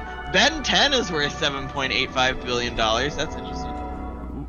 How? Ben 10 hasn't had a good show in ages. I mean, I don't know if they're still making stuff for Ben 10.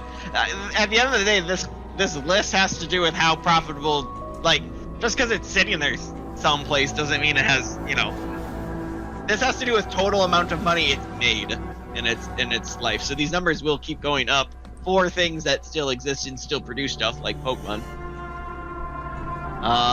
And then stuff that, you know, stopped making stuff will do stuff. Oh, this is interesting to know. Power Rangers is almost worth the same amount as Jurassic Park. Wow, that is crazy.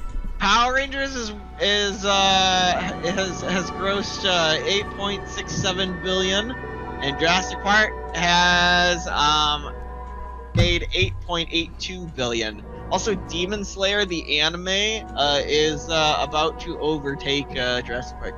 Fortnite has already overtaken Jurassic Park. Fortnite is worth 9 billion, according to this, and it's just about to overtake Thomas and Friends. Thomas and Friends is worth 9.12 billion, so I bet by next year Fortnite overtakes it. Also, Fortnite's about to overtake Angry Birds. Angry Birds is worth $9.19 billion.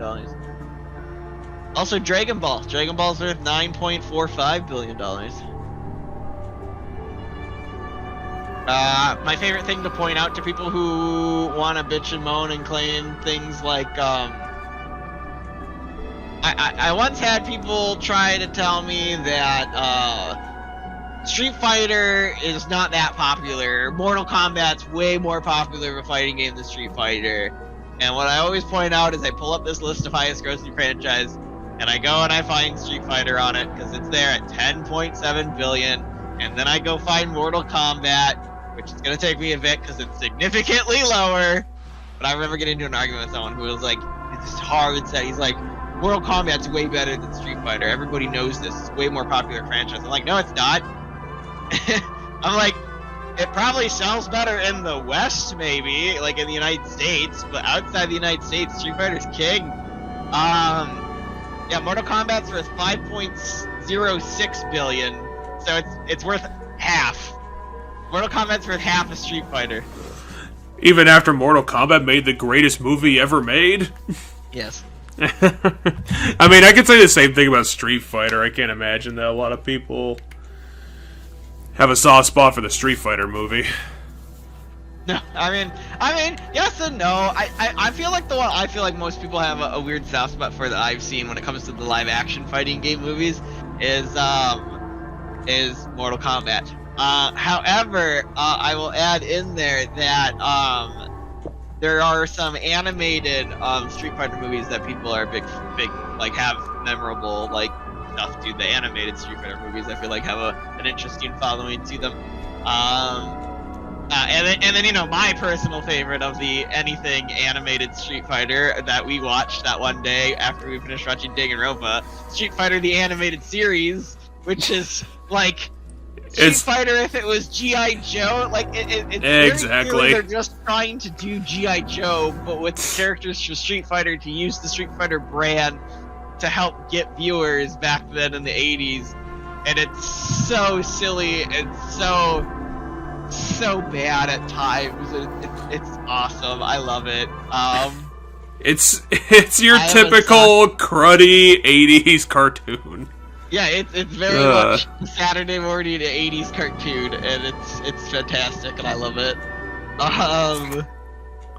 But yeah, now given I will say Marvel does have a good chance of being the thing that tops Pokemon, because the annoying thing with Marvel is due to the fact that like individual stuff from Marvel is technically owned by different properties at the moment and stuff. It's hard to calculate its full value because you have to calculate things separate. So as I said, the Marvel Cinematic Universe is worth $32.3 billion. However, Spider-Man as a brand, just Spider-Man as a brand, is worth $25.4 billion. That is separate from the money made from the Marvel Cinematic Universe. However, in that value, I do not know if things like Spider-Man Homecoming and those movies that are both tied to the Marvel Cinematic Universe and Spider-Man movies, I don't know which category they're being added to, or if they're being added to both categories, which then makes it kind of difficult to do the math, right? Because these numbers on this sheet I'm looking at, I don't know if, like, I'm sure Spider-Man, you know, Across the Spider-Verse and the Spider-Verse movies, I'm sure that's squarely in the Spider-Man category, not in the the MCU category, because the MCU, those aren't part of the MCU. However, the, you know, Spider-Man Homecoming and, like, the, you know, the Tom Holland Spider-Man movies, those might be, and I don't know, because Sony Pictures is credited in the owners for MCU, so, along with Walt Disney Studios and Universal Pictures. So the way to... confusing to say, but, you know, if you add, right there and then, if you add Spider-Man, just the numbers alone of Spider-Man and Marvel together, you get 57-some billion, which puts them in second place. They beat Mickey and Friends if you just add those two.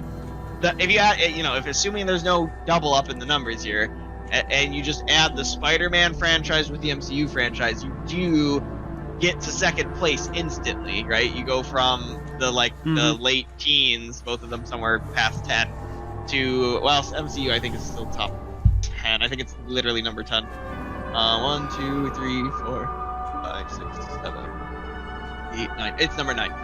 Call of Duty is number 10. So, and then Spider-Man is number, okay, Call of Duty's 10, 11, 12, 13. Spider-Man's 13 then. But yeah, if you do that, then, you know, then you start to get close. And there's other franchises in here that, once again, are weirdly, like, I don't know how it's all calculated. Because, for example, Avengers is much later down the list at 14 billion. And if you keep going, you eventually get to, oh wow! Star Trek and Street Fighter are worth the same amount. Huh. Yeah, isn't that interesting? Star Trek and Street Fighter are both 10.7 billion. But I know if you eventually go down, like much farther down, you end up hitting things like, X-Men, 6.9 billion is the next like Marvel property that comes up on its own after the Avengers.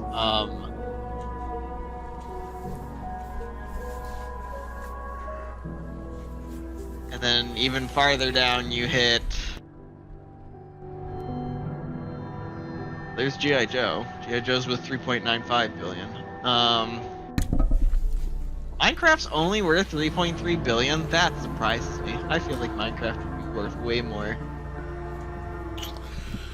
So the way to beat Pokemon at the capitalism game is just to staple a bunch of random shit together. I mean, maybe. I mean, Fortnite. We'll see how Fortnite does. That's literally why. Like, I look at Fortnite and I'm like, damn. I don't play Fortnite. I have zero interest in going to play Fortnite, but Fortnite is getting every crossover ever. Like, the everyone is here. Like, if you want to go have the everyone is here moment in a video game that isn't like the most recent Smash, like, go play Fortnite. You can play as Leon Kennedy in Fortnite. You can play as Thanos in Fortnite. You can play as Street Fighter characters in Fortnite. You can play as Family Guy, I'm pretty sure. Like, there's literally everything under the sun is in Fortnite now. Like, what can't you play as in Fortnite? You can play as Goku in Fortnite. Like, everything.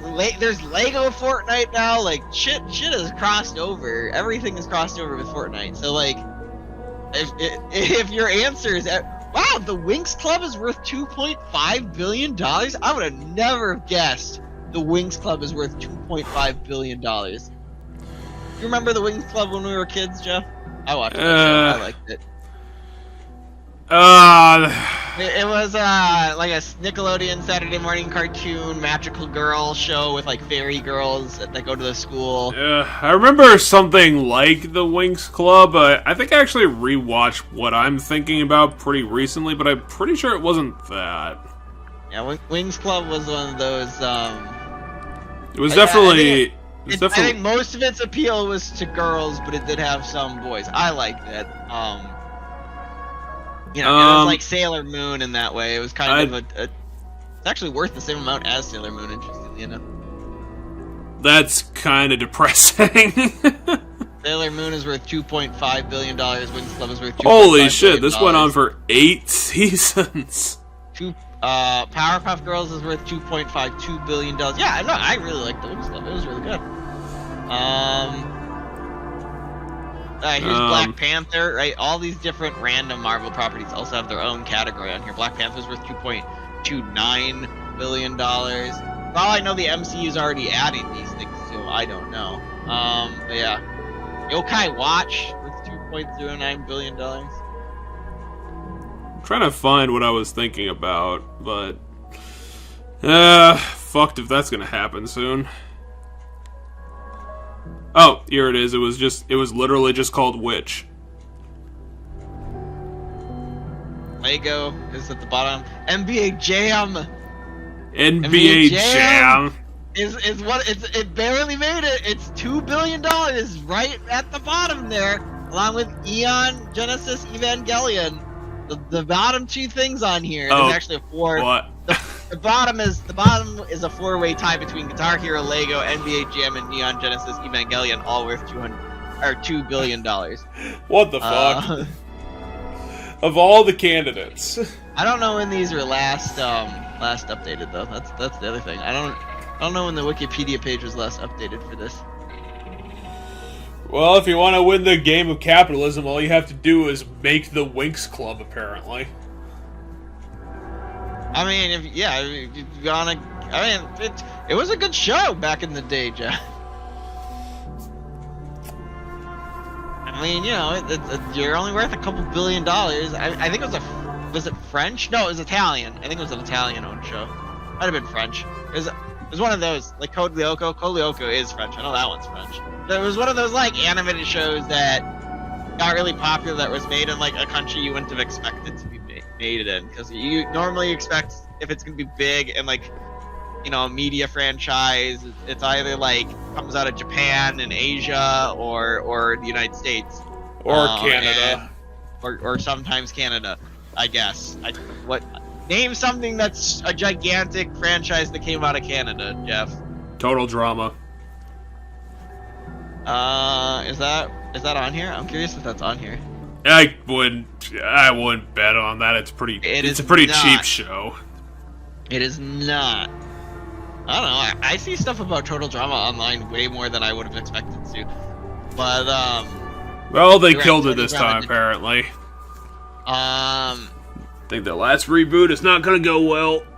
Oh, they've rebooted it again? I think they're up to like season product 7 or 8 at this point. Huh. It went way farther than I ever thought it was going to. Yeah, most of these franchises are video games. Some of them are toy lines, you know, that have crossed over into other things, like My Little Pony is on here. Interestingly enough, it's categorized as an animated cartoon, showing you just how successful the cartoon was over the toy. Because the toys predate the cartoon, I swear. But yeah, some stuff is just animated series or television series. In fact, I'm curious what the most... Yep, Total Drama is Canadian. I'm gonna just scroll down from the top and see what I find that's, I want to see the first, like, live-action non-superhero thing. It's on the list. I take a guess. Okay, I guess Wizarding World of Harry Potter, but that's still fantasy and sci-fi. I want to find something that's not fantasy and sci-fi that's really high grossing and that's like a TV series or something. That's not a cartoon. You could just check Survivor. Maybe that made the cut.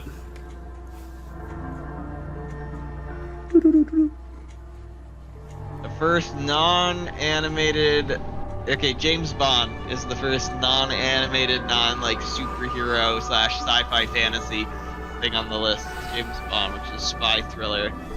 James Bond is worth $14.4 billion.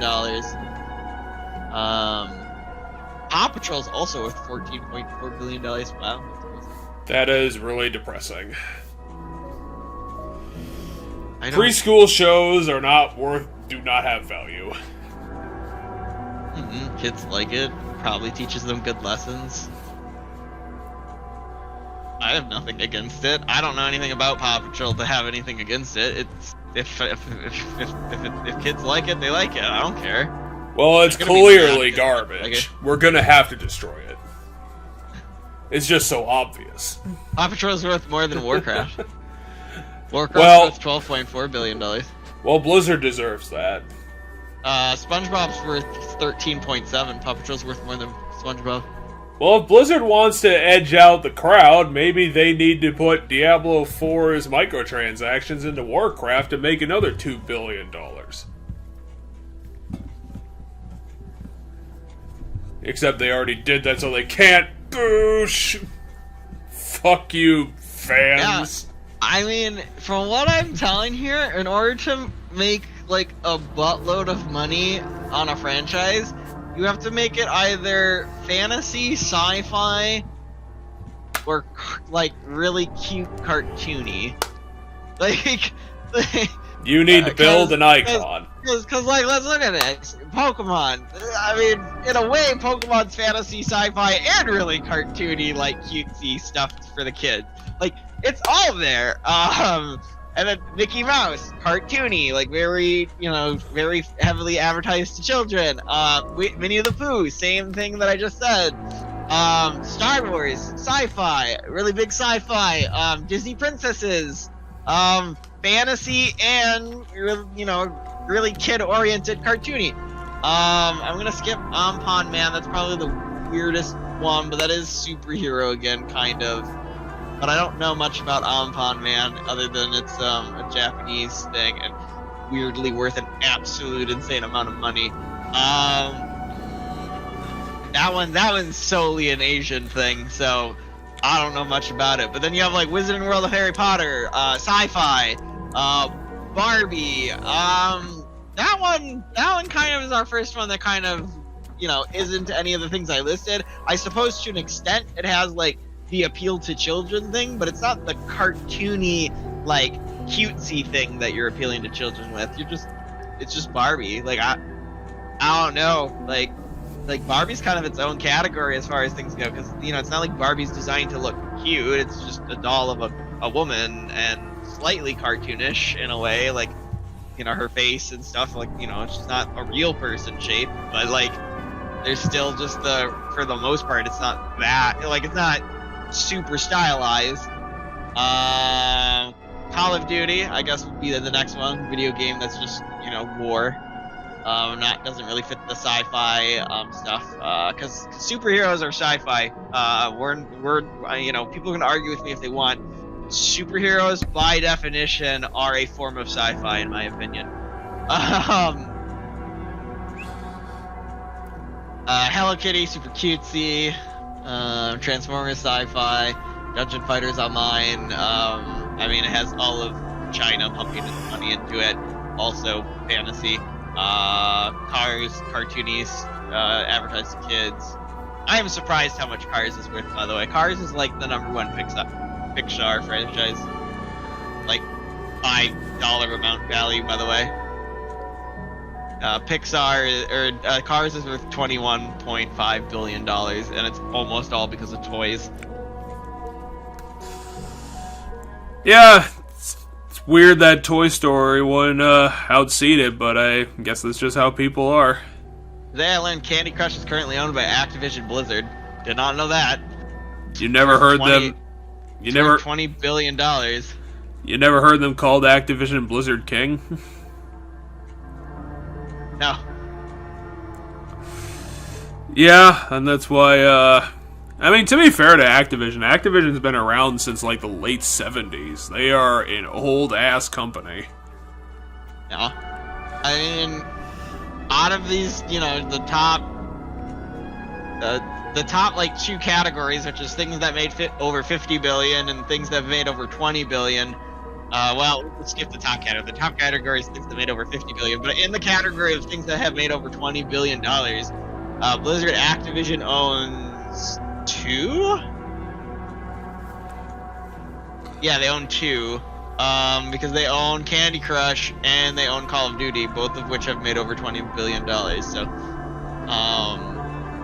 they are killing it in that regard. And now Microsoft will kill everything. Don't know what they're gonna do with all that shit. Everyone's constantly bitching about, are they gonna not put things on the PS5? They're gonna put Call of Duty on the PS5 because they need that shit to hit everybody. They're not gonna cut up their own audience. At this point, I think Microsoft is... If I had to predict the future where Microsoft's gaming division is gonna go, I feel like they're gonna stick to, like, what I think is currently the big seller, or like the big thing that if I were to buy a Xbox, I would buy it for this, which is Game Pass, right? I think they're gonna stick to the concept of like Game Pass, or instead of like pushing to sell consoles and pushing to sell games, they're gonna just push to sell things like Game Pass. And like maybe one day we see Game Pass on, like, who knows, maybe they eventually work out something and Game Pass is like gonna become a thing available on Sony and they just end up dropping out of the console stuff. I don't know. Maybe, maybe not. However, I do see them trying to put their games onto as many consoles as possible. Just because, yeah, they're gonna want the sales and everything, and at the end of the day, it's not about, when it comes to selling Xbox games, it's not about selling the physical games anymore for them. It's just selling Game Pass subscriptions, and I personally think that's the smarter way to go, because as it stands right now, in my opinion, here's how it goes for if you want to buy your video games. If you prefer computer, buy them on computer. If you prefer console, go get an Xbox or a PlayStation if you can. If you're really casual about playing video games and you don't want to dedicate a huge amount of time or like buy all the biggest games when they come out and things like that, go buy an Xbox and get Game Pass. That is my recommendation to you. Go buy Xbox and go get Game Pass. If you're casual and you're not going to play a whole lot of games, Game Pass might be the better way for you to experience a bunch of different games than physically going out and buying the games. Because if you play it for a little bit and you don't like it, you just go play a different game on Game Pass. You don't have to. You don't have to commit. You didn't pay money for the game. You're paying for Game Pass instead. So you have all these games for you. You can little sampler platter. You know, that's what I think the good thing of Game Pass is. I myself am gonna stick to my computer. And then if you like Nintendo stuff, that's just the name of the game, is you have to go buy Nintendo stuff all separate. So for me, it's always going to be that I have the Nintendo stuff and I have the computer, because I bought a PlayStation a few years ago, PlayStation 4, back when the 5 came out, or right about when it was coming out, and I bought a bunch of games for it, and then all those games came to PC anyway, and I got really mad because they all came to PC anyway, and like most of the games on my PlayStation I've never played, even though I bought them, and it's just like, yeah, okay, in my mind now, as I've gotten older and I've had less time to play games, I'm like, I'm just gonna stick to the computer and Nintendo, and even my Nintendo, I have like over 20 games I haven't played on my Nintendo Switch, because I just don't have all the time in the world. The Game Pass is probably your better way for just casual about stuff. Yeah, that all digital future is coming, and it's definitely gonna be a dangerous one, because as we've seen through too many examples, the people pulling the strings, they will take away your games if they're digital, and that's why there's always some sort of inherent value to having the physical copy. I mean, other than Steam and PC, I do buy, all my Switch games I do buy physical. People are... There's going to be a big fight about it eventually, because even though you can... I would imagine everything's wrapped up in their license deals. You can't just frickin' say, licensing ran out, we're going to take away parts of your library because it says so. Like... That's bullshit, and that's going to end up being a big ol' fight at some point, especially if Microsoft's...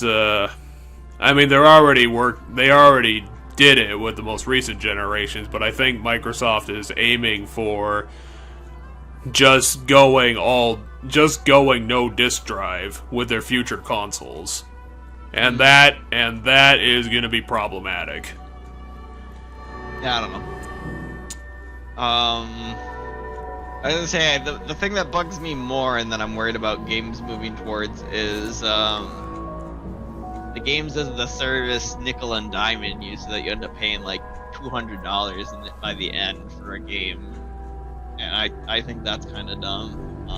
That's starting to annoy me in a couple of games that I play, where I'm starting to see it happen, and I'm like, other games back in the day, we didn't do this. Like, I'm fine with DLC, so that like after the fact that the game came out, you can add content, and you could, I can pay for the new content that you're adding and shit, even if it's like cosmetic costumes and stuff. But I don't like these stupid battle passes everywhere now. I'm like, I don't want the battle pass that says you pay for this, and now if you play it enough in the time period, you get all this stuff. I don't want to pay the dollar amount and get all my shit.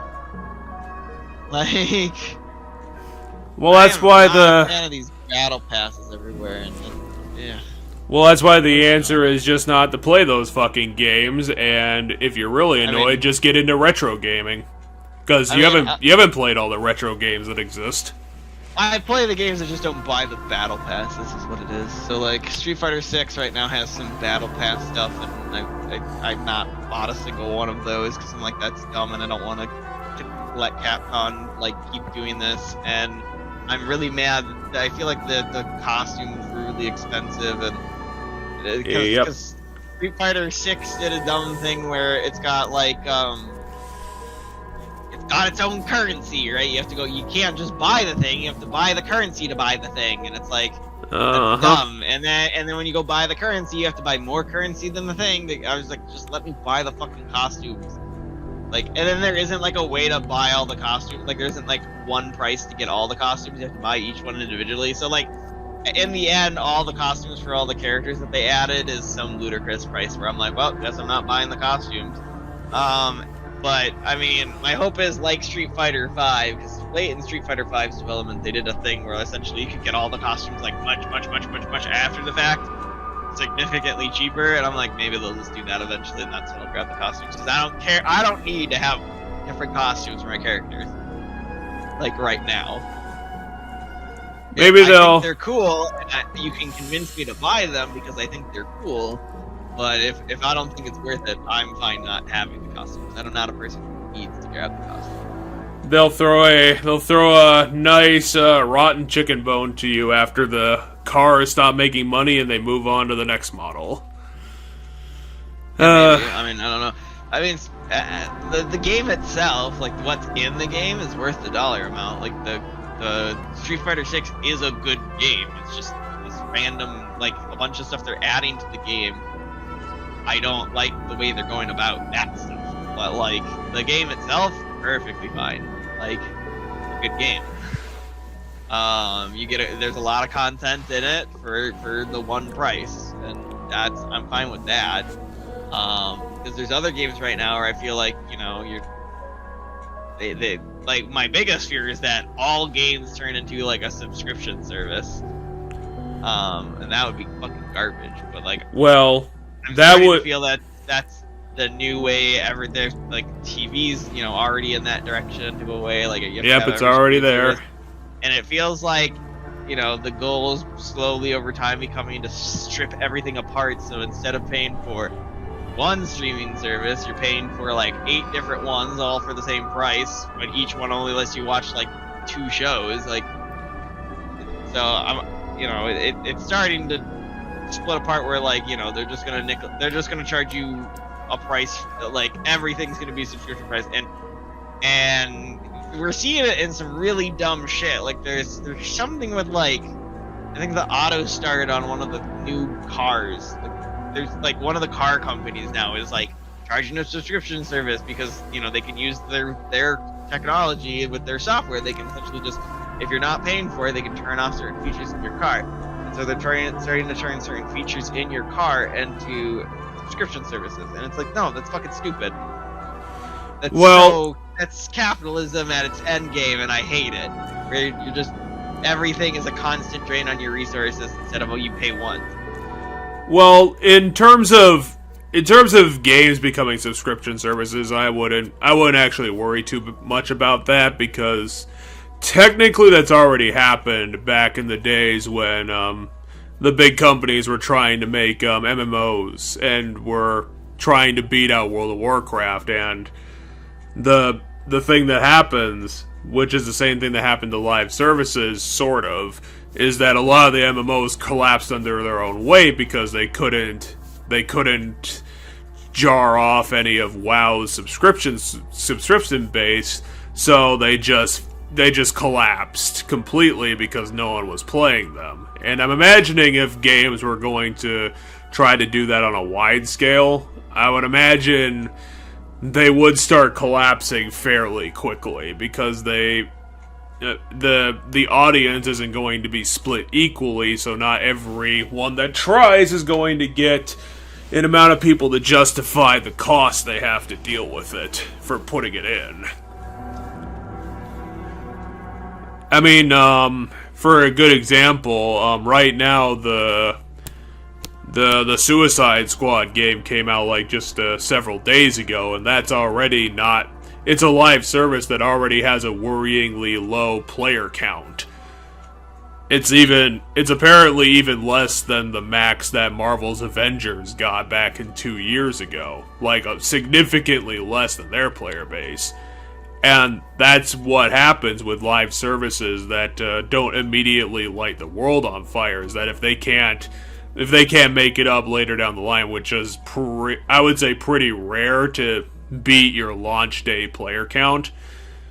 And if you want an even better example, like Square Enix has had to shutter a whole bunch of continuing service games like last year or 2 years ago because no one was playing them.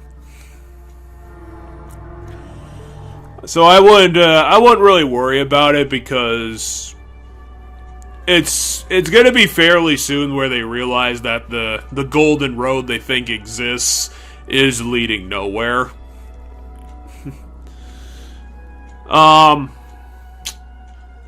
But should we return to Pokemon? And just a couple more things.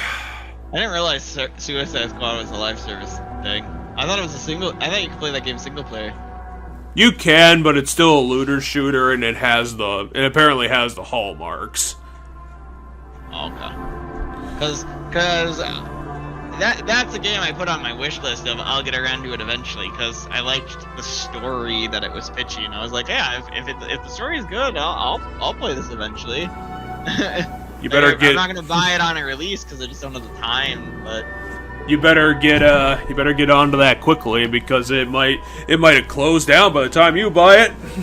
Yeah, I mean, if it closes down, it closes down. I don't care because, as I said, I'm not gonna play it online with people. I was just gonna play it single player. So if it has like an online server that gets shut down or something, as long as I can eventually still play it single player somewhere, then I'm okay with that. And if it isn't that way and it gets shut down, then it's not the game for me anyway, because I don't want to play like an online looter shooter with people. I just want to play a game where I fight the Justice League as the Suicide Squad in single player and see how it goes. So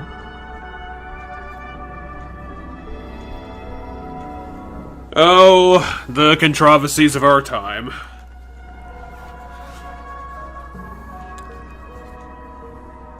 I don't know, like, for me, there have been some mumblings about game prices going up even further as a baseline. And right now I don't even, like, I know that for the obvious big games, like, they're gonna get players no matter what, and if they, on a per unit basis, if they increase prices, they're obviously gonna recoup or at least balance out the amount of customers they would lose at that price point versus the people who stay on. But the ultimate thing for me is that, like, I haven't bought a game at launch day price in probably over 6 years. And I can't imagine a lot of people are doing the same outside of, like, maybe 3 games a year. yeah, I was gonna say I probably do about 3 or 4 games a year at launch price. They're normally Nintendo ones. I just don't get how they think they can continually. I mean, like I said, I just said why they think they can get away with it. But, like, who the hell are paying these exorbitant prices? I was gonna say, because I'm trying to think here. I bought. Let's see, what was the most recent game I bought at launch price? I bought Apollo Justice Ace Attorney Trilogy at launch price, and launch price was $50. So, I paid $50 for the collection of like three games. Of Ace Attorney Trilogy, and that's the most recent thing I bought. And then the most recent thing before that was probably either something from Nintendo that I'm forgetting, or Baldur's Gate 3, and that's because I was considering getting Baldur's Gate 3, and then like right before it like blew up, I was hearing some good things about it because I was kind of in, I'm already in the D&D circles and people that are going to be talking about the game before it like blew up everywhere. And so I bought it, and I was like, damn, this game's awesome. And then like a week later is when like literally the entire internet would not shut up about it, and I was like, yeah, I see why this game did really well. And then it got Game of the Year. Baldur's Gate 3, Game of the Year, baby. But like, talk about a game, like, you know, you're pointing out games that so first of all, Baldur's Gate 3 is $60. It's not $70. So were games already $70 in August, some of them? Yeah, I think that's when the trend was getting in swing. Okay, so Baldur's Gate 3 is still not $70. It's $60 on Steam, and that game, I mean, how many hours do I have in it right now? 175. And am I done with it? No. I'm getting really close, but no. I still probably have another 20 or more hours I need to do before I beat it. So, and I mean, I've dicked around a lot in the game, so it definitely doesn't take 200 hours to beat, but by the time I'm done with beating the story myself, I'll probably have 200 hours in it. So talking about a game that's just rich with content. Let's see how long to beat says. So according to how long to beat, I'm already past a completionist amount of time in that game. A completionist amount of time is apparently 151 hours. Main plus sides, which is your average player's run, in my opinion, is 106. And I have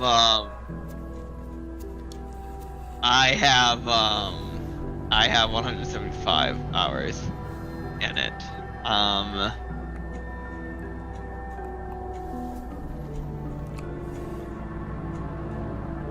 So there is that. Yeah, I'm having a feeling eventually I'll get back around to puttering more into Elden Ring for something.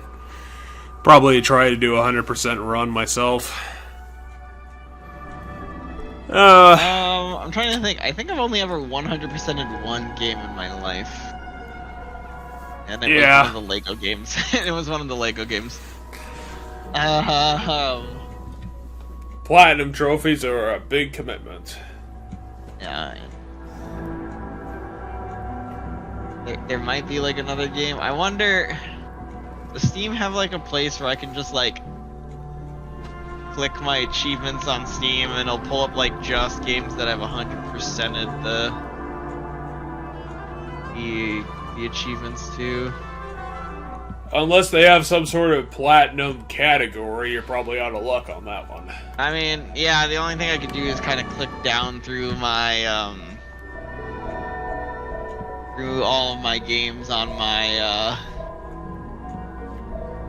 thing to see, if any of them have 100% in the achievements category.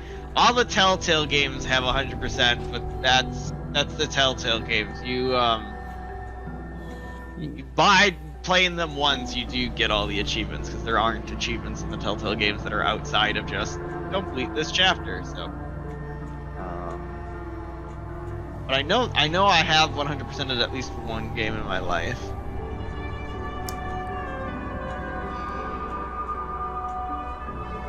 There's like a handful of games where I've bizarrely gotten really close, like without trying.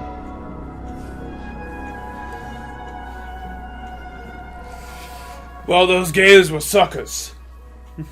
And they were too easy. Dark Souls 3. I've almost done everything in Dark Souls 3.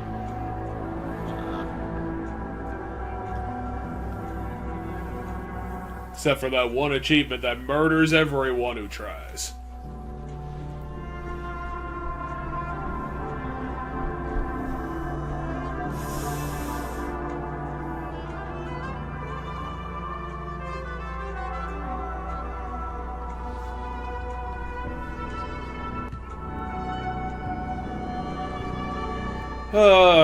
I still have a couple of things left for Pokemon eventually.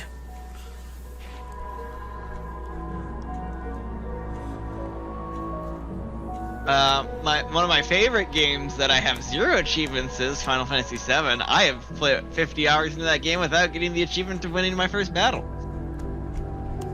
I'm a big fan of the fact that I have over 50 hours in that game without beating the channel. Yeah. Oh yeah, I have a part of me has a goal to one day get all the achievements and gone home.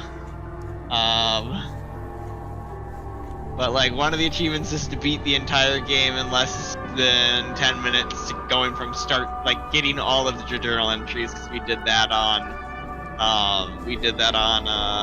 we played this game on stream, so you have to get all 24 journal entries in less than 10 minutes. You're literally blitzing between all of them. Then there's an achievement for beating the game in under a minute, which is achieved because if you know where the final final journal entry is and you go straight there, you can go straight there. It's just you have to know things that the game doesn't tell you, so you're not going. No player's gonna accidentally stumble into it most of the time. Better get your speed run pants on. Yeah, no, I tried doing the under 1 minute achievement a couple times and I didn't do it.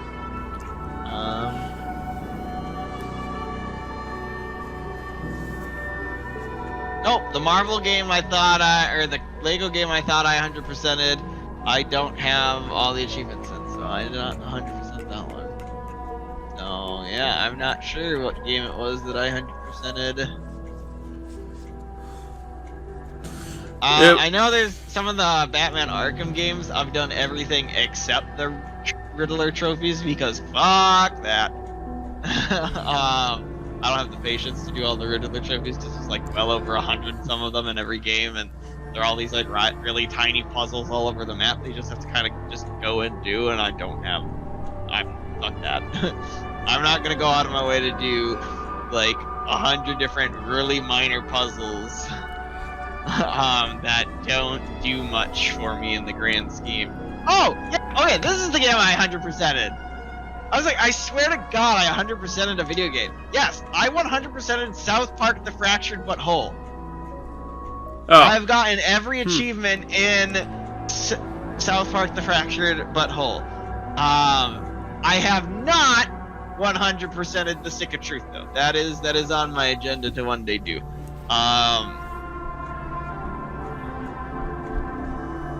Because you just have to do that a few. There's just a handful of things I probably have to do in that game to beat it. I think I still have to collect all Chin Pokemon, because that's the difficulty with the Fractured But Whole is the difficulty with Stick of Truth on like Fractured But Whole is I believe like the things that in order to the achievements for collect all the costume items or like the clothing items, collect all the Chin Pokemon, which is what it is. I don't remember if Chin Pokemon are a thing you have to collect in Fractured But Whole. It might be some other stuff you collect. But like in the Stick of Truth, some of the collectible items, you can only collect them while you're there, and then if the story progresses, you can't collect it. So if you happen to miss it, you missed it. So, you better not do that. Get your schedule together. Yeah, so that's the thing I need to do.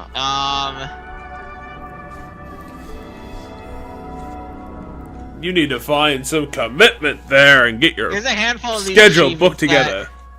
There's a handful of these achievements that aren't too difficult. Like, there's an achievement called "You Bastards." Let Kenny die in 10 different combats over the course of the game. There's some of them are just you just need to know to do it. Like, you defeated the meth tweakers while wearing the evil Cartman goatee and the ball cap. It's called Heisenberg because you look like, sure. Breaking Bad, right?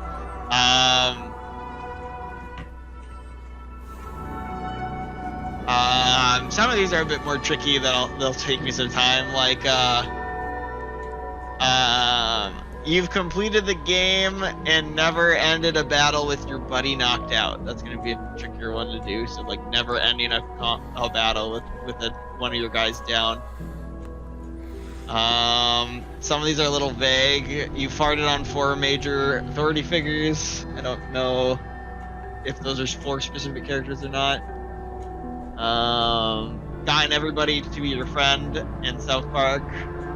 That achievement's in both of them because part of the game is you can get people to be your friend on social media.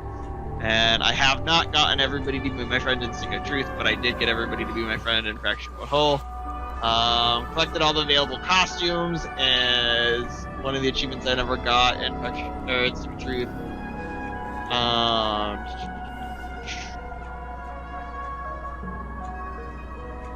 And then there's 6 hidden achievements I don't have, which I'll have to look up those are. But yeah. I don't know, maybe we'll play the South Park achievements. games sometimes maybe we'll play the South Park games sometimes. They're pretty fun. I 100% had Fractured. I 100% had Fractured But Whole because that one has the more fun combat.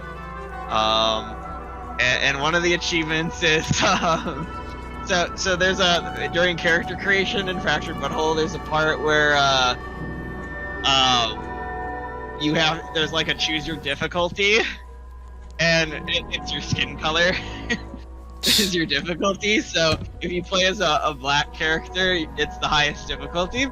And so there's an achievement called the Token Experience. Create a black character and complete the game on Mastermind difficulty. So there's both the pick your difficulty, which is like just picking your skin color, but then there's an actual difficulty, like the AI difficulty. So I did get the achievement for beating the game as a black character on the highest difficulty. That was the last achievement I think I got.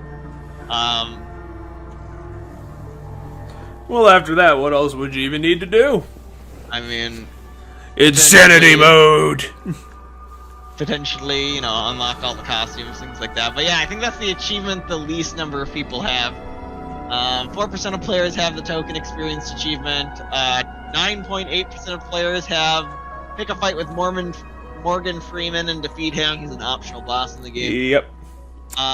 Collect all loot in the homeless camp in Soda Sopa. Apparently only 7.7% of players have that. Where you steal everything from poor people. Only 7% of players have the take a dump in every toilet in the game achievement.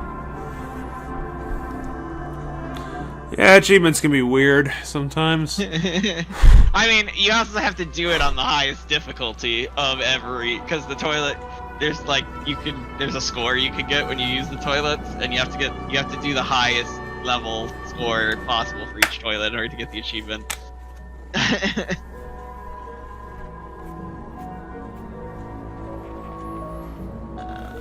Acquire all the. Yeah, see, this game is a pretty easy game though, all things to consider to 100%. Because like looking at the achievements, like almost all the achievements have around 30% of players have this achievement. And then there's like only like 3 or 4 achievements that are less than 30% of the player base have. So like it's not that hard to 100% South Park games.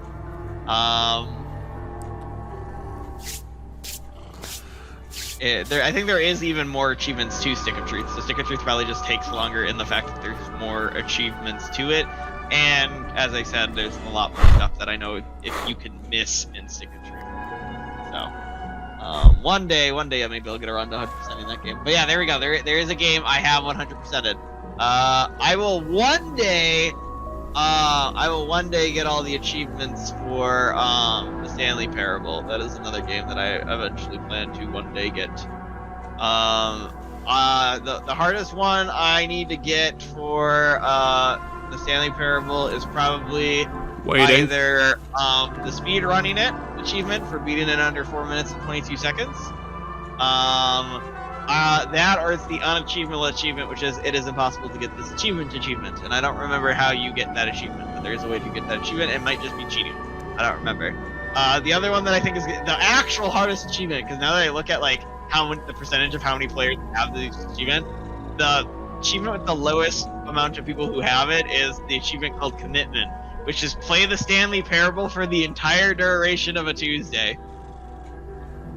Yeah, that's a bit much. I do have one of my achievements that I enjoy is What is it? There's an achievement for not playing the game for 5 years. Yeah. So I have the achievement for not playing the game for 5 years. I have taken the 5-year break from the game to get that achievement.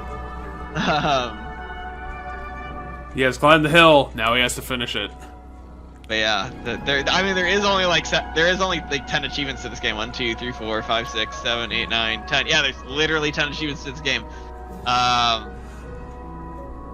It's just the last couple ones. One is a speedrun one, so that's gonna be difficult because I'm gonna have to speedrun.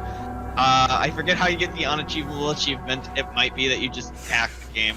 The commitment achievement is just gonna be way too difficult to get. And then there's an achievement called 8, and I don't know what that achievement is because the description for it is just the number 8 repeating indefinitely. So, like, I don't know what that game is. What that achievement even is, but I don't know, maybe one day I'll get around to achieving that achievement.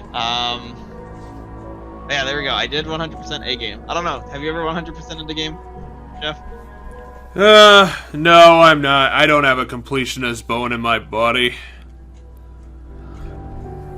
I don't think for the most I've. part, neither do I. Yeah.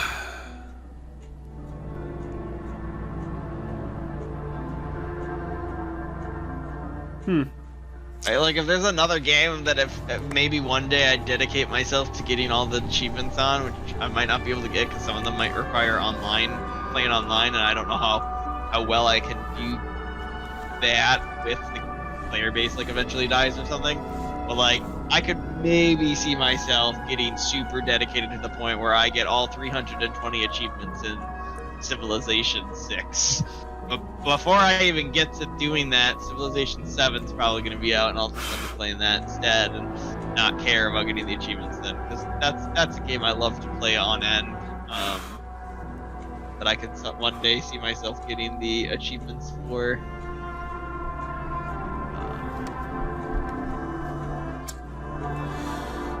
Yeah, it's not something that I really look for. Just, occasionally appreciating a silly achievement is usually enough for me.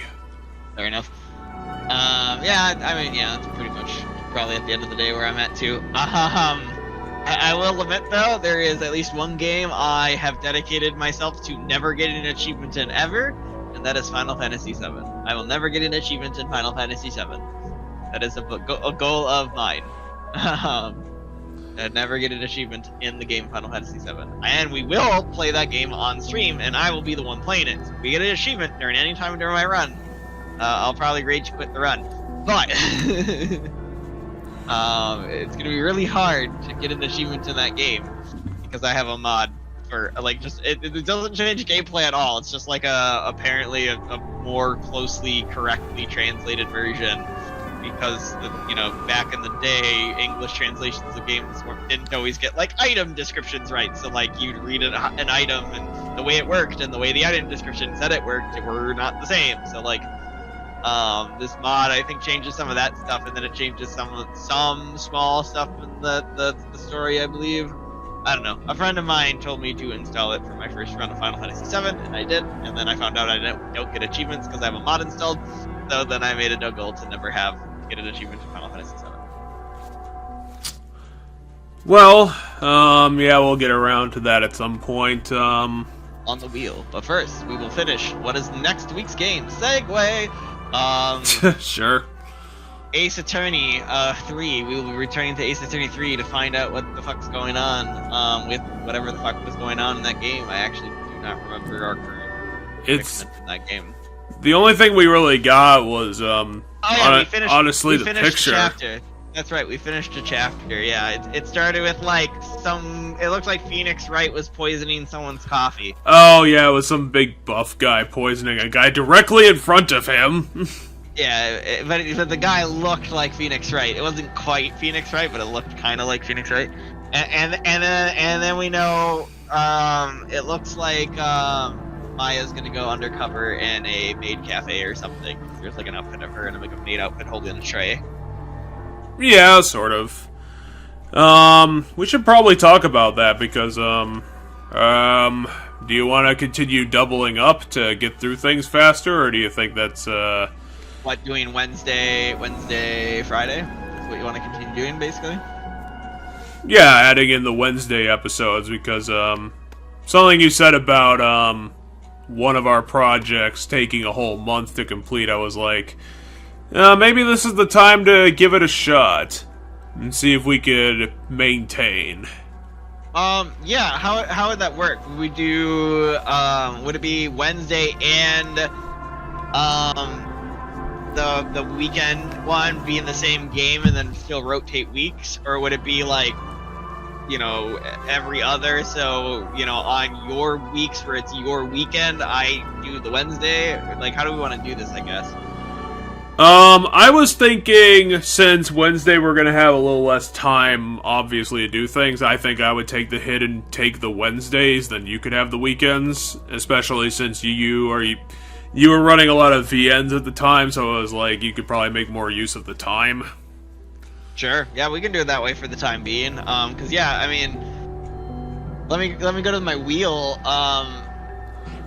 and see what I'll have on there, to see how, like, going forward what it would look like after we finish Ace Attorney. So after we finish Ace Attorney, the games that are currently on the wheel, at least 3 or 4 of them are rather long.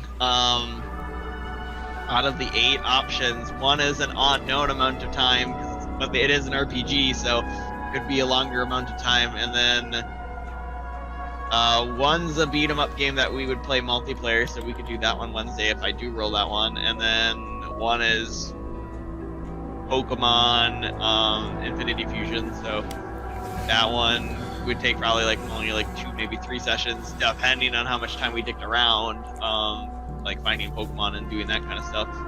And then the Mortal Kombat, anytime we roll Mortal Kombat, that's just a one and done for the most part. So with the way that you go through them. I mean, yeah, I just turned the difficulty down all the way and we just play for the story. Now, given the next Mortal Kombat story is longer than the previous one, but it still probably should only take like 1, maybe 2 sessions. But yeah, because yeah, Ace Attorney is going to take a rather long period of time, and then depending on what we spend, we have the Final Fantasy VII is going to take a while, Life is Strange would take a while, Danganronpa V3, if we roll that, will take a while, Phoenix Wright, if we roll the next one in the series, will take a while. Because yeah, as it stands right now, my wheel has 8 games on it. It will always have 8 games on it. For a handful of these games, if we complete them, I'm just going to insert the next game into the series in its spot. For Ace Attorney, for example, if we end the game, like if we roll V3 and we go and we finish Danganronpa, that would be the last one to play. Then I will I will find some other thing to replace, because I do have other things in mind that aren't on the wheel yet, so that will potentially get put on there in its place. Final Fantasy VII, we won't be playing all the Final Fantasy games if we roll Final Fantasy VII, but I do plan on replacing Final Fantasy VII with other Final Fantasy VII related games, like Final Fantasy VII Remake, Final Fantasy VII Rebirth one day, Final Fantasy VII Crisis Core, you know, things like that to play. Probably not Dirge of Cerberus. I'm gonna probably pass on Dirge of Cerberus. But that's my plan for those ones. Life is Strange, probably. I could probably see us continuing that series if we enjoy our time with Life is Strange. Life is Strange is the only game of that series I know the story of, and I have never played it so much as I've watched a playthrough of it.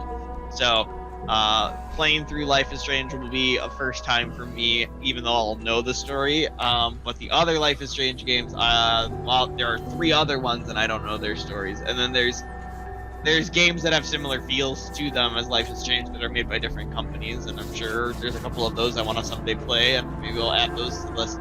Because one thing I've learned about our streaming, it helps me play games that I want to play but I haven't played yet. It helps me like stick to like a schedule to get them done. So that will forever be a thing that we'll probably end up doing on this series.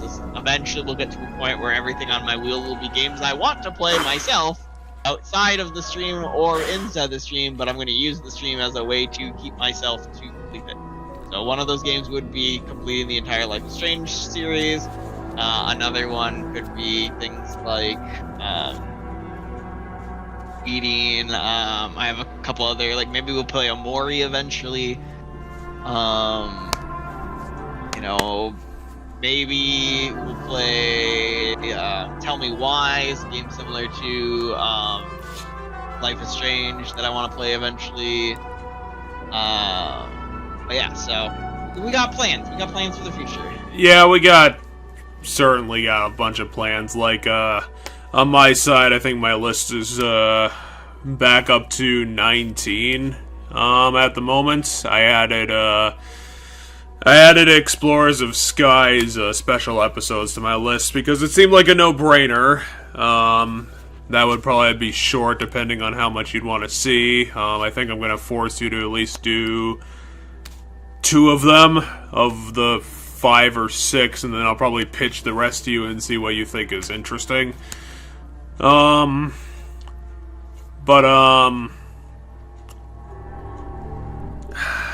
did want to get back to my Pokemon question, but I don't know if I really care about it at this point, since we're kind of nearing the end.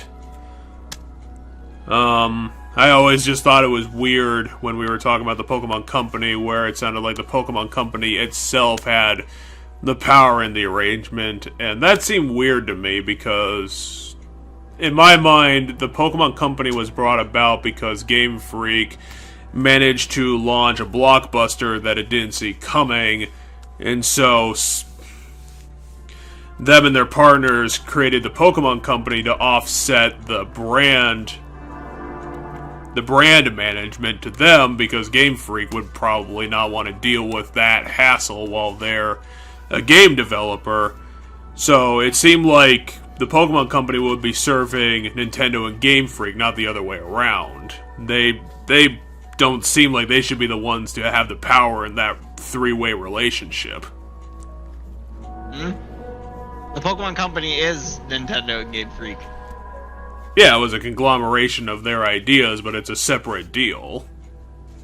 It's a separate entity against the other 2 of them. No. Are you sure? It is owned and operated by Nintendo, Game Freak, and Creatures. Those are the 3 companies that you're thinking of. There's 3 companies, you're correct, but the 3 companies make up the Pokemon Company. So because you said owned and operated, which means that the Pokemon Company exists as its own company. The Pokemon Company is a Japanese company responsible for brand management, production, publishing, marketing, and licensing of the Pokemon franchises, which consist of video games, trading card game, animated television series, films, mangas, home entertainment projects, merchandise, and other ventures. It was established through a joint investment by the 3 companies holding the copyright and trademark of Pokemon, Nintendo, Game Freak, and Creatures Incorporated, to focus in the multimedia franchise, which became too big to be managed only by them. Okay, so I guess it is the same. It was founded in April of 1998, originally to operate Pokemon Center stores in Japan before expanding to the entire franchise in October 2000 as it rebranded to its current name. The company is headquartered in an area of Tokyo. The company has separate subsidiaries that handle operations in different parts of the world, with Pokemon Company International supporting the territories outside Asia and being responsible for brand management, licensing, marketing, Pokemon trading card game, and the official Pokemon website on the territories outside of Asia, including America and Europe. Since 2001, the Pokemon Company has handled publication of all Pokemon video games in Japan, while Nintendo handles distribution and worldwide co-publication with the Pokemon Company International. Both companies work together in localization, production, QA, and other aspects, while development is handled by different companies contracted and spin-offs, and by Game Freak and mainline titles. the company is solely responsible for publishing and licensing mobile Pokemon titles, unlike console titles where it has help from Nintendo. So I was mostly correct. Yeah, I mean, the weird thing is, because you say Pokemon Company has more power, but at the end of the day, the owners of the Pokemon Company are Nintendo, Creatures, and Game Freak. Like, Pokemon Company is, in a way, a subsidiary. Because it is owned by the companies Nintendo, Creatures, and Game Freak. Like, those are the three companies that own the Pokemon Company. So, the people making decisions that oversee, like the people who oversee the people in the Pokemon Company who get to make decisions for the Pokemon Company, at the end of the day, their toughest bosses that they have to respond, the board, if you will, that they have to respond to is Nintendo, Creatures Incorporated, and Game Freak. And I forget, Creatures Incorporated used to have a different name. Creatures used to be called Umbrella. Ooh, twist. There's no way in hell, but that'd be kind of funny. It was Ape Inc. Well, that makes before sense. Before it was Creatures Incorporated, it was Ape Incorporated. And they if you rebranded in '95. to oversee, to make sure that a Pikachu will look like a Pikachu for the next 50 years. And that's all they do. No, I'm sure that Creatures have developed games before. I'm pretty sure I saw their name on once. They are one of the developers for... I mean, they were the developers for Detective Pikachu. They did the Pokemon modeling for Pokemon Let's Go, Pokemon Sword and Shield, Pokemon Legends Arceus, Pokemon Scarlet and Violet. They did the Pokemon modeling, and I mean, for most of the games they do, Pokemon modeling is what they do. Yep. Yep. The games that they were the developer for is the Detective Pikachu games.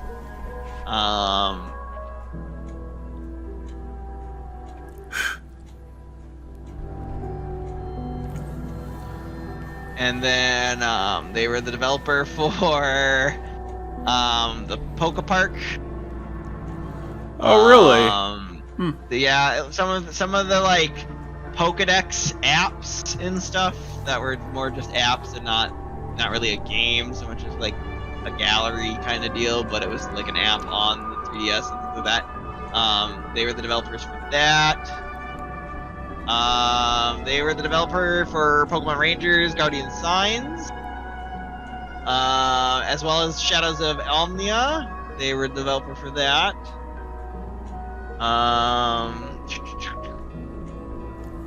They were assistant developer for Pokemon Ranger, the first one.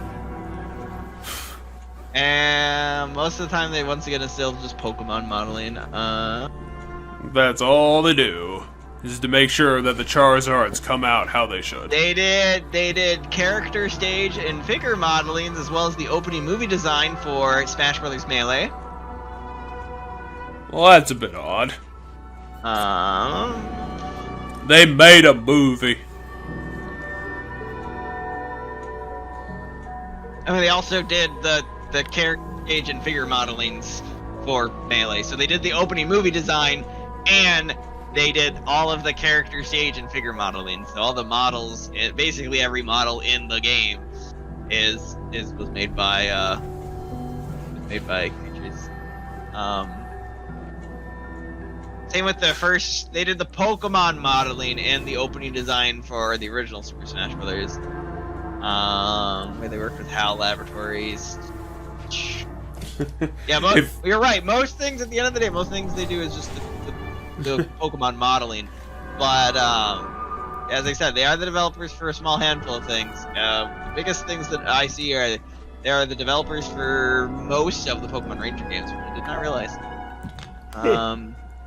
And then the Detective Pikachu games are the other ones that they're as far as video games go, that they're the developer for.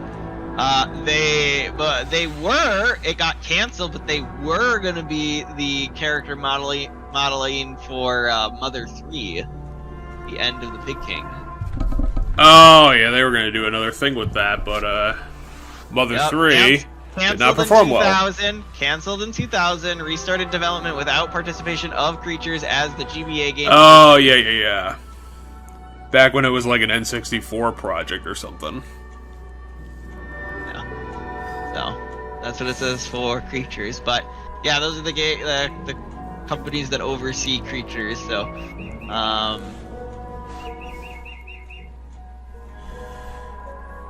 So Game Freak need to give themselves the power, or club someone at Nintendo over the head and take the money. And June 1st, 2022 was announced that Pokemon creator and Game Freak founder Junichi Masuda left the company and would be part of the Pokemon company at a position called Chief Creative Fellow, being more involved with the franchise as a whole instead of just the video games. Like, he left Game Freak and is now part of Pokemon. He wanted to start playing the trading card game, and this is the best way he can think of doing that. He's gonna win the big tournament. But yeah, so you know, at the end of the day, yes, Game Freak and Nintendo, you know, the thing is they all have a say of the Pokemon company, and they are the powers that be, but the Pokemon company is also, like, the people who are building the game have to report to the Pokemon company. The Pokemon company has to report to the people who own the super high ups at Game Freak and Nintendo. So it's a weird, you know, it's a weird diagram there. So yes, the Pokemon company is part of the problem. That's why money isn't getting funneled to where it is, because at the end of the day, Pokemon is the publisher and kind of gets to decide how much money is going towards certain things. And it all just depends on how much money Creatures and Game Freak and Nintendo, you know, it ends up being a thing where it's clear that when Nintendo's not involved with the other two companies, things get more budget just on Nintendo's end. But when it comes to all, you know, the Pokemon company and everything that's involved with the logistics of Pokemon, there's not enough money gets put towards the games that maybe should. And that's the biggest problem. So as I've stated in the past, and my thoughts on where the franchise is going, to get back to what was the original topic, I think Pokemon will continue, for the time being, my prediction for Pokemon is that it will continue to take 2 steps forward and 1 step back.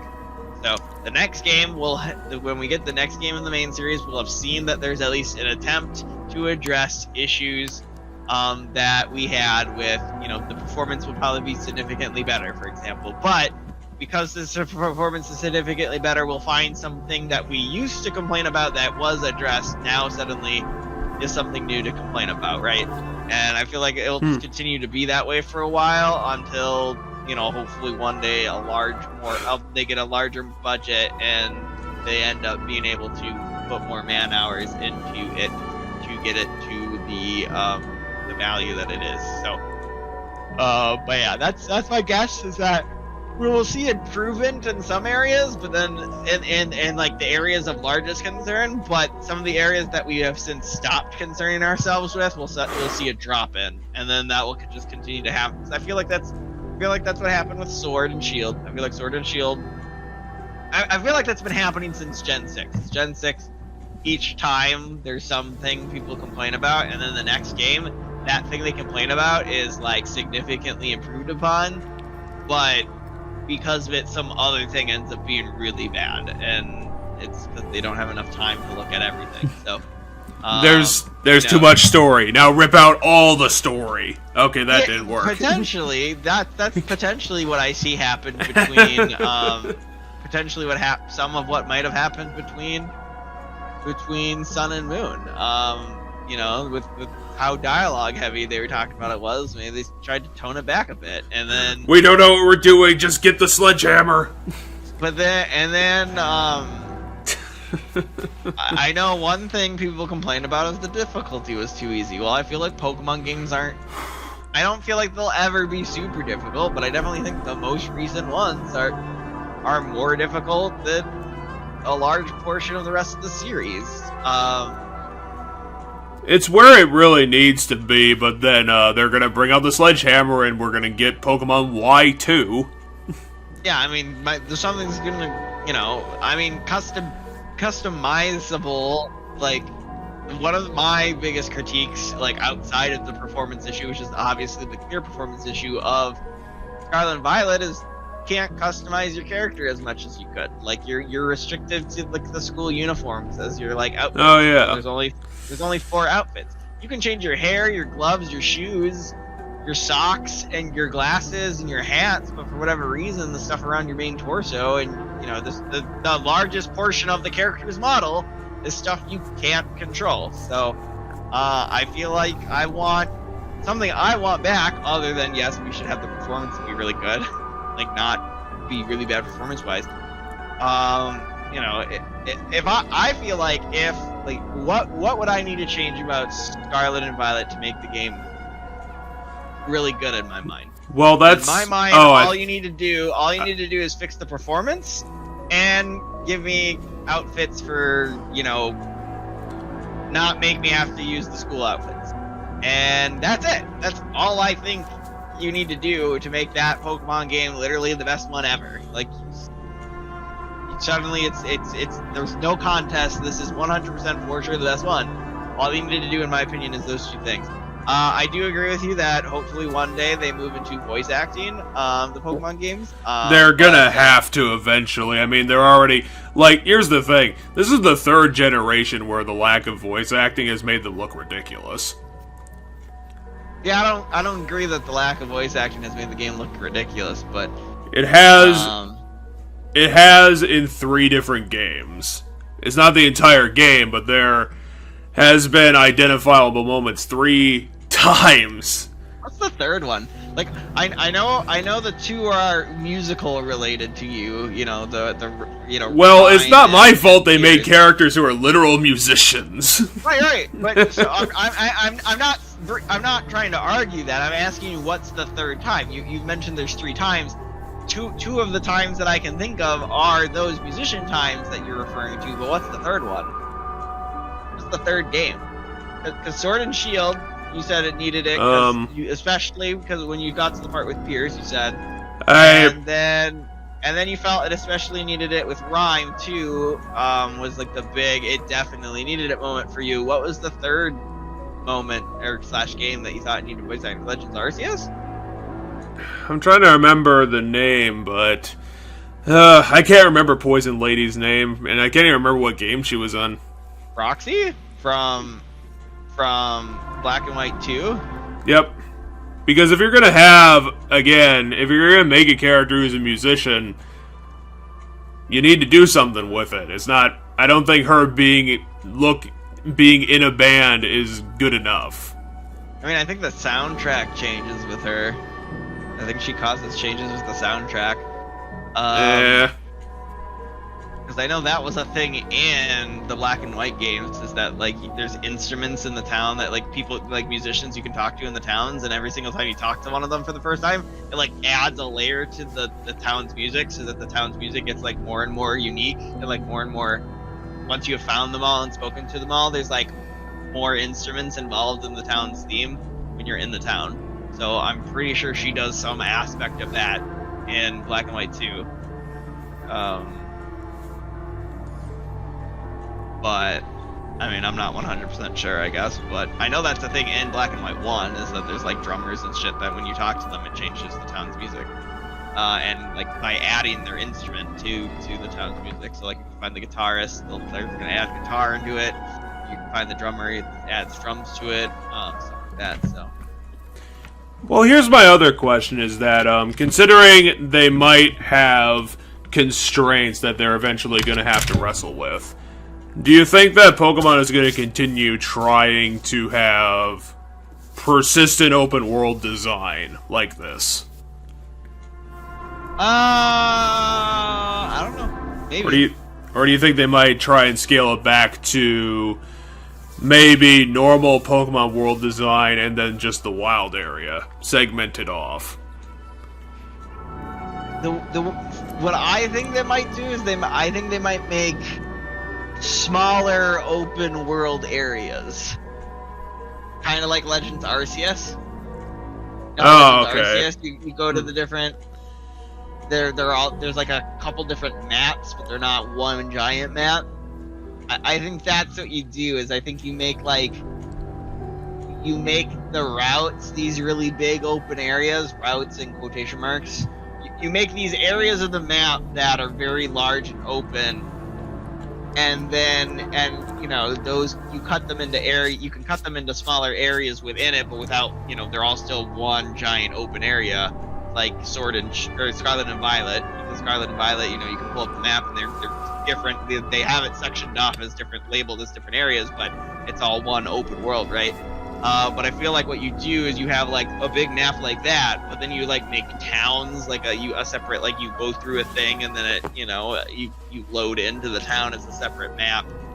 And then you do that, you use the towns to connect these bigger places. So, on the north side of one town is one large place, and to the south side of that town is a different large map.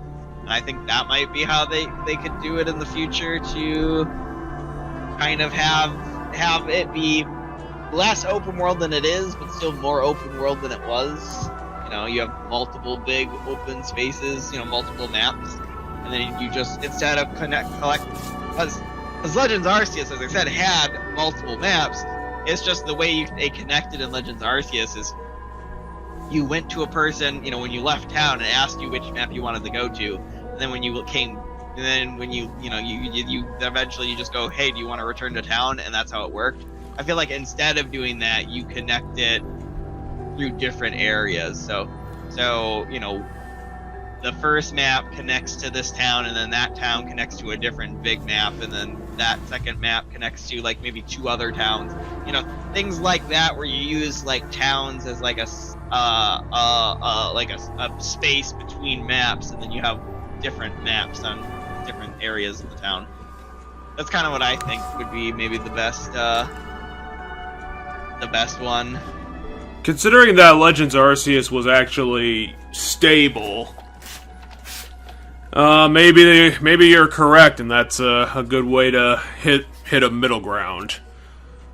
Do you think that there's any chance that do you think the Pokemon Gym Challenge is always going to be a part of this series, or do you think there might be a Black Revolution, and they might do something completely different for this?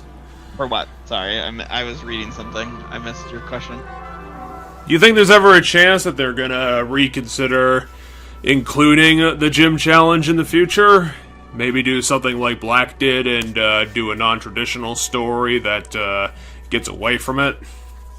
I mean, I'm sure we'll have games that get away from the gym story, but they'll still be gyms. I mean, the only game that didn't have gyms in it was Sun and Moon, but they had like a gym-esque thing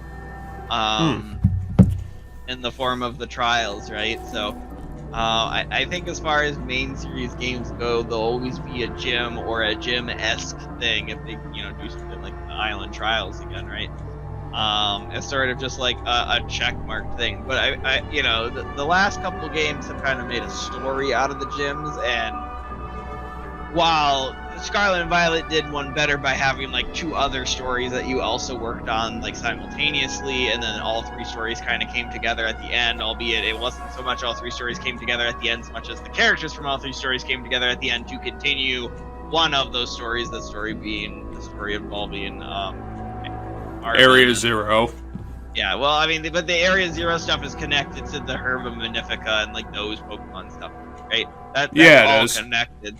So that it's kind of a continuation of that story, while the Gym Challenge and the Team Star stories kind of just end, but the characters from the big characters from them join in for the final adventure of what is the Herb of Magnifica story. Maybe they'll they'll keep doing this like separate story format. Where they'll do like one story about the legendaries, one story about the bad guy team, and one story about the gyms. Maybe eventually we'll get, you know, something more traditional like in the past where you're on a journey that's going to take you to all the gyms, but the story's not about going to the gyms. You just happen to kind of be doing that, and then while you're exploring the world and just kind of journeying, you end up having, you know, you come across an evil team that's doing something about the legendaries. You know, that's very much your Gen 4s, your Gen 5s, like Gen 4, Gen 5, Gen 3. Like, you know, I don't think it's, I mean, maybe it's stated at the beginning, but like, most of the Pokemon games prior to like Sword and Shield, to be honest, while the gyms are there and they are important to the story in a way, it's not directly stated that my goal is to go beat all the gyms and beat the Pokemon League. It was more just like they always stated in like the older Pokemon games that, you know, you're going on a Pokemon journey, and it just kind of goes without saying in those games that like part of that Pokemon journey is going to the gyms, because you can go to all the gyms anyway, even though no one in, like, I don't remember anybody telling me in Gen 4, hey, go do all the gyms. Like, I don't remember a person telling me to do that. But like, you do it because that's what going on a Pokemon adventure entails. Like, that's just kind of the innate expectation. But then it's kind of like, while you're doing that, the actual story takes place, and the actual story is, you know, Team Galactic, the villains, the legendaries, right? That's your Gen 4s, your Gen 5s, your Gen 3s. Like, a lot of the Pokemon games, I feel like that's the story to them, with some, and then later you know, we did the story about the Island Challenge and the Island Challenges for Gen 4, but while doing it, there's, you know, a more bigger story of these characters and what's going on with them and things like that, which is why that's very, you know, that's a less, as I said, a less plot-driven story and more of a character-driven story, because where the characters are and what they're doing isn't so much important as who the characters are and what they're learning in that game. And, you know, maybe they'll continue doing these kind of like three-pronged stories like they did for Scarlet Violet. Maybe they'll eventually kind of realize that they don't need a story about the gyms, and we go back to the gyms are there and we're doing them just because that's a thing that's just expected to be done by people in this world. Or maybe, you know, and the craziest thing they could do is get rid of gyms entirely. I don't see them doing that. You know, I have a friend who wants them to get rid of gyms being monotyped and try to find different things to do with gyms. I think there's an idea there. You know, theming gyms differently. I think that could be a cool thing to do. Finding different themes to build a gym around other than type. So like, you know, like an all dog gym and he uses all dog Pokemon, or like do like a gym that's based on construction and he's got like Conkeldurr, but then he's also got like some steel type Pokemon and some ground type Pokemon, like Pokemon that feel like they fit around the theme of construction, right? Or like you could do it's like first responder. You can do like a first responder, like a police officer, and you feel like Pokemon that have to do with like law and justice, you know, that kind of deal. Like there's other ways they could theme gyms to make it so that it's not monotyped anymore. Because I will admit, while, you know, I've stated Pokemon games have gotten better at difficulty lately, in my opinion, and they're, at the end of the day, it's really easy to just walk into any gym and floor it. By just having the type that like beats it super hard.